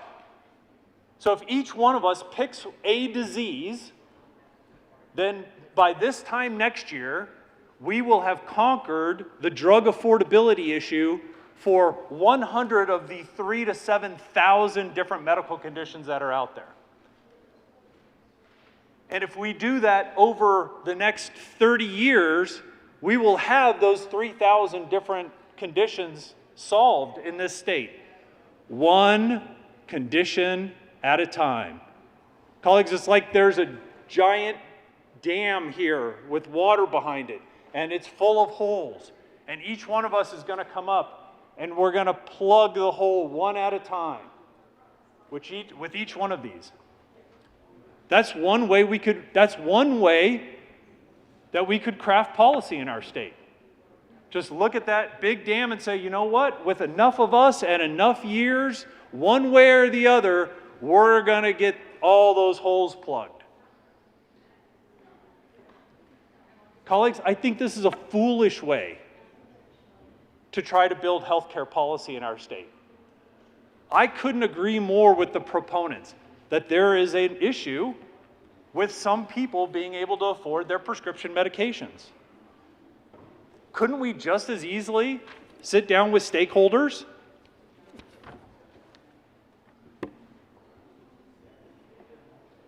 and figure out a way to cover all of these diseases all at once?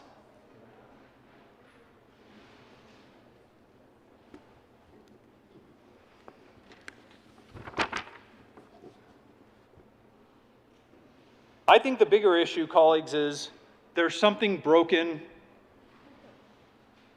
in the programs that already exist to help our citizens who can't afford their medications. Because as most of you know, our lowest income earners in our state are eligible for Medicaid. Who, other than the person to my right, knows how much prescriptions cost when you're on Medicaid? $4. $4. So if we're trying to help the lowest income earners in our state, you have to ask yourself the question, in my opinion, why aren't they on Medicaid? And is there a problem with the way that we communicate eligibility of the Medicaid system? Could we instead be taking some of these millions of dollars, or recently billions of dollars, that we have available to us and do a better job reaching out to our citizens who are eligible for Medicaid and saying, look, particularly if you have diabetes and you're insulin dependent, please don't ration it and don't go without it. Instead, enroll in Medicaid, where you'll pay $4. And you might be thinking to yourself, well, that's great, Senator from Douglas County, for those who are eligible for Medicaid, but there are citizens in our state that make too much money. They're not eligible for Medicaid. Well, as you probably also know, we have, through the Affordable Care Act, an expansive system of subsidized health insurance premiums and subsidized deductibles, co-pays, co-insurance amounts, and out-of-pocket maximums. So if you make too much for Medicaid, but you're still, let's say, not wealthy, there's this whole other system that's been in place for over a decade that you might be eligible for, and we should be screaming from the rooftops, look, especially if you have diabetes and you're insulin dependent, don't ration it and don't go without it. Instead, hop onto Connect for Health, buy your policy. If you just recently lost your job, it's a qualifying event. At the end of every year, there's open enrollment. If your spouse lost their job, if you aged out of your parents' plan, there's all these, if you got divorced, there's all of these ways for you to get these robust benefits, and they're available to you. Don't ration your insulin. Don't go without it.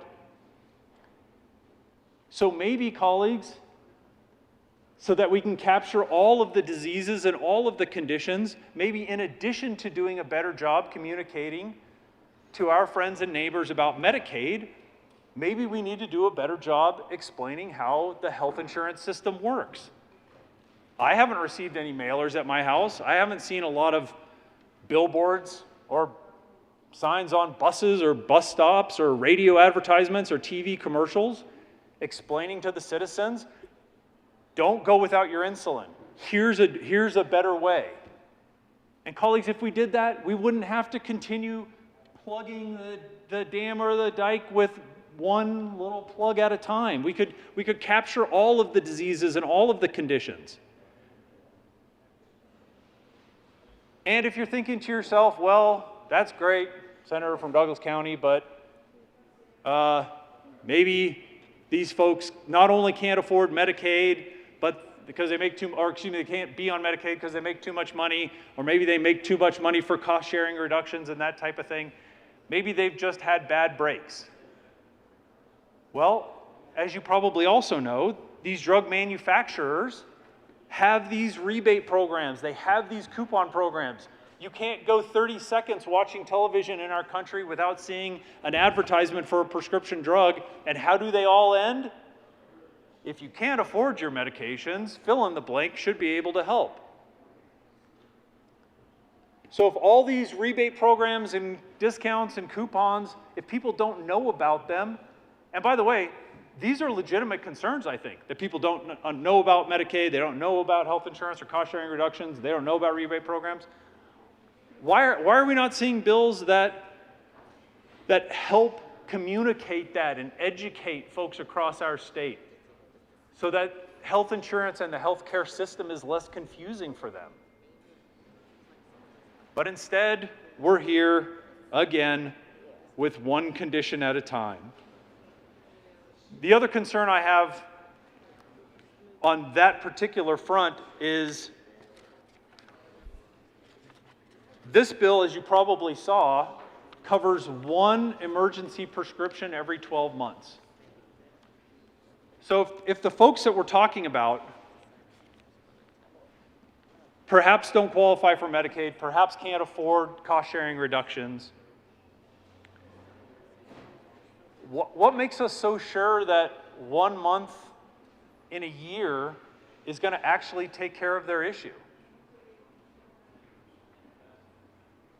What happens if 3 or 4 months later they're unable to afford their prescriptions again? Then what are we going to do? 8 or 9 months later, then why do we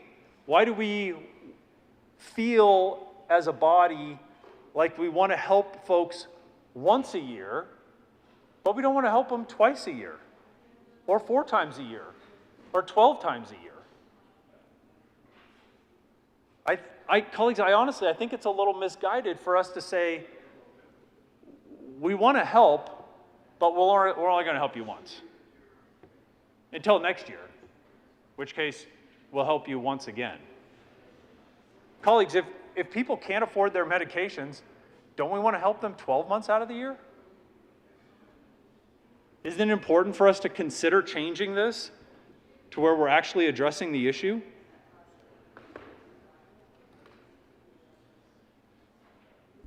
So in the statute books, this bill talks a lot in Title 12,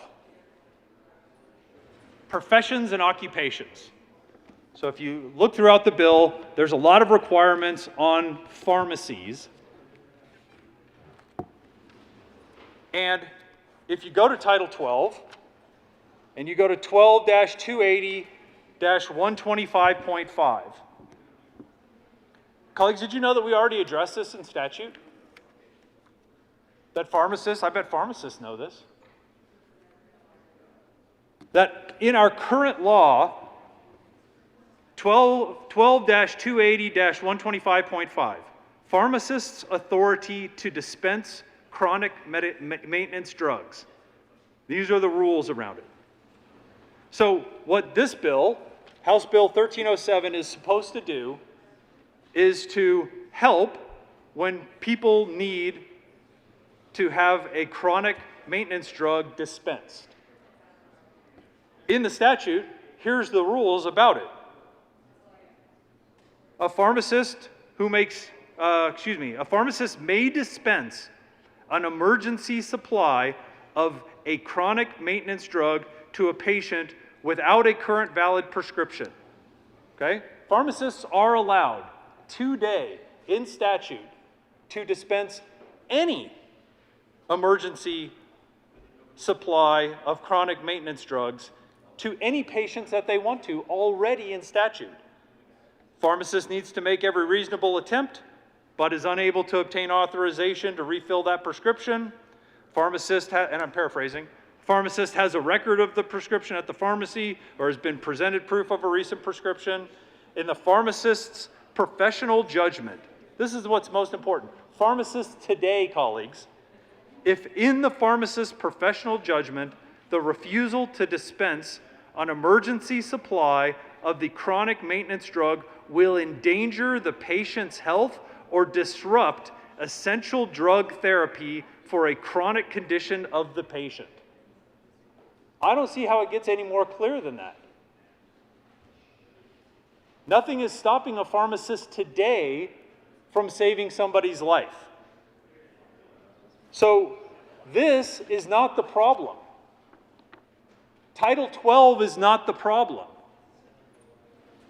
The problem is people are not going to the pharmacy because they, in my opinion, perhaps feel like they can't afford it. So why are we addressing this at the very end of the day in Title 12? When instead, we could be crafting legislation that goes all the way back to where maybe they first saw their doctor, and their doctor said, you have diabetes, you need a prescription. And perhaps that patient says, well, I don't think I can afford it. But I got proper education, I saw the roadmap to get me onto Medicaid, to get me my own health insurance with cost-sharing reductions. So I really feel like we're sort of, it's not even really reinventing the wheel, colleagues. It's more like building this strange Rube Goldberg machine that says we're going to do a giant end around through the health insurance purchasing process, through the pharmacy dispensing process, and take it all the way back to where now, at the end of the day, who ends up paying for this prescription if somebody needs it?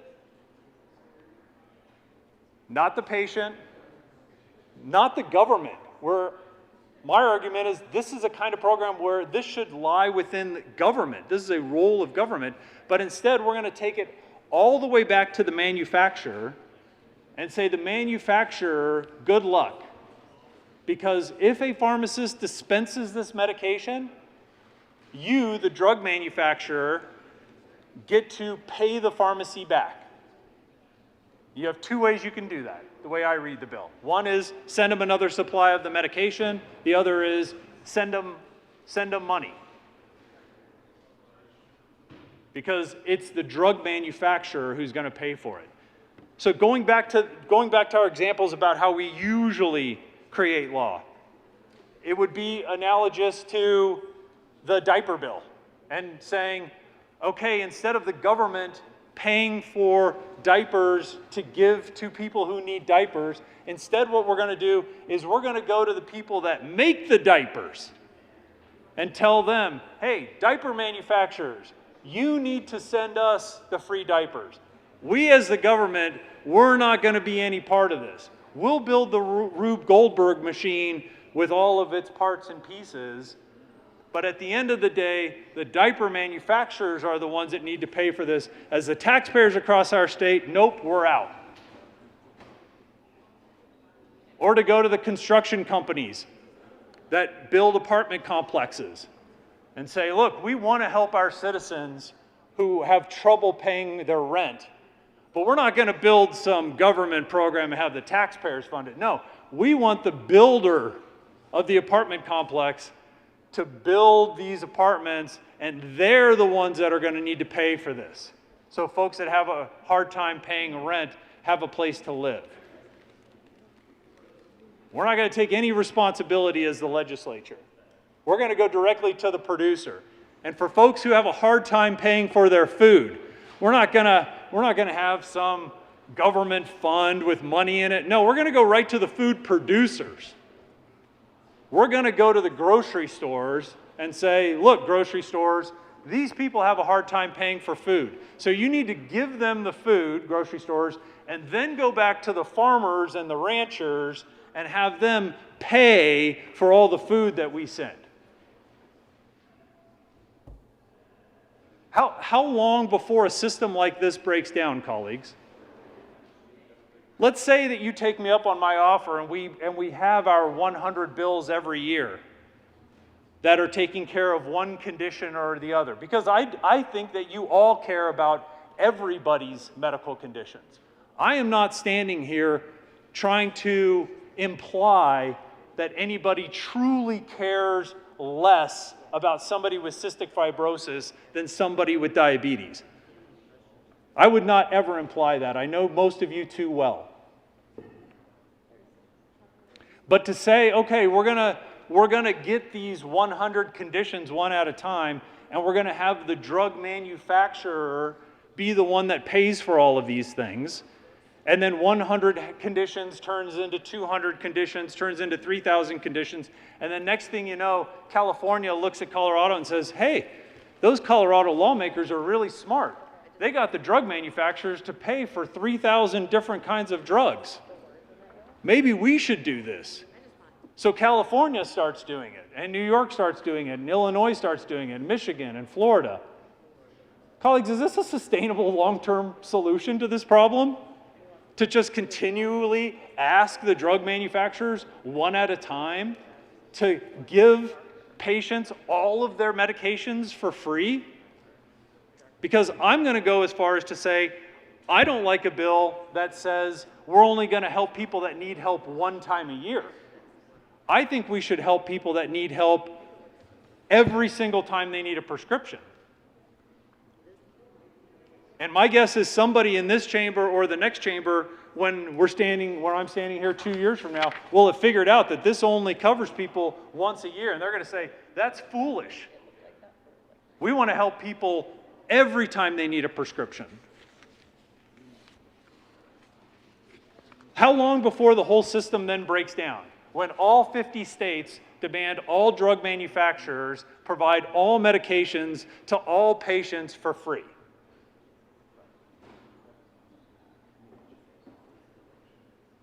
I don't think we're going to have anybody come to the well and say, you know what, Senator, you just haven't thought this through. This is going to work perfectly.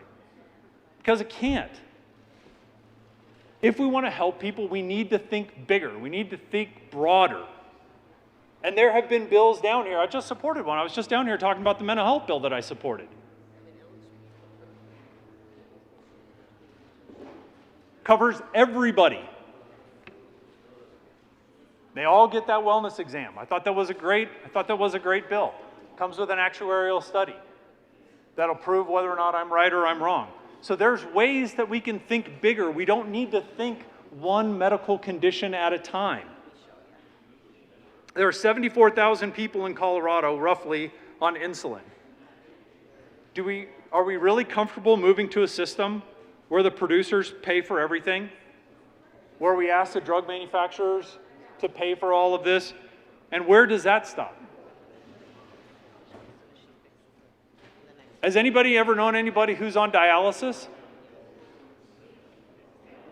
You know what happens when you stop taking dialysis? When you're on dialysis? That's exactly right, colleagues, you die. It's a real deal. Once you're on dialysis, you're on dialysis. Do you think there's anybody in our state that perhaps can't afford dialysis? And what's the leading cause of the need for dialysis? It all comes back, diabetes.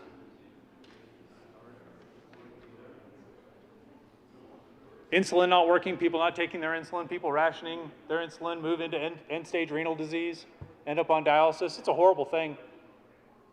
It's a tragic thing. But this bill says we're going to deal with insulin and none of the after effects. We don't go to DaVita and say, look, there are people in our state that can't afford dialysis, so if they get in a tough spot and they can't afford it, then DaVita, you pay to have people on dialysis. We don't do that. When people need an ambulance ride because they're in some sort of shock system, we don't go to the ambulance company and say, people are having a tough go of it. Ambulance company, you pay to transport them. As a government, we don't want to get involved in this. This is too expensive. This is too complicated. We're going to go back to the manufacturers for all of this stuff. Colleagues, this is not the right way to address an issue that is critically important. People cannot afford their medications. Let's help everybody. Let's think bigger about this.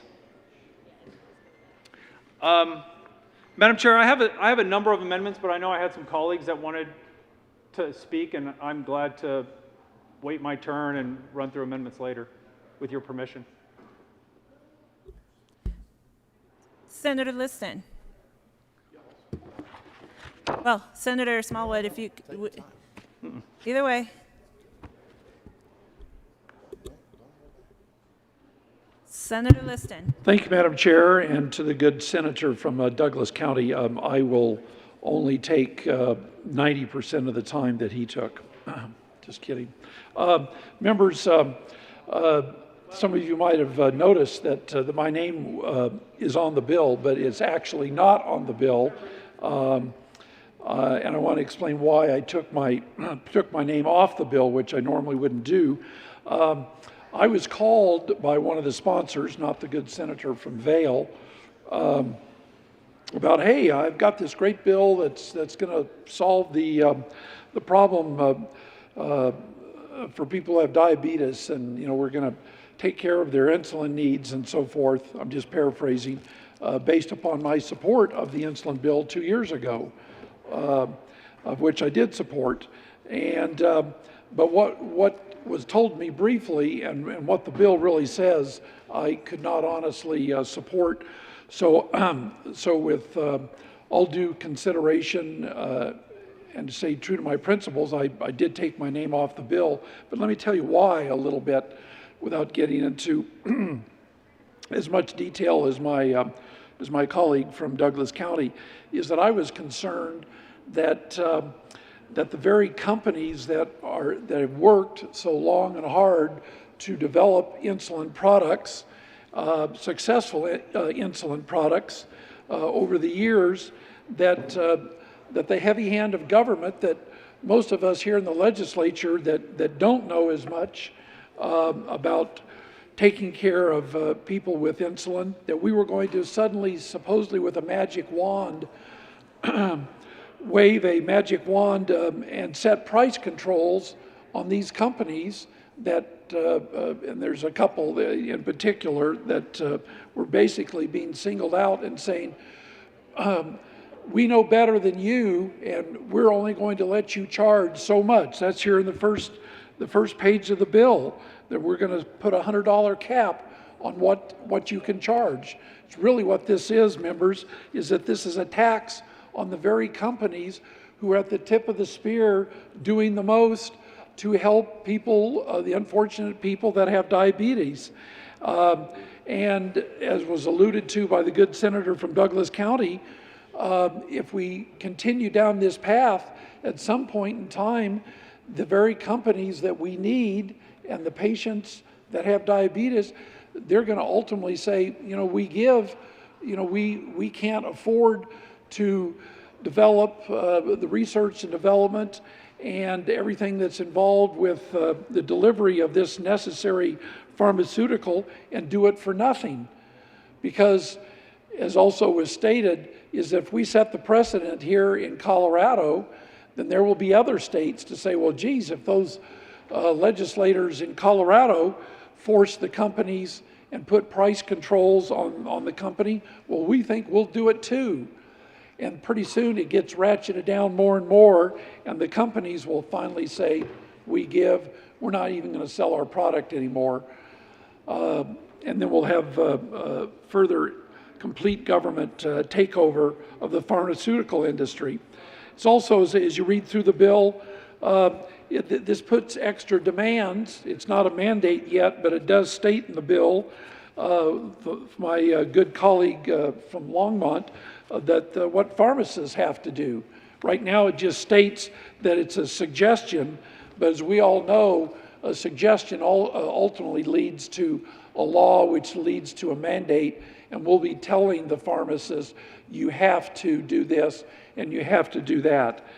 And last but not least, which has not been stated, is that this will put big fines on the pharmaceutical companies. If you don't comply, we're going to charge you I believe it's in here, $10,000 a month for non-compliance. You know, well, pretty soon we'll say, you know, when they'll say, well, we just can't do it. Well, we're going to charge you $100,000 or more. It's, you know, it keeps going on. So really, this bill, you know, you've heard of the carrot and the stick approach. Well, this certainly is not the carrot approach, where today a lot of these companies, which was also mentioned by my good colleague, that they give rebates, they give incentives, they give out free free medication. There's all kinds of incentives that they do without the stick approach of having the government say, you will do it and we will set the price as to what you can do. So I think that that rather than us telling the pharmaceutical companies how to do it, what price you're going to charge, and all of the other mandates that are not needed, let's bring the very people who have been successful at doing this and that know how to do it far better than us, and let's work with them collaboratively rather than telling them time and time again, because certainly if we go down this slippery slope of telling companies what they can charge for insulin, what pharmaceutical or what procedure is going to be next, because there will be a next. So for these reasons and many others that I'm sure that my good colleague will elaborate on, I did take my name off the bill. I'm opposed to the bill as it is written. I know that the sponsors are trying to do the right thing, but I think in their zeal to try and do the right thing, this is the wrong thing to do for the time being. So I respectfully urge a no vote on 1307. Thank you, members. Further discussion on House Bill 1307. Senator Smallwood. Welcome back. Madam Chair, it's good to see you. It's been a long time. Oh, yes, it has been.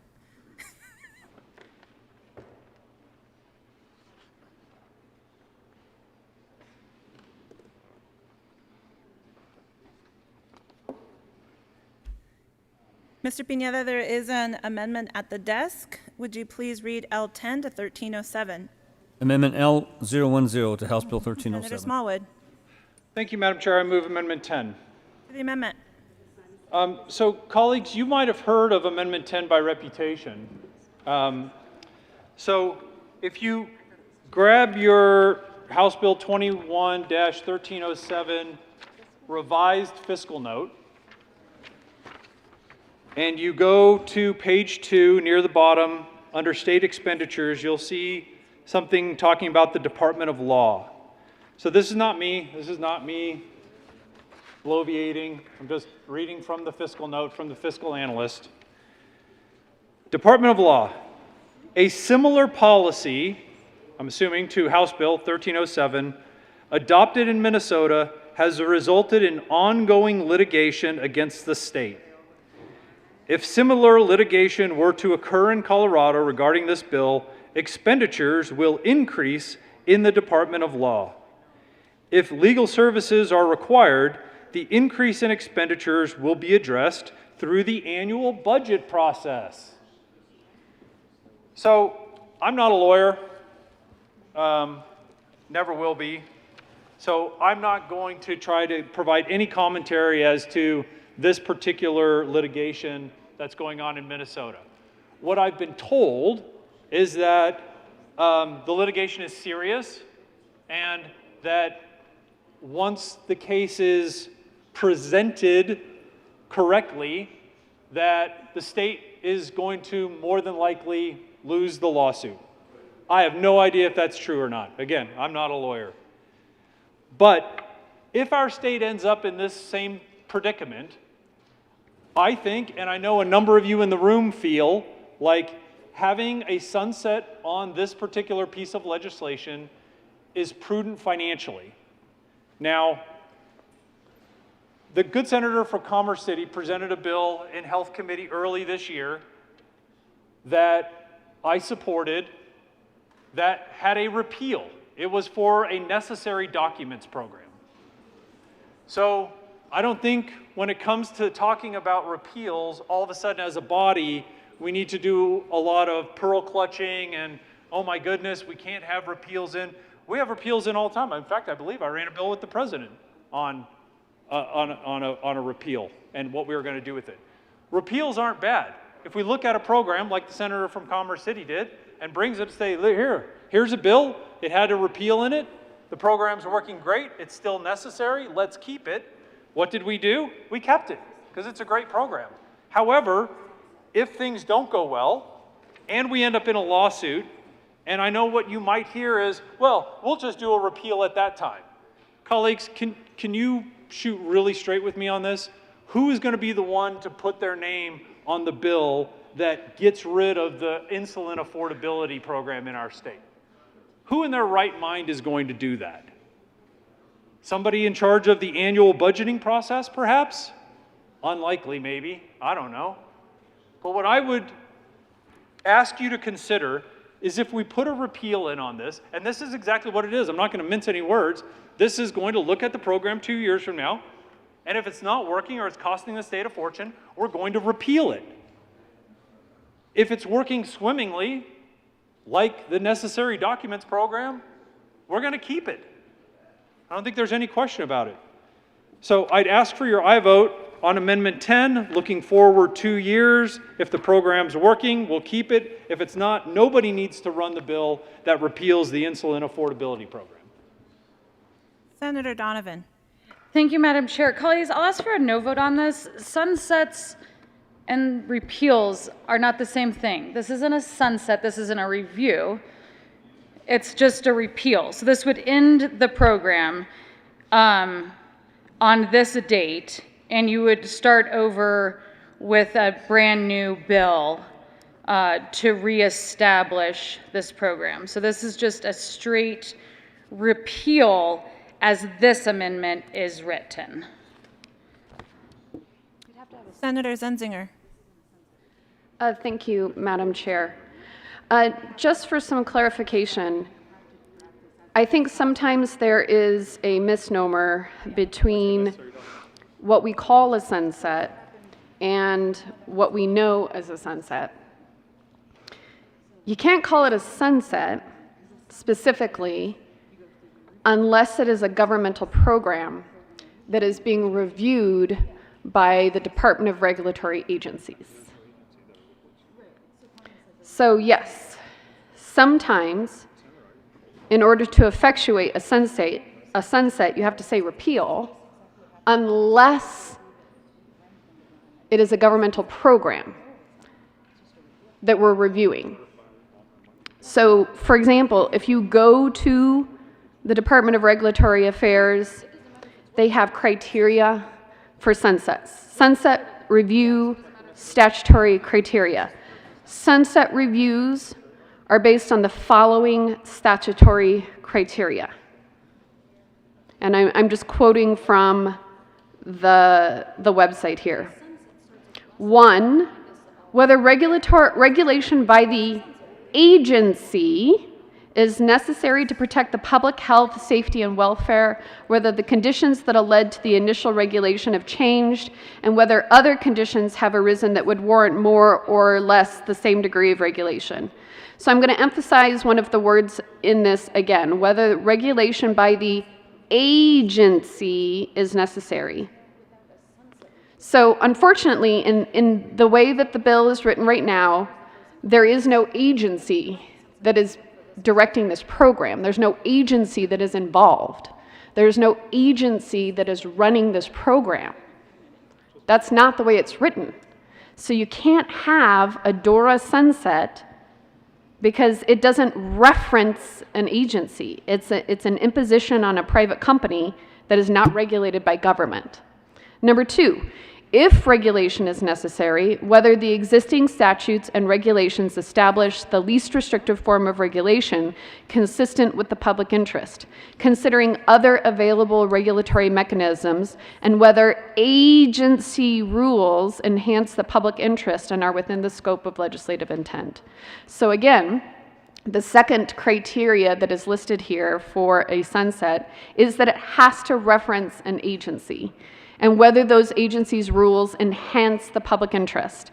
That's fundamentally the problem that we have, though, is that there is no agency here, so we can't do it. Number three, whether the agency operates in the public interest and whether its operation is impeded or enhanced by existing statutes, rules, procedures, and practices, and any other circumstances, including budgetary, resource, and personnel matters.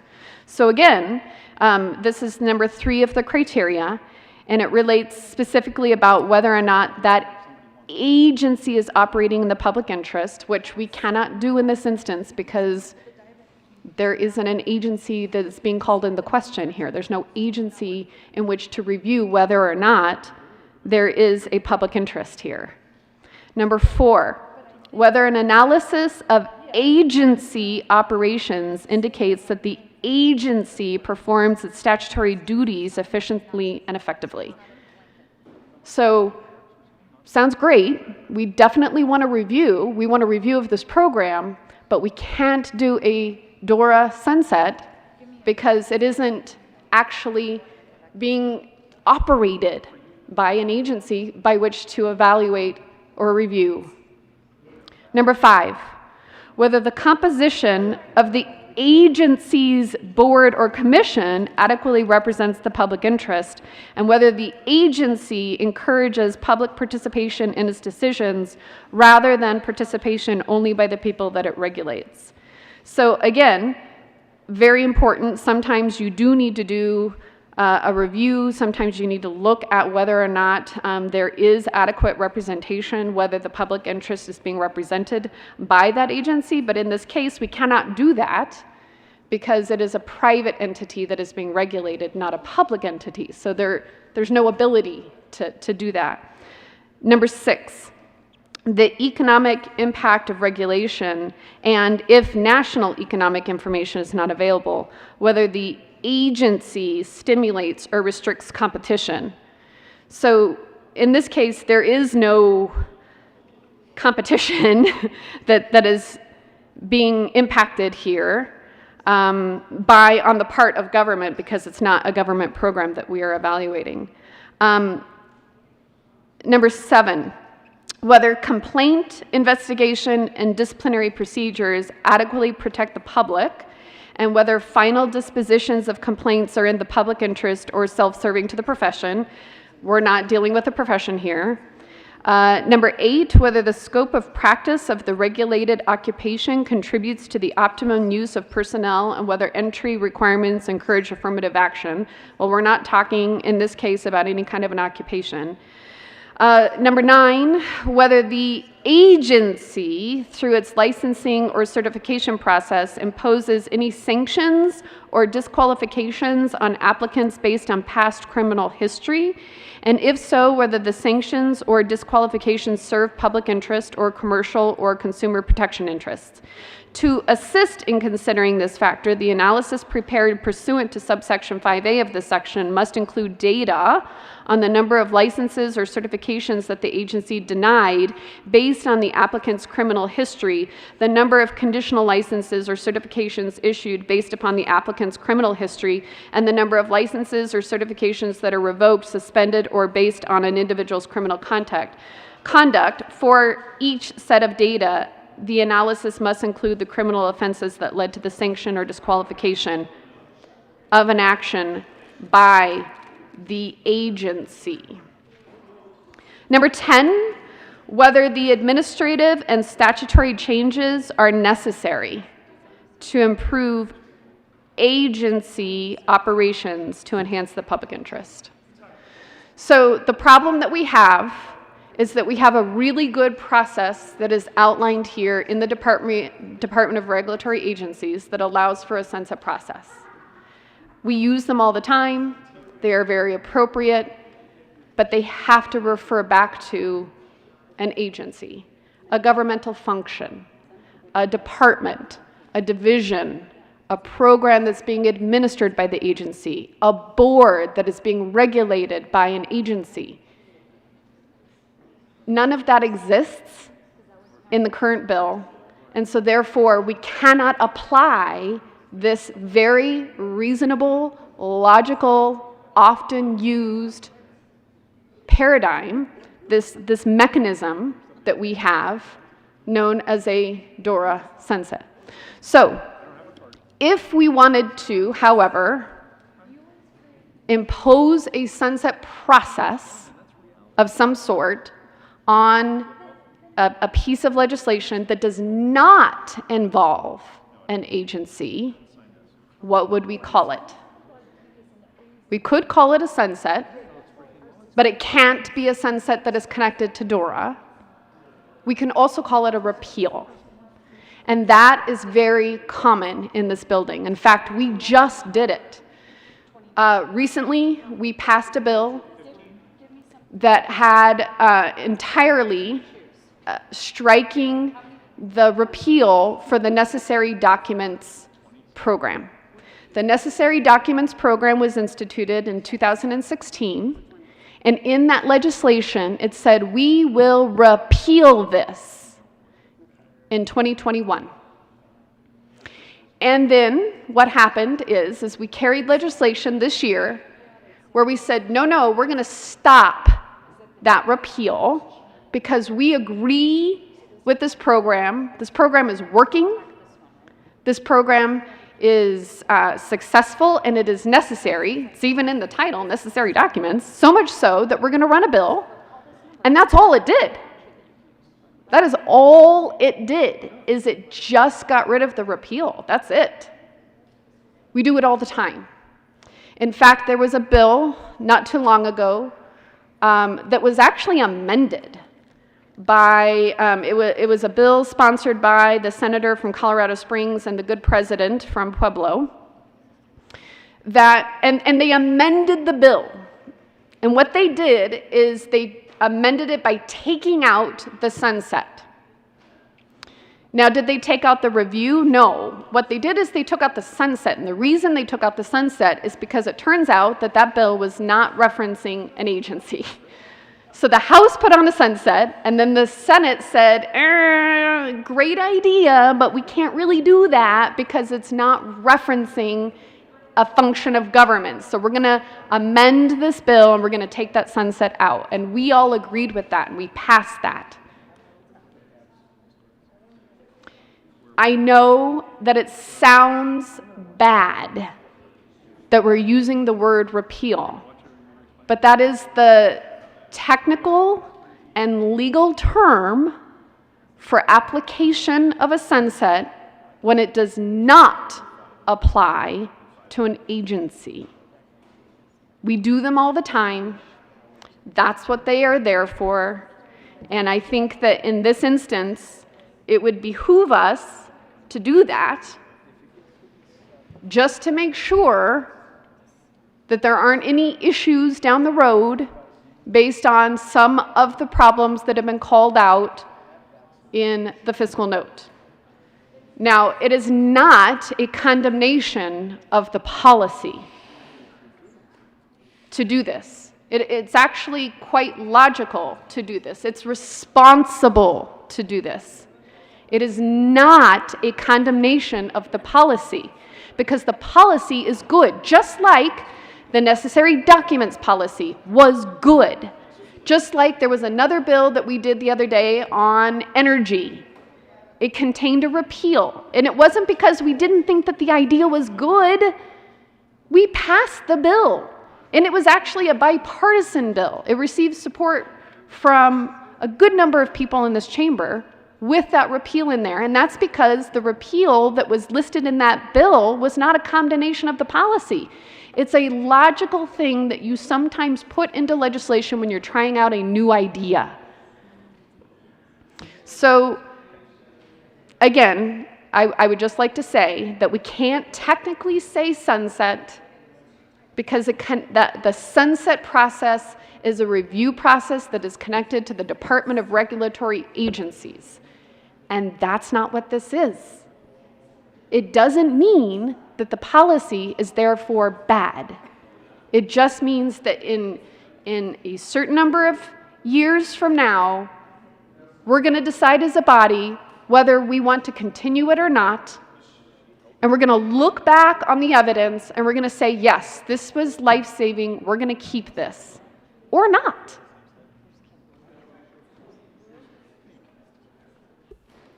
Senator Hawkins Lewis. Thank you, Madam Chair. This is life-saving. The bill is life-saving. The amendment would end the life-saving program. This is insulin for uninsured patients. We ask for a no vote on this amendment. Senator Smallwood. Thank you, Madam Chair. So I had a good conversation with the bill sponsor, and I do want to be really clear with my comments. So there was a question whether or not I misused the term sunset versus repeal. So I want to be crystal clear about this. Amendment 10 is a repeal. As you just heard from the good senator, I don't know anyways a way to write this as a sunset. This is a repeal primarily because of the legal concerns that are called out in the fiscal note that may materialize. So the repeal, I mentioned the bill that the good senator from Commerce City ran that basically fixed a repeal. I've got another example here, the senator from Denver, senator from Adams County, House Bill 1284. We just passed House Bill 1284. In House Bill 1284, on page 8, line 19, this subsection is repealed. Effective this date, and in the bill, they changed the repeal date. So again, when the good senator says we have repeals in bills all the time, that's not being hyperbolic. Repeals are okay. We don't need to freak out over repeals. They're in lots and lots of bills. If there is a potential concern, especially something of catastrophic budgetary concerns, I think it's very prudent for us to say, we're going to build a repeal in this so that one of you doesn't have to write the bill that gets rid of an insulin affordability program. If we get close to that repeal date and you like this bill, very much like 1284 or the necessary documents program, we will simply extend it, just like we did on House Bill 1284. This is very common sense. This should not be controversial. This should not be something that scares the body all of a sudden into, oh my gosh, this is going to disappear and we're never going to get to see this again. I'd really ask for your aye vote on Amendment 10. Colleagues, I've been quite generous in allowing speakers at the well to reference other policies and other bills, but I would encourage colleagues to stick to 1307 as we are debating the merits of this policy and this amendment. And so with that, I would like to see if there's any further discussion regarding L10 to House Bill 1307. Seeing none, the motion before the body, Senator Smallwood.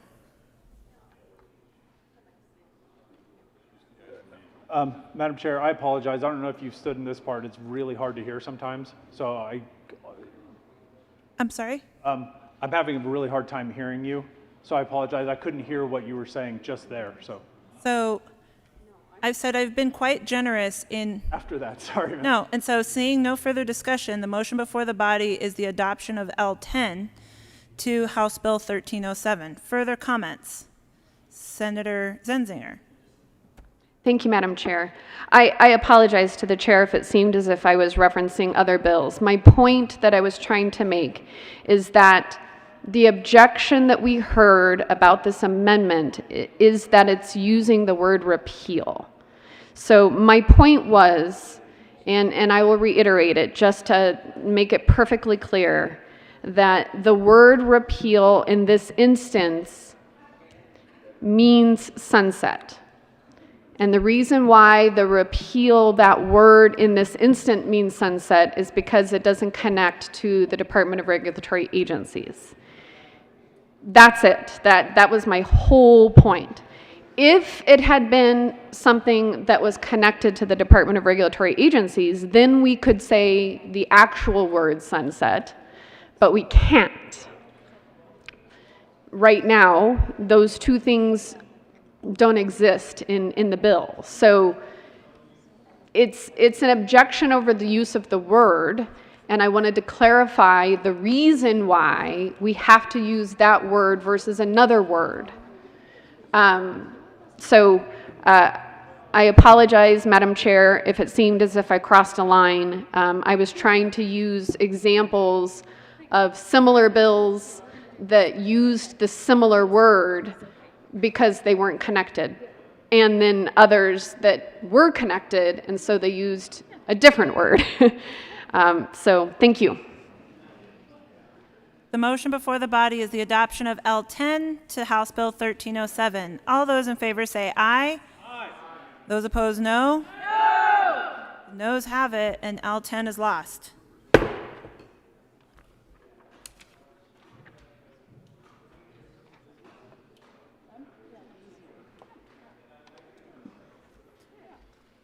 Mr. Pineda, will you please read L20 to House Bill 1307, as there is an amendment on the desk?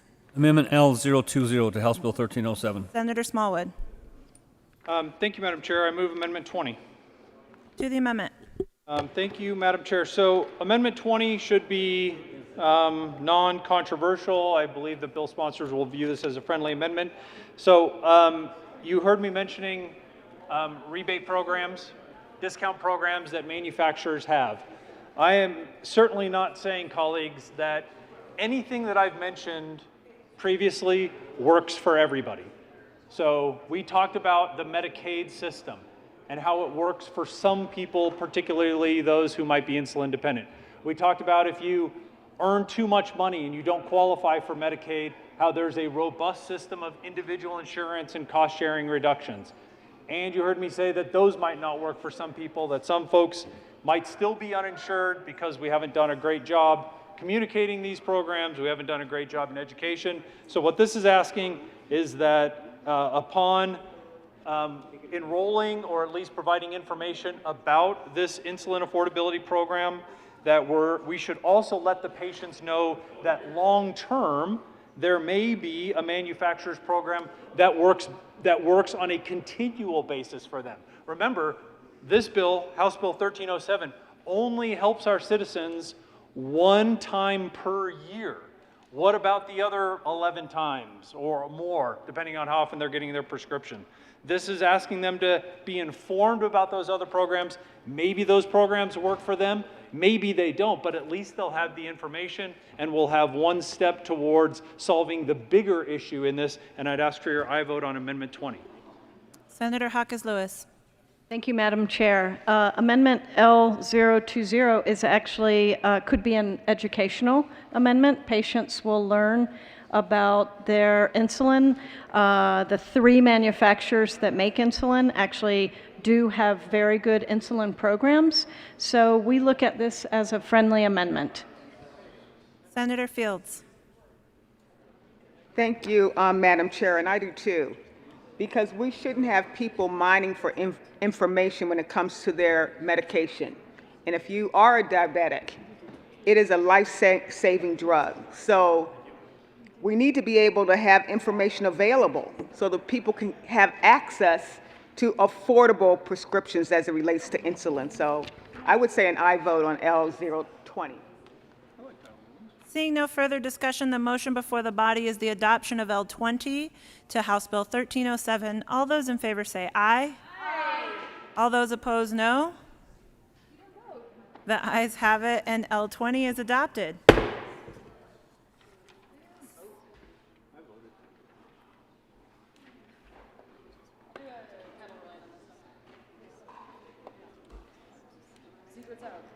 Mr. Pineda, will you please read L23 to House Bill 1307? Amendment L023 to House Senator Bill Smallwood. 1307. Thank you, Madam Chair. So as we are working on affordability for insulin for people with diabetes. You'd like to move your amendment? Oh, thank you, Madam Chair. I move Amendment 23. Thank you. To the amendment. Amendment 23 just takes things to that very next level that we talked about, colleagues.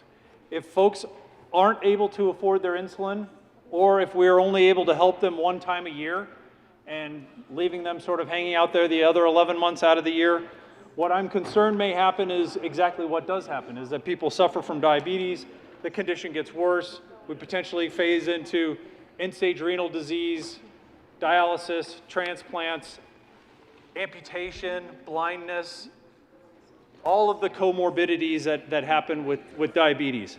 So what Amendment 23 says is that if we haven't done a great job making insulin affordable, that we would also take this to the next level and include dialysis.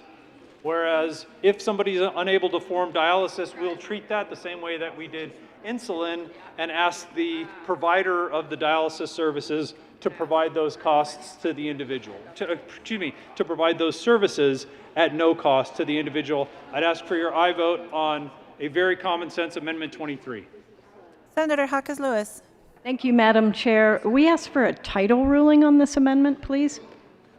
A title ruling has been requested.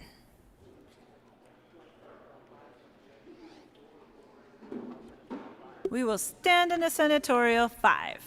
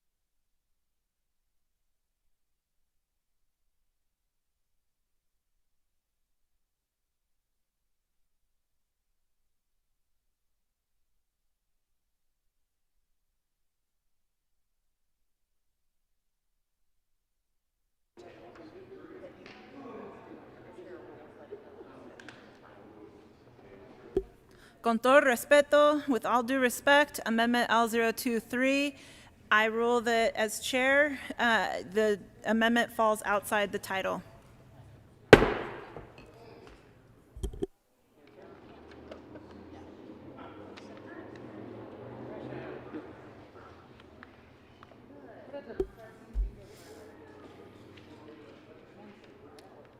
Mr. Pineda, guess what? Can you please read L26 to House Bill 1307? Amendment L026 to House Bill 1307. Senator Smallwood. Thank you, Madam Chair. So we'll try to tie a closer concern to diabetes. It's actually in Amendment 26, and I move Amendment 26. All right, to the amendment. So sadly, when insulin's not taken appropriately, when it's rationed, when it's skipped, one of the complications that we would see would be this kidney failure.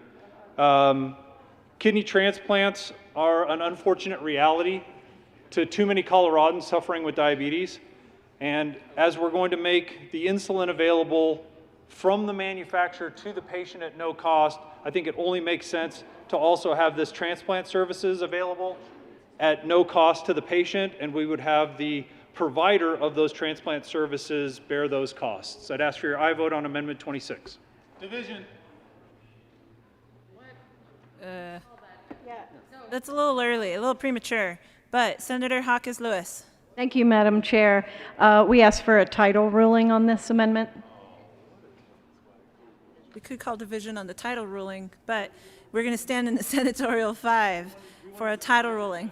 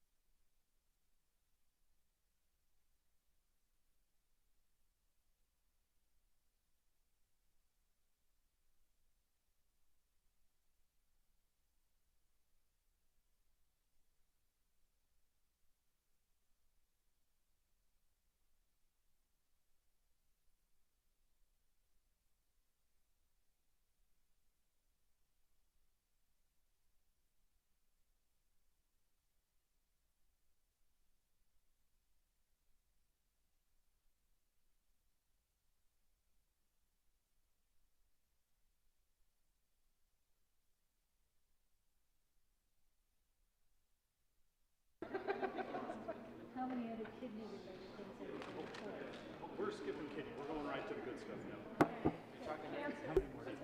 15. Are they all within the title? No. Can we get a None? cancer? I don't think so. I think 0 or my first 2 were, but now the rest. We start drifting a little bit from here. The chair has ruled that L026 falls outside the title. Now is when we start drifting. We weren't drifting yet. ¿Y ahora qué?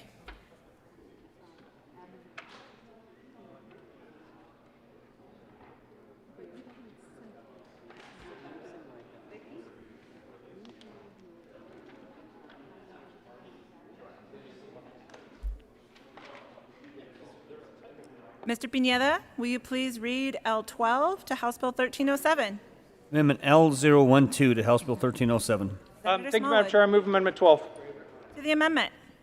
All right, colleagues, now we're to the point where we want to make sure that we're trying to expand these services as best we can to other folks across our state who are struggling to afford things. We talked a little bit about anti-rejection drugs. I can't think of anything that will kill a person quicker in the world of prescription drugs than not taking your anti-rejection drugs once you've had a transplant. Amendment 12 does exactly that, takes a look for all of those citizens across our state who are on anti-rejection drugs. If they're not able to afford those, the manufacturer of those drugs shall establish some procedures to make these drugs available to citizens across our state at no cost to the individual. And I'd ask for your aye vote on Amendment 12. Senator Hawkins Lewis. Thank you, Madam Chair. We ask for a title ruling on this amendment. The Senate will stand in a senatorial 5.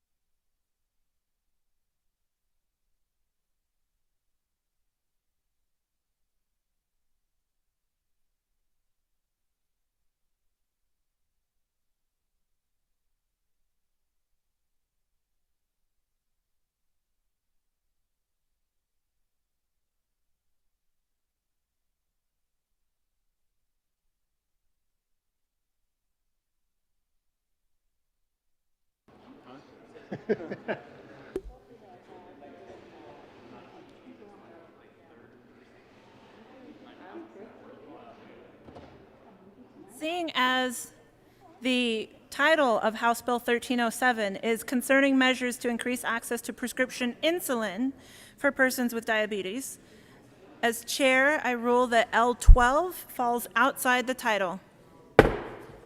Senator Heisey. Thank you, Madam Chair. Obviously, we're having some trouble understanding what's in the bill if title after title is being ruled as outside of the title. I ask that the bill be read at length.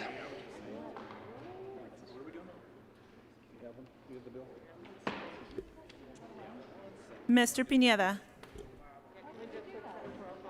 Senatorial 5.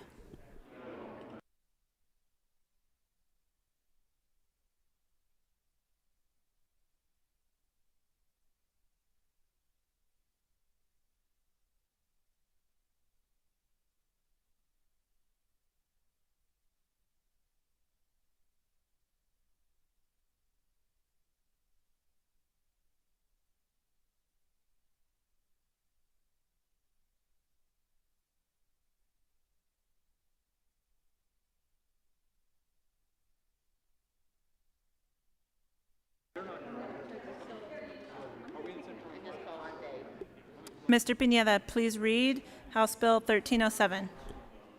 House Bill 1307 by Representative Roberts and Senator Donovan. A bill for concerning measures to increase access to prescription insulin for persons with diabetes. Being enacted by the General Assembly of the State of Colorado, Section 1 in the Colorado Revised Statutes 1016-151, Amend 2 as follows, 1016-151, cost-sharing prescription insulin drugs, limits of definition rules 2, a carrier that provides coverage for prescription insulin drugs pursuant to the terms of a health care coverage plan the carrier offers shall cap the total amount that a covered person is required to pay for all covered prescription insulin drugs at an amount not to exceed $100 per the covered person's entire 30-day supply of insulin, regardless of the amount of type of insulin needed to fill the covered person's prescription or the number of prescriptions. Section 2 in the Colorado Revised Statutes add 12-280-137 and 12-280-138 as follows. 12-280-137. Insulin Affordability Program Record Keeping Reimbursement Definitions. 1. As used in this section and Section 12-80-138 unless the context otherwise requires. A. Consumer Price Index means the United States Department of Labor's Bureau of Labor Statistics Consumer Price Index for Denver, Aurora, Lakewood, for all items paid by urban consumers or its applicable predecessor or successor index. Divisions of the insurance means the division of insurance by the Department of Regulatory Agencies created in Section 10-1103. C.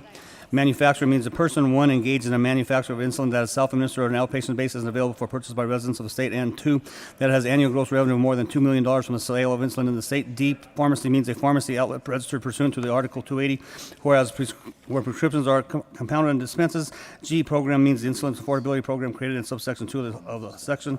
F. 1. Wholesaler acquisition cost means the manufacturer list price for insulin to wholesalers or direct purchasers in the United States for the most recent month for which information is reported. Senator Heisey. Thank you, Madam Chair. I withdraw my request to read the bill at length.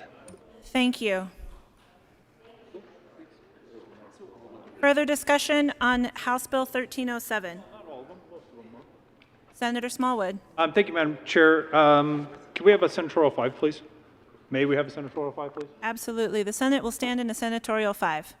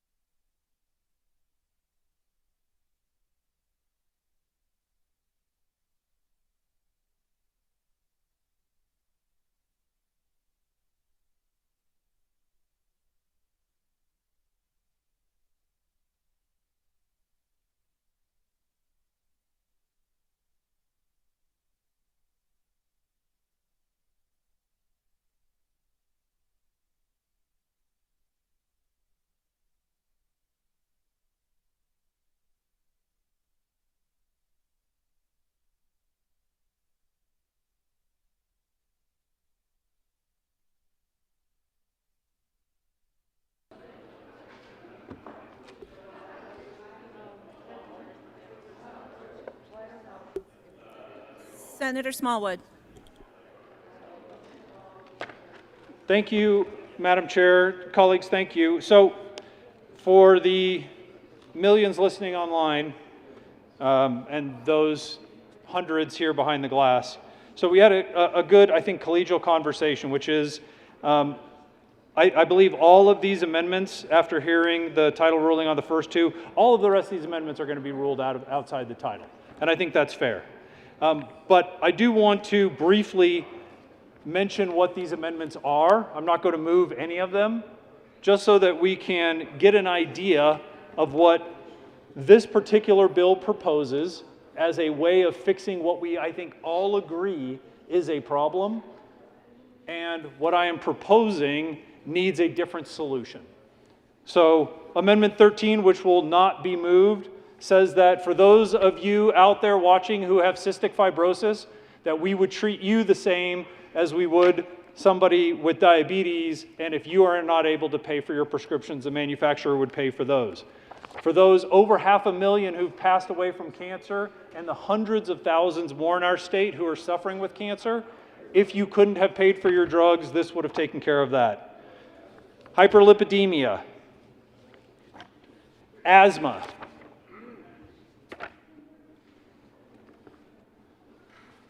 heart disease. By the way, colleagues, these are the top killers, as you probably know, through the CDC. We're listing, these are the other diseases that kill our friends and neighbors. COPD, Alzheimer's disease, stroke. And if we want to get really broad, colleagues, think of what we just went through.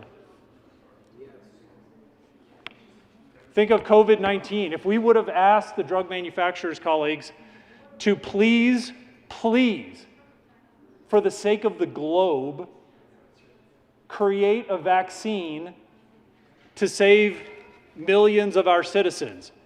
Oh, but by the way, if you do that and anybody gets sick and they can't afford the vaccine, or their insurance doesn't cover the vaccine, or they don't have insurance, you, the drug manufacturer, get to pay for all of those. How many of our drug manufacturers would have lined up to say, that sounds like a great deal. I'll create drugs and then give them away to patients that can't afford them. Colleagues, I don't think we'd be in the situation that we're in right now. I've got one on ventilators. I've got one on heart stents. I've got every other product and service that one can reasonably imagine that saves your friends, family, and neighbors, that according to the logic in this type of policy should be made available at no cost to the patient. There's a better way for us to do this, colleagues. We need to, in my opinion, think big. Let's not do this one at a time. Let's vote no on House Bill 1307. Go back to the drawing board and help everybody, not just our citizens with diabetes. Thank you for your latitude, Madam Chair. Thank you, Senator Smallwood. Further discussions on House Bill 1307? Seeing none, Senator Zenzinger. Thank you, Madam Chair.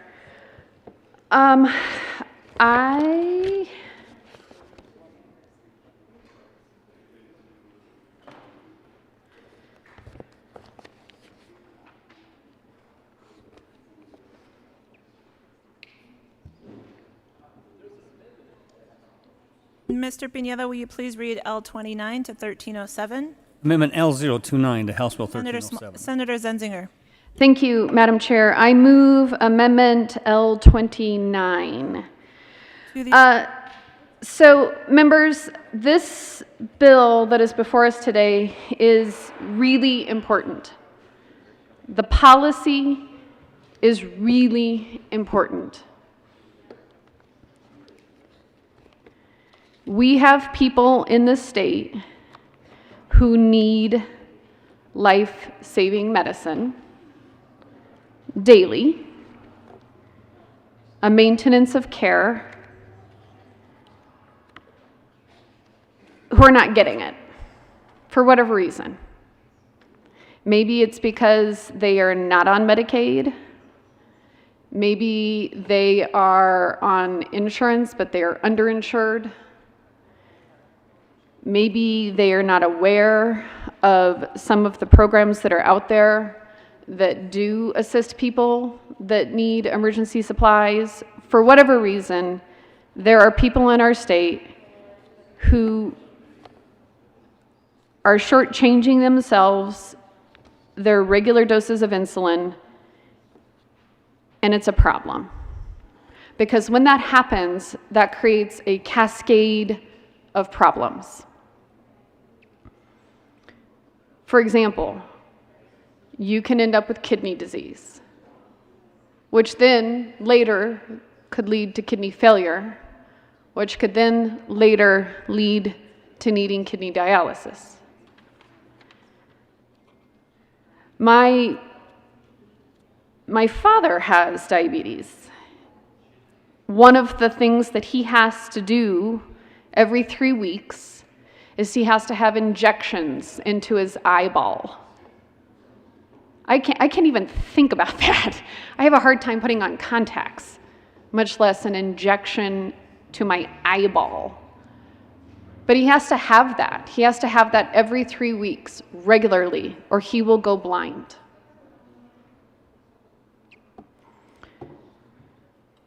My father was recently diagnosed with kidney disease. He has kidney disease because he has diabetes.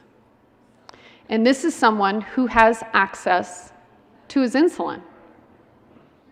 He is able to take his insulin and monitor his glucose, and he has changed his diet, and he exercises, and he does all the things that you're supposed to do when you have diabetes, but yet he has still ended up with the negative impact of this disease.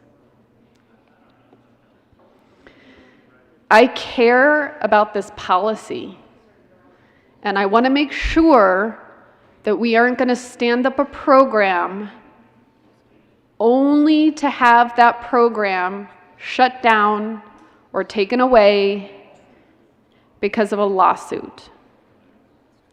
And so that's what this amendment is about. If you're wondering what lawsuit, I will point to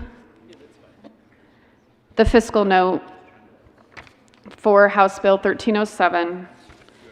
And in the fiscal note, there is a little note under the Department of Law that talks about how a similar policy that was adopted in Minnesota that resulted in ongoing litigation against the state, and if similar litigation were to occur in Colorado regarding this bill, expenditures will increase in the Department of Law. If legal services are required, the increase in expenditures will be addressed through the annual budget process. So there is a risk. And what my amendment does is it tries to get around that risk by removing it. So the bill creates two programs. The bill creates an emergency supply program and an affordability program. The bill lays out eligibility requirements. It specifies how a person can access the insulin. The bill requires pharmacists to provide the insulin if a person qualifies. The bill also requires manufacturers to reimburse pharmacies for dispensing the insulin, and it lays out that reimbursement process. This amendment that I have before you right now keeps everything in the bill. It keeps everything. It keeps the entire bill intact, except for the language dealing with the manufacturer reimbursement. And the reason for that is the manufacturer reimbursement is what puts this policy at risk.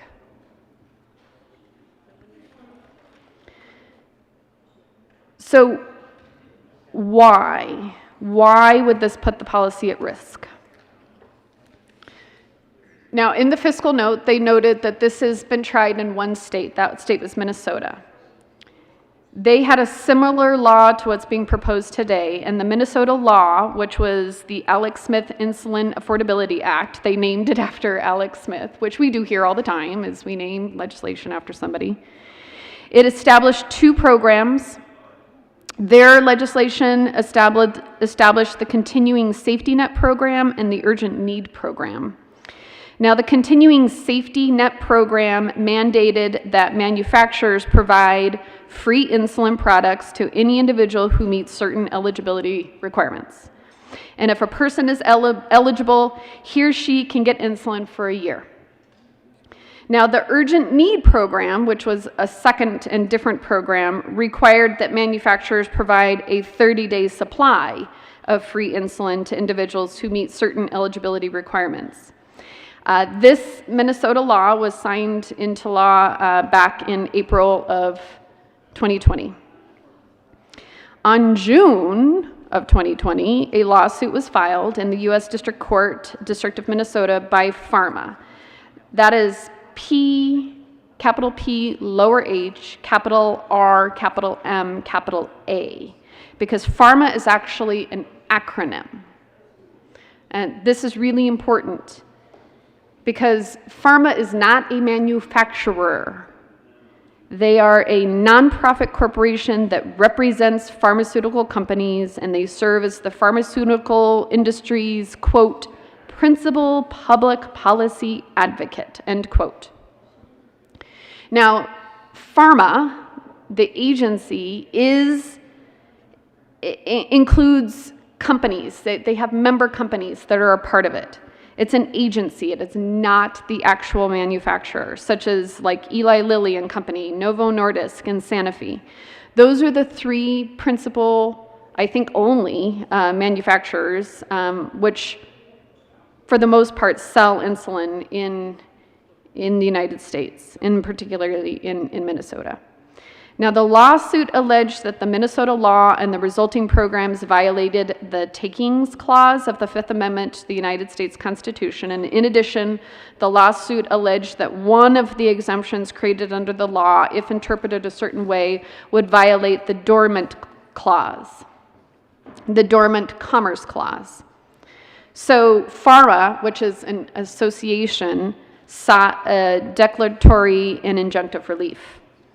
And on this first claim that was alleged in the lawsuit, Pharma claimed that the law compelled its members to give away insulin without compensation in violation of the takings clause. That was the basis of their first claim. And the Fifth Amendment of the United States of the Constitution, our United States Constitution, commonly referred to as the takings clause, prohibits the government from taking private property for public use without just compensation. Pharma also alleged under an exemption under the Minnesota law that it violated the Dormant Commerce Clause by asserting that the exemption could be interpreted as allowing insulin manufacturers the option of avoiding the unconstitutional taking of their property by lowering the national list price that manufacturers charge to all customers, including non-Minnesota wholesalers. Now, as a result, Pharma claimed that the exemption would directly regulate the price of out-of-state transactions, and that dormant clause is based on the Commerce Clause of Article 1, Section 8 of the United States Constitution, which authorizes Congress to regulate commerce with foreign nations and among several states with Indian tribes. The Commerce Clause has been interpreted to not only as a grant of positive authority to Congress, but also as an implied prohibition of state laws and regulations that unduly burden or discriminate against interstate commerce, the Dormant Clause. Now, the state of Minnesota filed a motion to dismiss the lawsuit, and in March of 2021, indeed, the federal district court dismissed the lawsuit. They dismissed it without prejudice, and they dismissed it on the grounds that Pharma, the association, lacks standing to bring a claim. They didn't dismiss it because it did not violate the takings clause. They didn't dismiss it because it did not violate the dormant clause. They dismissed it because the association who brought it forward was not being financially impacted by the law. They're an association. They are not the manufacturer. That's why it was dismissed without prejudice. I'm not a lawyer, so I had to figure out, well, what does that mean exactly? What does it mean if you're having something dismissed without prejudice? It means that they can come back. Specifically, Pharma's takings claim was dismissed because Pharma did not meet the redressability requirement of standing, and the Dormant Commerce Clause claim is a derivative of Pharma's takings claim. So if the first claim doesn't have standing, then they can't even take up the rest of it. Since the district court dismissed Pharma's takings claims as justiciable, then the court also dismissed the Dormant Commerce Clause claim.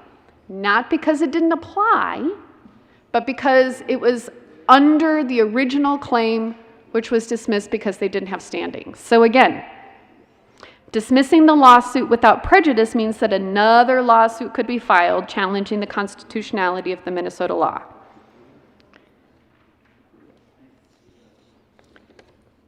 I have more information here about what the Dormant Clause is, because that was my next question, which is, okay, well, if this violates the Dormant Clause, why and how? But that portion is quite frankly irrelevant, because what this amendment does is it does the entire bill.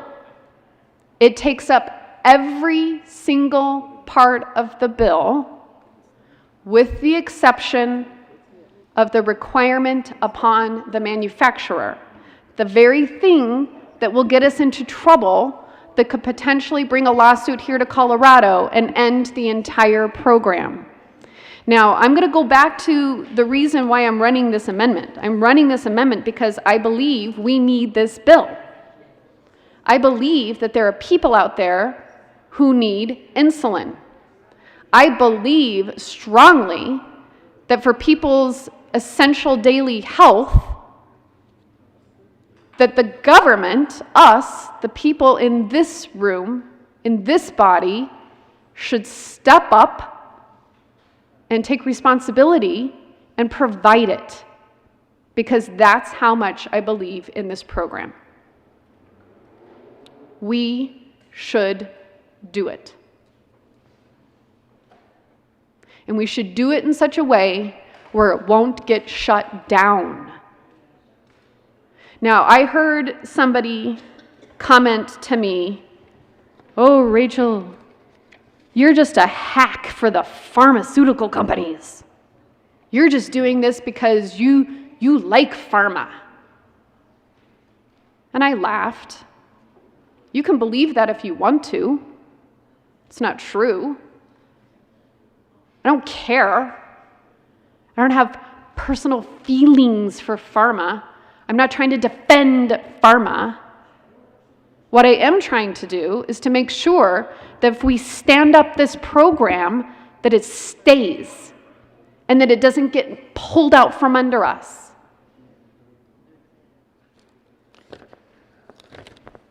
This program, a moment ago, when we were debating whether or not to put a sunset on this program, you heard the importance of this program to the people who need it.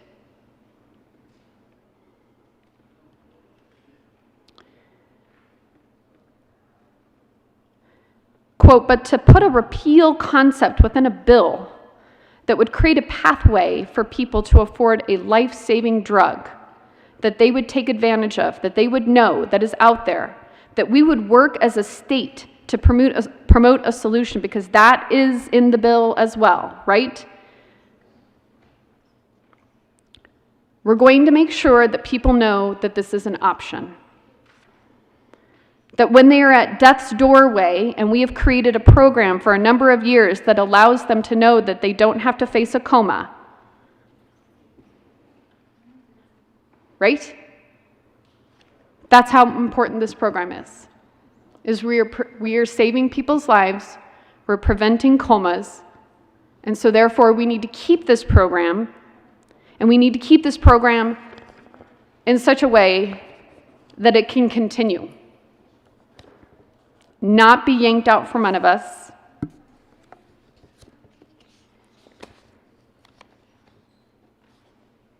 Because it is. It's important. It's life-saving.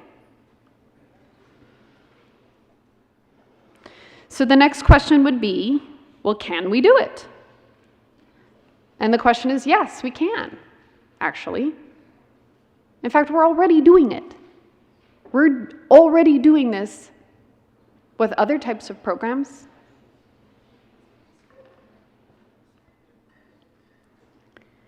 And in fact, if we did do this, then we could actually conduct an actuarial study, because it will now be housed with us, to determine the effect that this program is having for people who need it.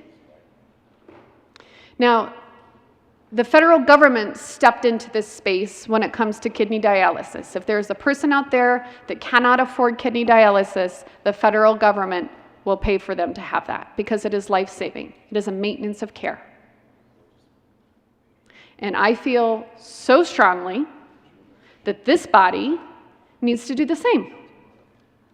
We need to step into our responsibilities, and we need to embrace this bill, and we need to do it in such a way that we can close the gaps into the future so that no person with diabetes has to go without insulin.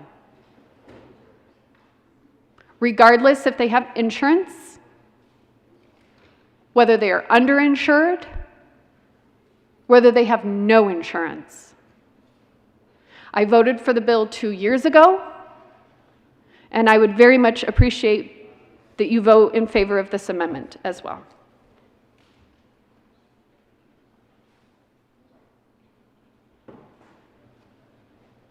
Senator Hawkins Lewis. Thank you, Madam Chair. To the amendment, which is L029, there's a couple of things about this amendment. The actuarial study that would be required through the Division of Insurance could create quite a fiscal note and could really delay the implementation of this program. So we fear for the patients that are really depending on us to get them insulin. And basically, we believe that that is not something that we can work with right now. So we ask for a no vote on this amendment. Senator Janal. Thank you, Madam Chair, and I ask for your support on Amendment 29. I've always looked for checks and balances, especially with a new bill. Many of you know that sunsets are really important because it does help us go back to look at if things have been working or if they're not working. And in Amendment L029, the division shall conduct an actuarial study to determine the effect about this program. And I think it's important that we get a report and an actuarial study done so that we know if this is helping or not, whether or not we want to continue this for a couple of years, or if it's going well, end it. But it's something that I think is, repeal is not going to happen. Sunsets are not going to happen. An actuarial study seems to me the most effective way to look at what is going to happen and what will happen to people who cannot afford insulin, and are they getting what they need? I ask for your support on this bill, on this amendment. Senator Smallwood. Thank you, Madam Chair. And I too rise in support of Amendment 29. So, colleagues, you've heard me for several minutes talking about why I think this is bad policy and the wrong way to go. But if we want to try to have our cake and eat it too, I think this might be the way to do it. And I think this would be the way that I could see myself as a yes vote and somebody supporting this bill. Because the senator from Jefferson County is exactly right. The way to build policy is not to just go to the manufacturer, the provider, the doctor, the hospital, the drug company and say, you pay for it, because we don't want to figure it out. And we're scared of a fiscal note after receiving billions of dollars from the federal government. All of a sudden, we're concerned about potentially driving a fiscal note. If saving people is what we're all about in this bill, this is the way to do it. We're going to build a program according to Amendment 29, and we're going to fund the program because we think it's important. And would I rather it be broad-reaching? Yes, absolutely. But at least this doesn't pervert the system that we've been working on, which is we build programs and find a way to fund them, and we have money to do it. The actuarial study, I don't see anything in this amendment that says the actuarial study has to be done before we start the program. We'll do an actuarial study. We've just seen a bill that I supported strongly that included this language on it. I didn't hear anybody racing to the well saying, no, we can't have an actuarial study because we're going to cause a delay in people getting their mental health treatment. Nobody stood here and said that. This is good, solid language. If we're not going to have a repeal, we're not going to have a sunset, let's at least take a look at it. But most importantly, let's tell the citizens of Colorado that because this is important, we're going to find a way to fund it. And if you go through this line by line, which I just did, this keeps the bill intact with everything other than saying that the manufacturer is the one that has to pay for this. This is saying we are going to find a way to funnel money there, just like we have for mental health and anti-bullying and diapers and roads and bridges and transit and everything else we decided is a priority in this state.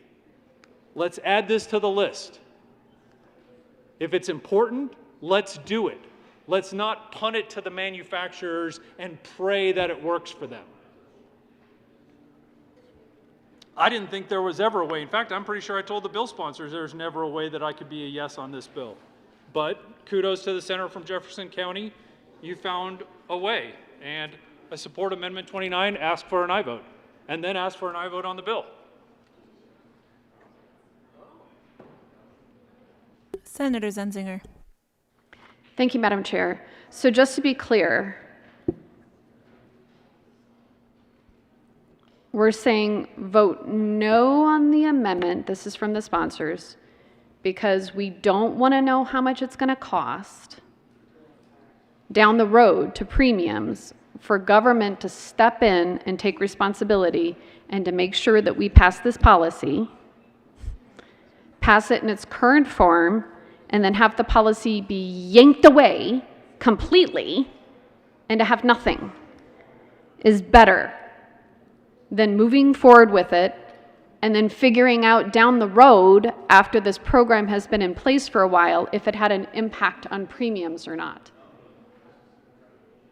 To be clear, that's where we are today. Is that correct?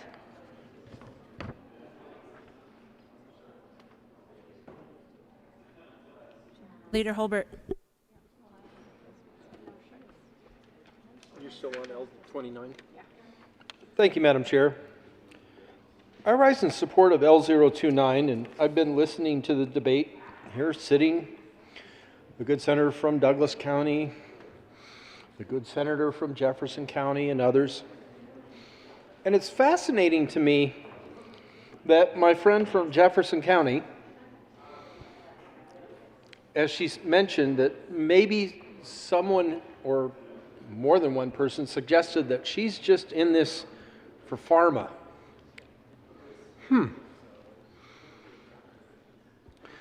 Constituents sometimes suggest that we're somehow bought and paid for. I like to remind constituents when that topic comes up, that conversation starts, that no, the people of Colorado voted that none of us are allowed to take corporate funds personally or in our campaign. This bill literally is about, and I think this amendment seeks to address this, this bill is literally about those pharmaceutical companies paying huge amounts of money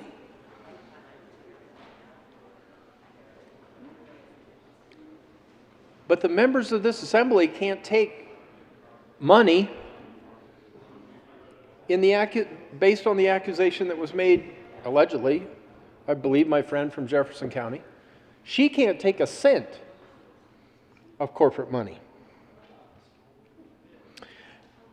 That's what the Constitution and the laws in this state say. Now, I'm a Republican. I'm the Republican leader in this chamber, and she's a Democrat. So am I here to call her out and say, oh, I bet she has? No, I'm here to support her. She hasn't taken any money, corporate money, not personally or her campaign. She's not allowed to do that. Why? Because you, the people of Colorado, voted to amend our state constitution. The legislature passed laws to make it that way. But while individual members here or campaigns, we can't take corporate money from that industry or any other, this bill is based on taking money from those corporations.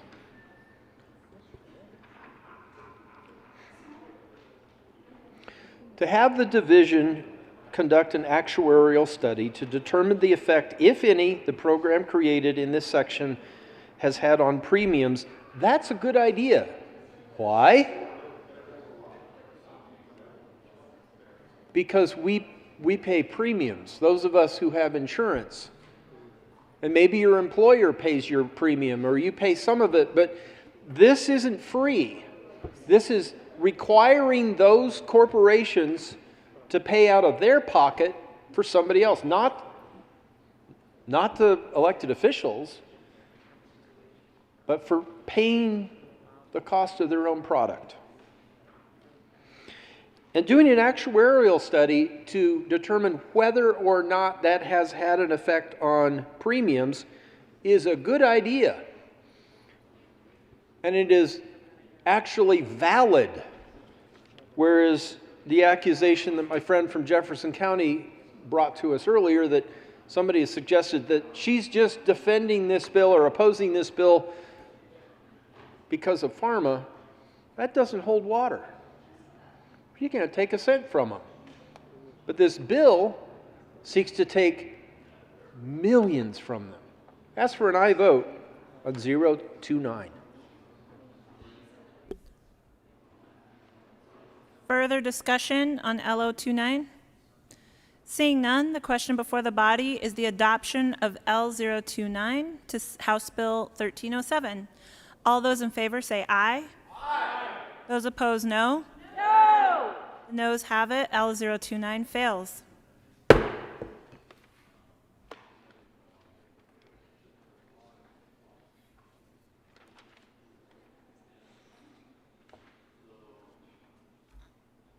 Mr. Pineda, will you please read L30 to House Bill 1307? Amendment L030 to House Bill 1307. Senator Zenzinger. Thank you, Madam Chair. So I heard the sponsors I move Amendment L030. Thank you. To the amendment. I heard that the sponsors last time said no to Amendment L029 because of the actuarial study. They were concerned that it would drive a fiscal note. What this amendment does is everything that my last amendment did, but I took the actuarial study out. So it's no longer there. So, what does this amendment do? The bill creates two programs. The bill creates the emergency supply program and the affordability program. Now, what the bill does is it lays out eligibility requirements. It specifies how a person can access the insulin. It requires pharmacists to provide the insulin if a person qualifies. The bill also requires manufacturers to reimburse pharmacies for dispensing the insulin and lays out the reimbursement process. This amendment before you keeps everything in the bill intact. It does all of that. It allows the creation of the emergency supply program. It allows the creation of the affordability program. The only thing that it doesn't do is require the manufacturer reimbursement, because that is the component that will put us into trouble. That is the component that could possibly end the program for good. So it doesn't do that. Instead, it says, we will do it through the Division of Insurance. And we're just going to do it, and we're not going to conduct an actuarial study to see how it affects premiums now. We're just going to do it.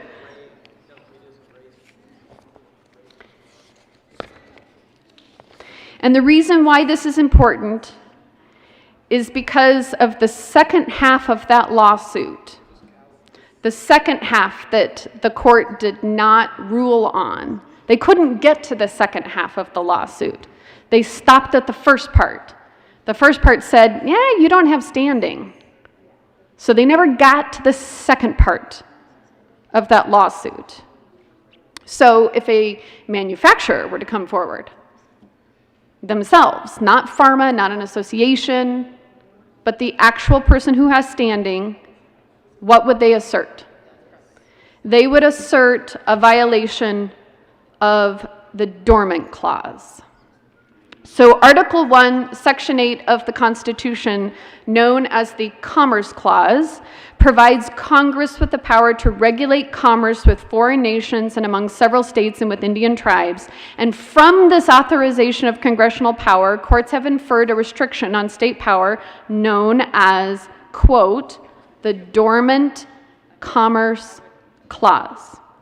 Now, this doctrine prohibits a state from discriminating against or unduly burdening interstate commerce.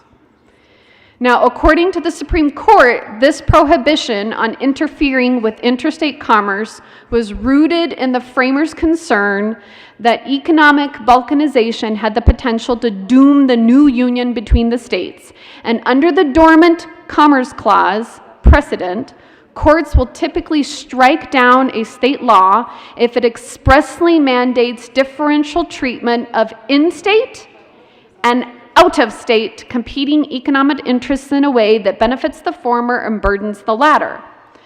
Such laws are considered facially discriminatory, and courts subject them to strict scrutiny review. And this exacting standard requires a state to demonstrate that the law has a non-protectionist purpose and that there is no discriminatory means for achieving that purpose. Now, applying strict scrutiny, the Supreme Court has struck down an Oklahoma law that required 10% of electric utilities' coal purchases to be from in-state suppliers, an Ohio law that offered a tax credit to fuel sellers for selling ethanol that was produced in Ohio, and a New Hampshire law that prohibited a utility from exporting hydropower generated in New Hampshire to another state. Courts will also apply strict scrutiny if a law controls commerce occurring wholly outside of the boundaries of the state. Courts look at whether the statute controls conduct in another state, which could give rise to inconsistent legislation being applied to the same activity. Meaning, if we pass this law here in Colorado, we will be violating the Dormant Commerce Clause. And if we're violating it, we are opening ourselves up to a lawsuit. a lawsuit that was mentioned in the fiscal note of this bill.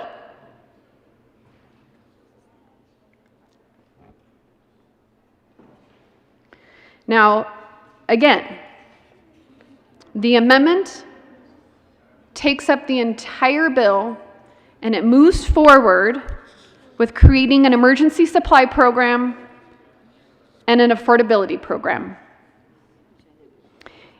It will continue to lay out the eligibility requirements. It will continue to specify how a person can access the insulin.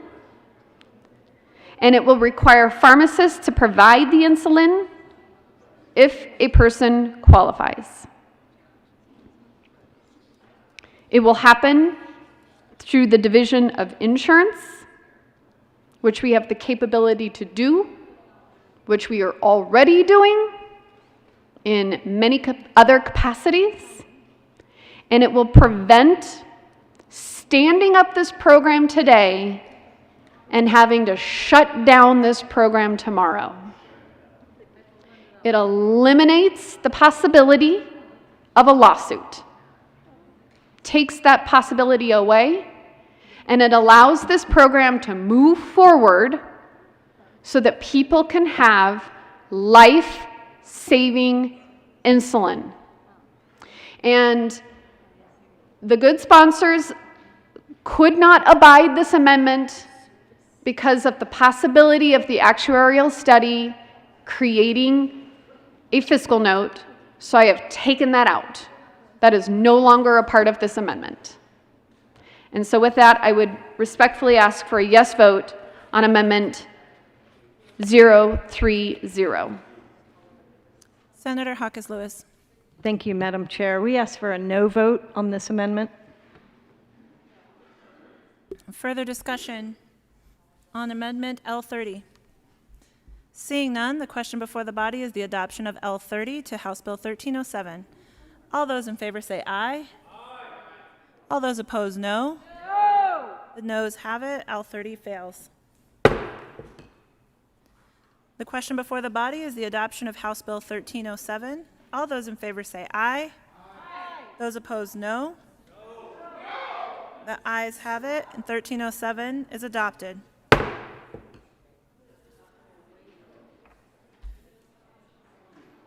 Where's the majority leader when you need him?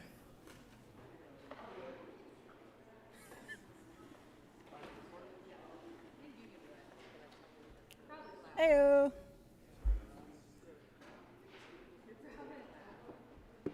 Majority Leader Fenberg. Thank you, Madam Chair. I move the committee rise and report. The motion is for the committee to rise and report. All those in favor say aye. Y'all. I mean, we can keep going. All those opposed, no. The ayes have it, and the committee will rise and report. It's been fun, y'all.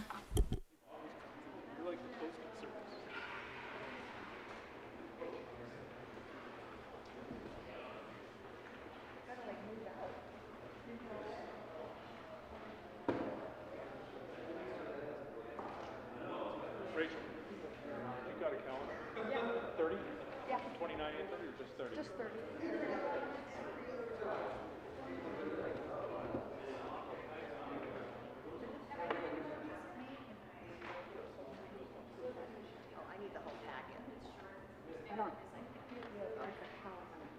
She's bringing it to me. I got it.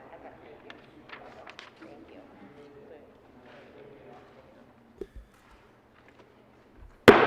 you. The Senate will come back to order. Senator Gonzalez. Perdón, Presidente, I was up there for so long, I kind of had to move out. To get my coffee cup and my water bottle and all of the things. The committee has met and had a number of bills under consideration. Mr. Pineda, will you please read the report? Mr. President, your committee of the whole Bakes and Leaves report has had in consideration the following task bills being the second reading thereof makes the following recommendations thereon. House Bill 1307 as amended, passed on second reading, order revised and placed on calendar for third reading, final passage. The Senator Gonzalez. Gracias, Presidente. I move the report. The motion is for the adoption of the committee of the whole report. There is an amendment at the desk. Will the clerk please read Amendment 001 to 1307? Amendment 001 to 1307. Senator Zenzinger move to. Senator Zenzinger. Thank you, Mr. President. I move Cal 001. To the amendment, Senator. So what this amendment does is it says that Amendment 030 that I ran on House Bill 1307 indeed did pass. Just as a reminder, what does the amendment do? So the amendment took the entire bill that was written and it duplicated it, which is to create two programs, one for emergency supply and one for affordability. It lays out what those eligibility requirements are. It specifies how a person can access insulin. It requires pharmacists to provide that insulin if a person qualifies. And it removed the portion that is unconstitutional by requiring the manufacturers to do it. And it says that this bill is important, provides life-saving medicine, does not include an actuarial study because that could be too expensive, so that is not in this amendment, in order to avoid a lawsuit that could potentially end the entire program.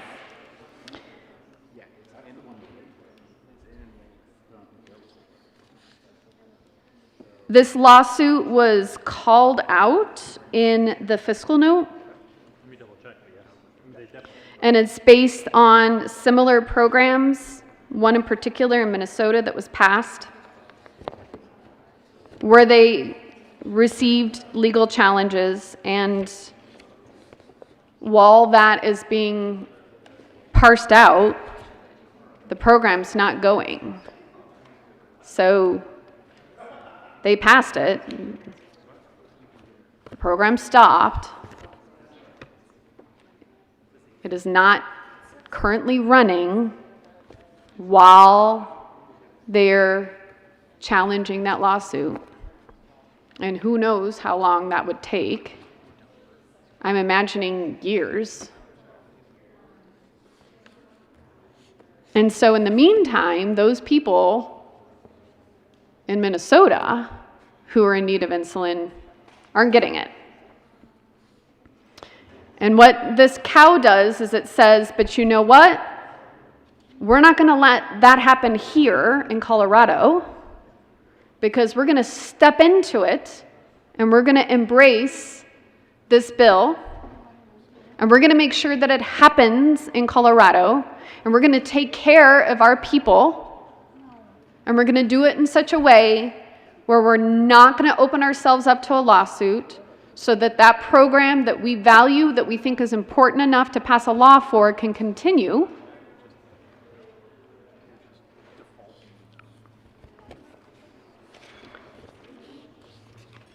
And I would ask for your aye vote on this Cal 001.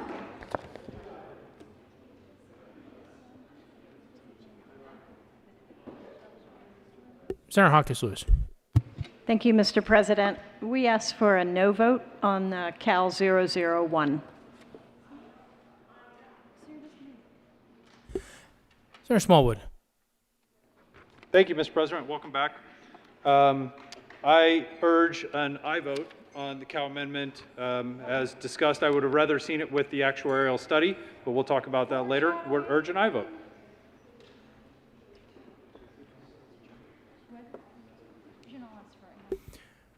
Is there further discussion? Seeing no further discussion, the motion before the body is the adoption of Amendment 001 to 1307. Are there any no votes? Senators Hansen, Coleman, Hawkins Lewis, Story, Moreno, Pedersen, Winter, Lee, Rodriguez, Gonzalez, Buckner, Danielson, Janal, Colker, Fields, Donovan, Bridges. Majority Leader. Please add the President. With 16 aye votes, 19 no votes, 0 absent, 0 excused, Amendment 001 is lost. There is an amendment at the desk. Will the clerk please read Amendment 002 to 1307? Now Amendment 002 to 1307. Senator Smallwood. Thank you, Mr. President. I move Cal Amendment 2. To the amendment, Senator. Thank you, Mr. President. So, several of you were in the room when we talked about this amendment.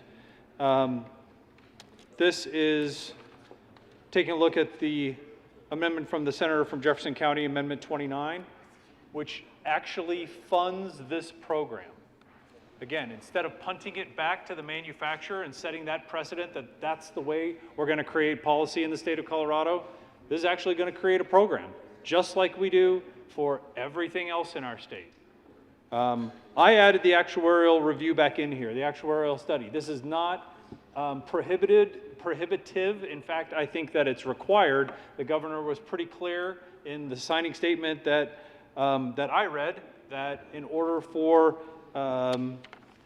healthcare bills to be considered through the fantastic office of saving people money on healthcare, actuarial studies are going to be required. So I think this is necessary to have in here while we tell the citizens of our state that this is something that's important enough that we're willing to fund it and then to prove its merits with an actuarial study afterwards. Again, nothing that says you have to do an actuarial study beforehand. So ask for your aye vote on Amendment 2. Senator Zenzinger. Thank you, Mr. President. Well, I rise in favor of this amendment. I think whoever wrote it was brilliant. I will just say that the one response that I received from the sponsors of this bill was on this amendment, and it was about the actuarial study. The subsequent amendments that came up that did not contain this actuarial study that we are talking about, there was no response to. It was just, we're worried. We're worried it might drive a fiscal note. What I'm worried about are people who are underinsured or not insured, who are not on Medicaid, that are not going to have access to insulin now. I'm worried that those people who don't currently have insulin are going to get their hopes up because we're going to pass a bill that will provide it until we're sued, in which case everything will stop. And the rug will be taken out from under them during that length of time. Now, who knows what will happen? I mean, it's very possible that the state will win. And they'll say, no, you can tell a private company to hand over their product without compensation. That is constitutional. Great. Everybody wins. But if you adopt this amendment, we avoid that conversation altogether. We eliminate the risk. If we adopt this cow amendment, we don't have to worry about that. The people who need insulin won't have to worry about that. The people who can't afford it and are sitting there rationing themselves because they can't afford it won't have to worry about it. And the reason why they won't have to worry about it is because we in this body determined that it was important enough to step into and to do it. And not just do it haphazardly, but to do it right.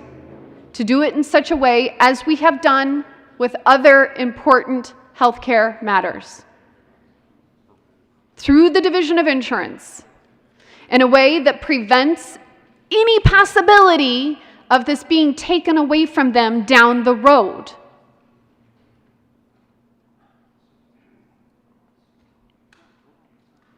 I encourage an aye vote on the good senator's amendment, Cow 2. Senator Hawkins Lewis.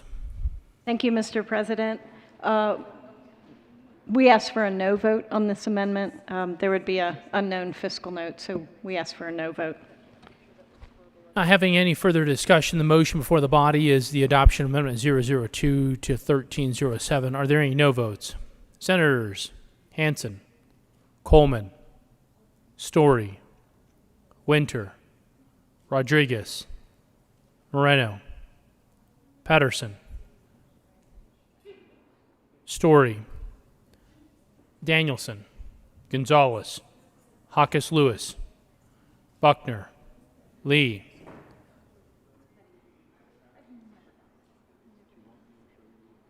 Majority Leader.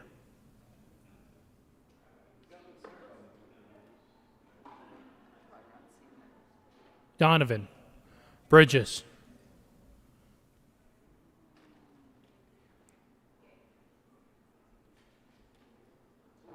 Kolker,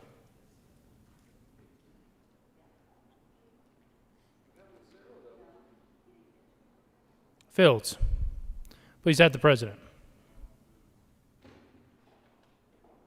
With 17 ayes, 18 no votes, 0 absent, and 0 excused, Amendment 002 is lost. The motion before the body is the adoption of the committee of the whole report. Are there any no votes? With Senator Zenzinger. With 34 aye votes, 1 no vote, 0 absent, and 0 excused, the committee of the whole report is adopted.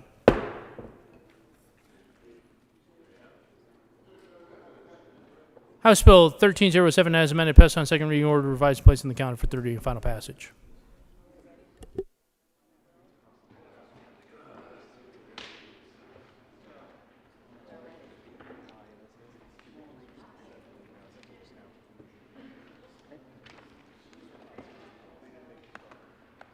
Introduction of bills. House Bill 1101 by Representatives Ransom and Senators Buckner concerning preserving familial connections and actions initiated pursuant to the Child's Code and in connection with making appropriation. State Veterans and Military Affairs. House Bill 1196 by Representative Pico and Valdez D. and Senator Zenzinger concerning the updating of the effective date clause of Senate Bill 19263 as amended by Senate Bill 20152 for the purpose of ensuring that the bill accomplishes its intended legal effect of eliminating the requirement that state treasurer execute lease purchase agreements to fund transportation projects during the 2021-22 state fiscal year if a referred ballot issue that authorizes the state to issue transportation revenue and anticipation notice is approved in the November 2021 statewide election. Finance. Senate Bill 293 by Senators Hansen and Rankin and Representative Escar, oh my God, concerning property taxation and in connection therewith establishing subclasses of residential and non-residential property for the 2022 and 2023 property tax years, temporarily reducing the assessment rate for property classified as agricultural property or renewable energy production property from 29% to 26.4% for property classified as multifamily residential real property from 7 and 15/100% to 6 and 8/10%, contingent on a related initiative not being approved by voters, and for all other residential property from 7 and 15/100% to 6 and 95/100%, restructuring the assessment rate laws and expanding the property tax deferral programs to allow taxpayers to defer increases in property taxes in limited circumstances. Finance. House Bill 1316 by Representative Pico and Valdez D. and Senators Kirkmeyer and Moreno concerning changes to the term lease purchase as it relates to state or local public agreements to clarify that such agreements are to be accounted for by the state controller as finance purchase of assets and in connection therewith with conforming the Colorado Revised Statutes with the current accounting state standards set by the Governmental Accounting Standards Board. State Veterans and Military Affairs. Announcements. Senator Gonzalez.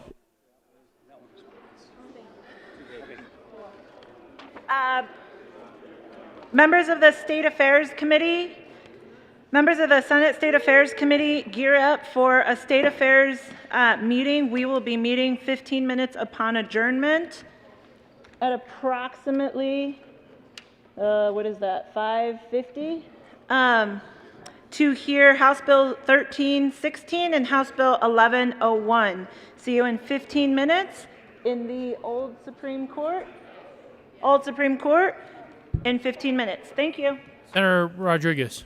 Thank you, Mr. President. Business, Labor, and Technology will also meet 15 minutes upon adjournment in room 352. We have one bill, Senate Bill 285. Senator Hansen. Thank you very much, Mr. President.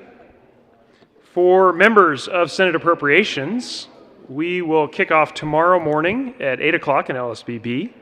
Let me share with you the bill list.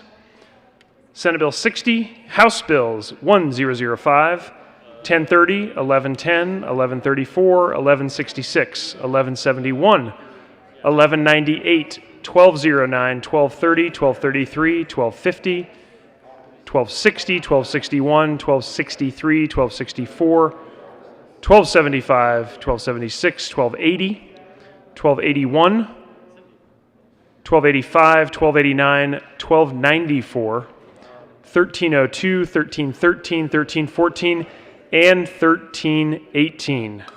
Look forward to seeing you tomorrow morning. I believe so. 357. Senator Pedersen. Thank you, Mr. President. Senate Finance, we are going to be meeting in 15 minutes in 357. We're going to be hearing 1196. Yeah. Does it cost money? Are there further announcements? Mr. Majority Leader.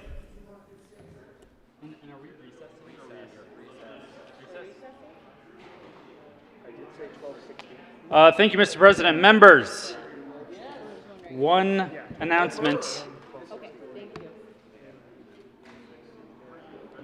Cindy and the front desk staff have been hard at work, obviously, but also hard at work on this, which is a yearbook that documents the historic year we have had here in the Senate. And it's super cool, and there's a lot of pretty photos of all of us, but it also has important moments, and the reason for this is because of how unprecedented the last year or so of serving in this chamber has been.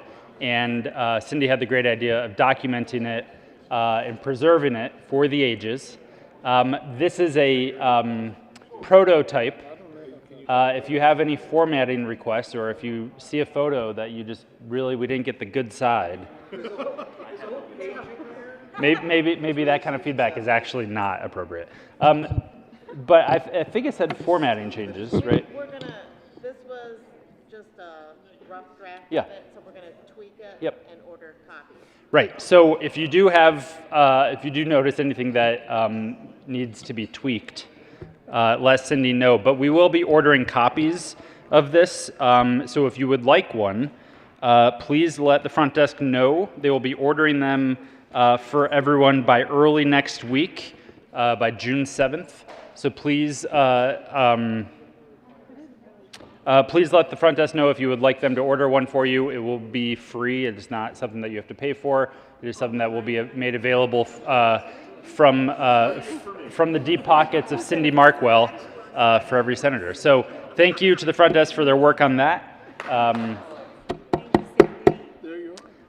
Looking forward to thumbing through it a little bit more. But I think that's all we have, unless there are other announcements. Mr. President, we are going to recess briefly to read across a governor's appointment, and then we should be done. We are not coming back to the floor. Have fun watching the Avs game or doing whatever you're going to do.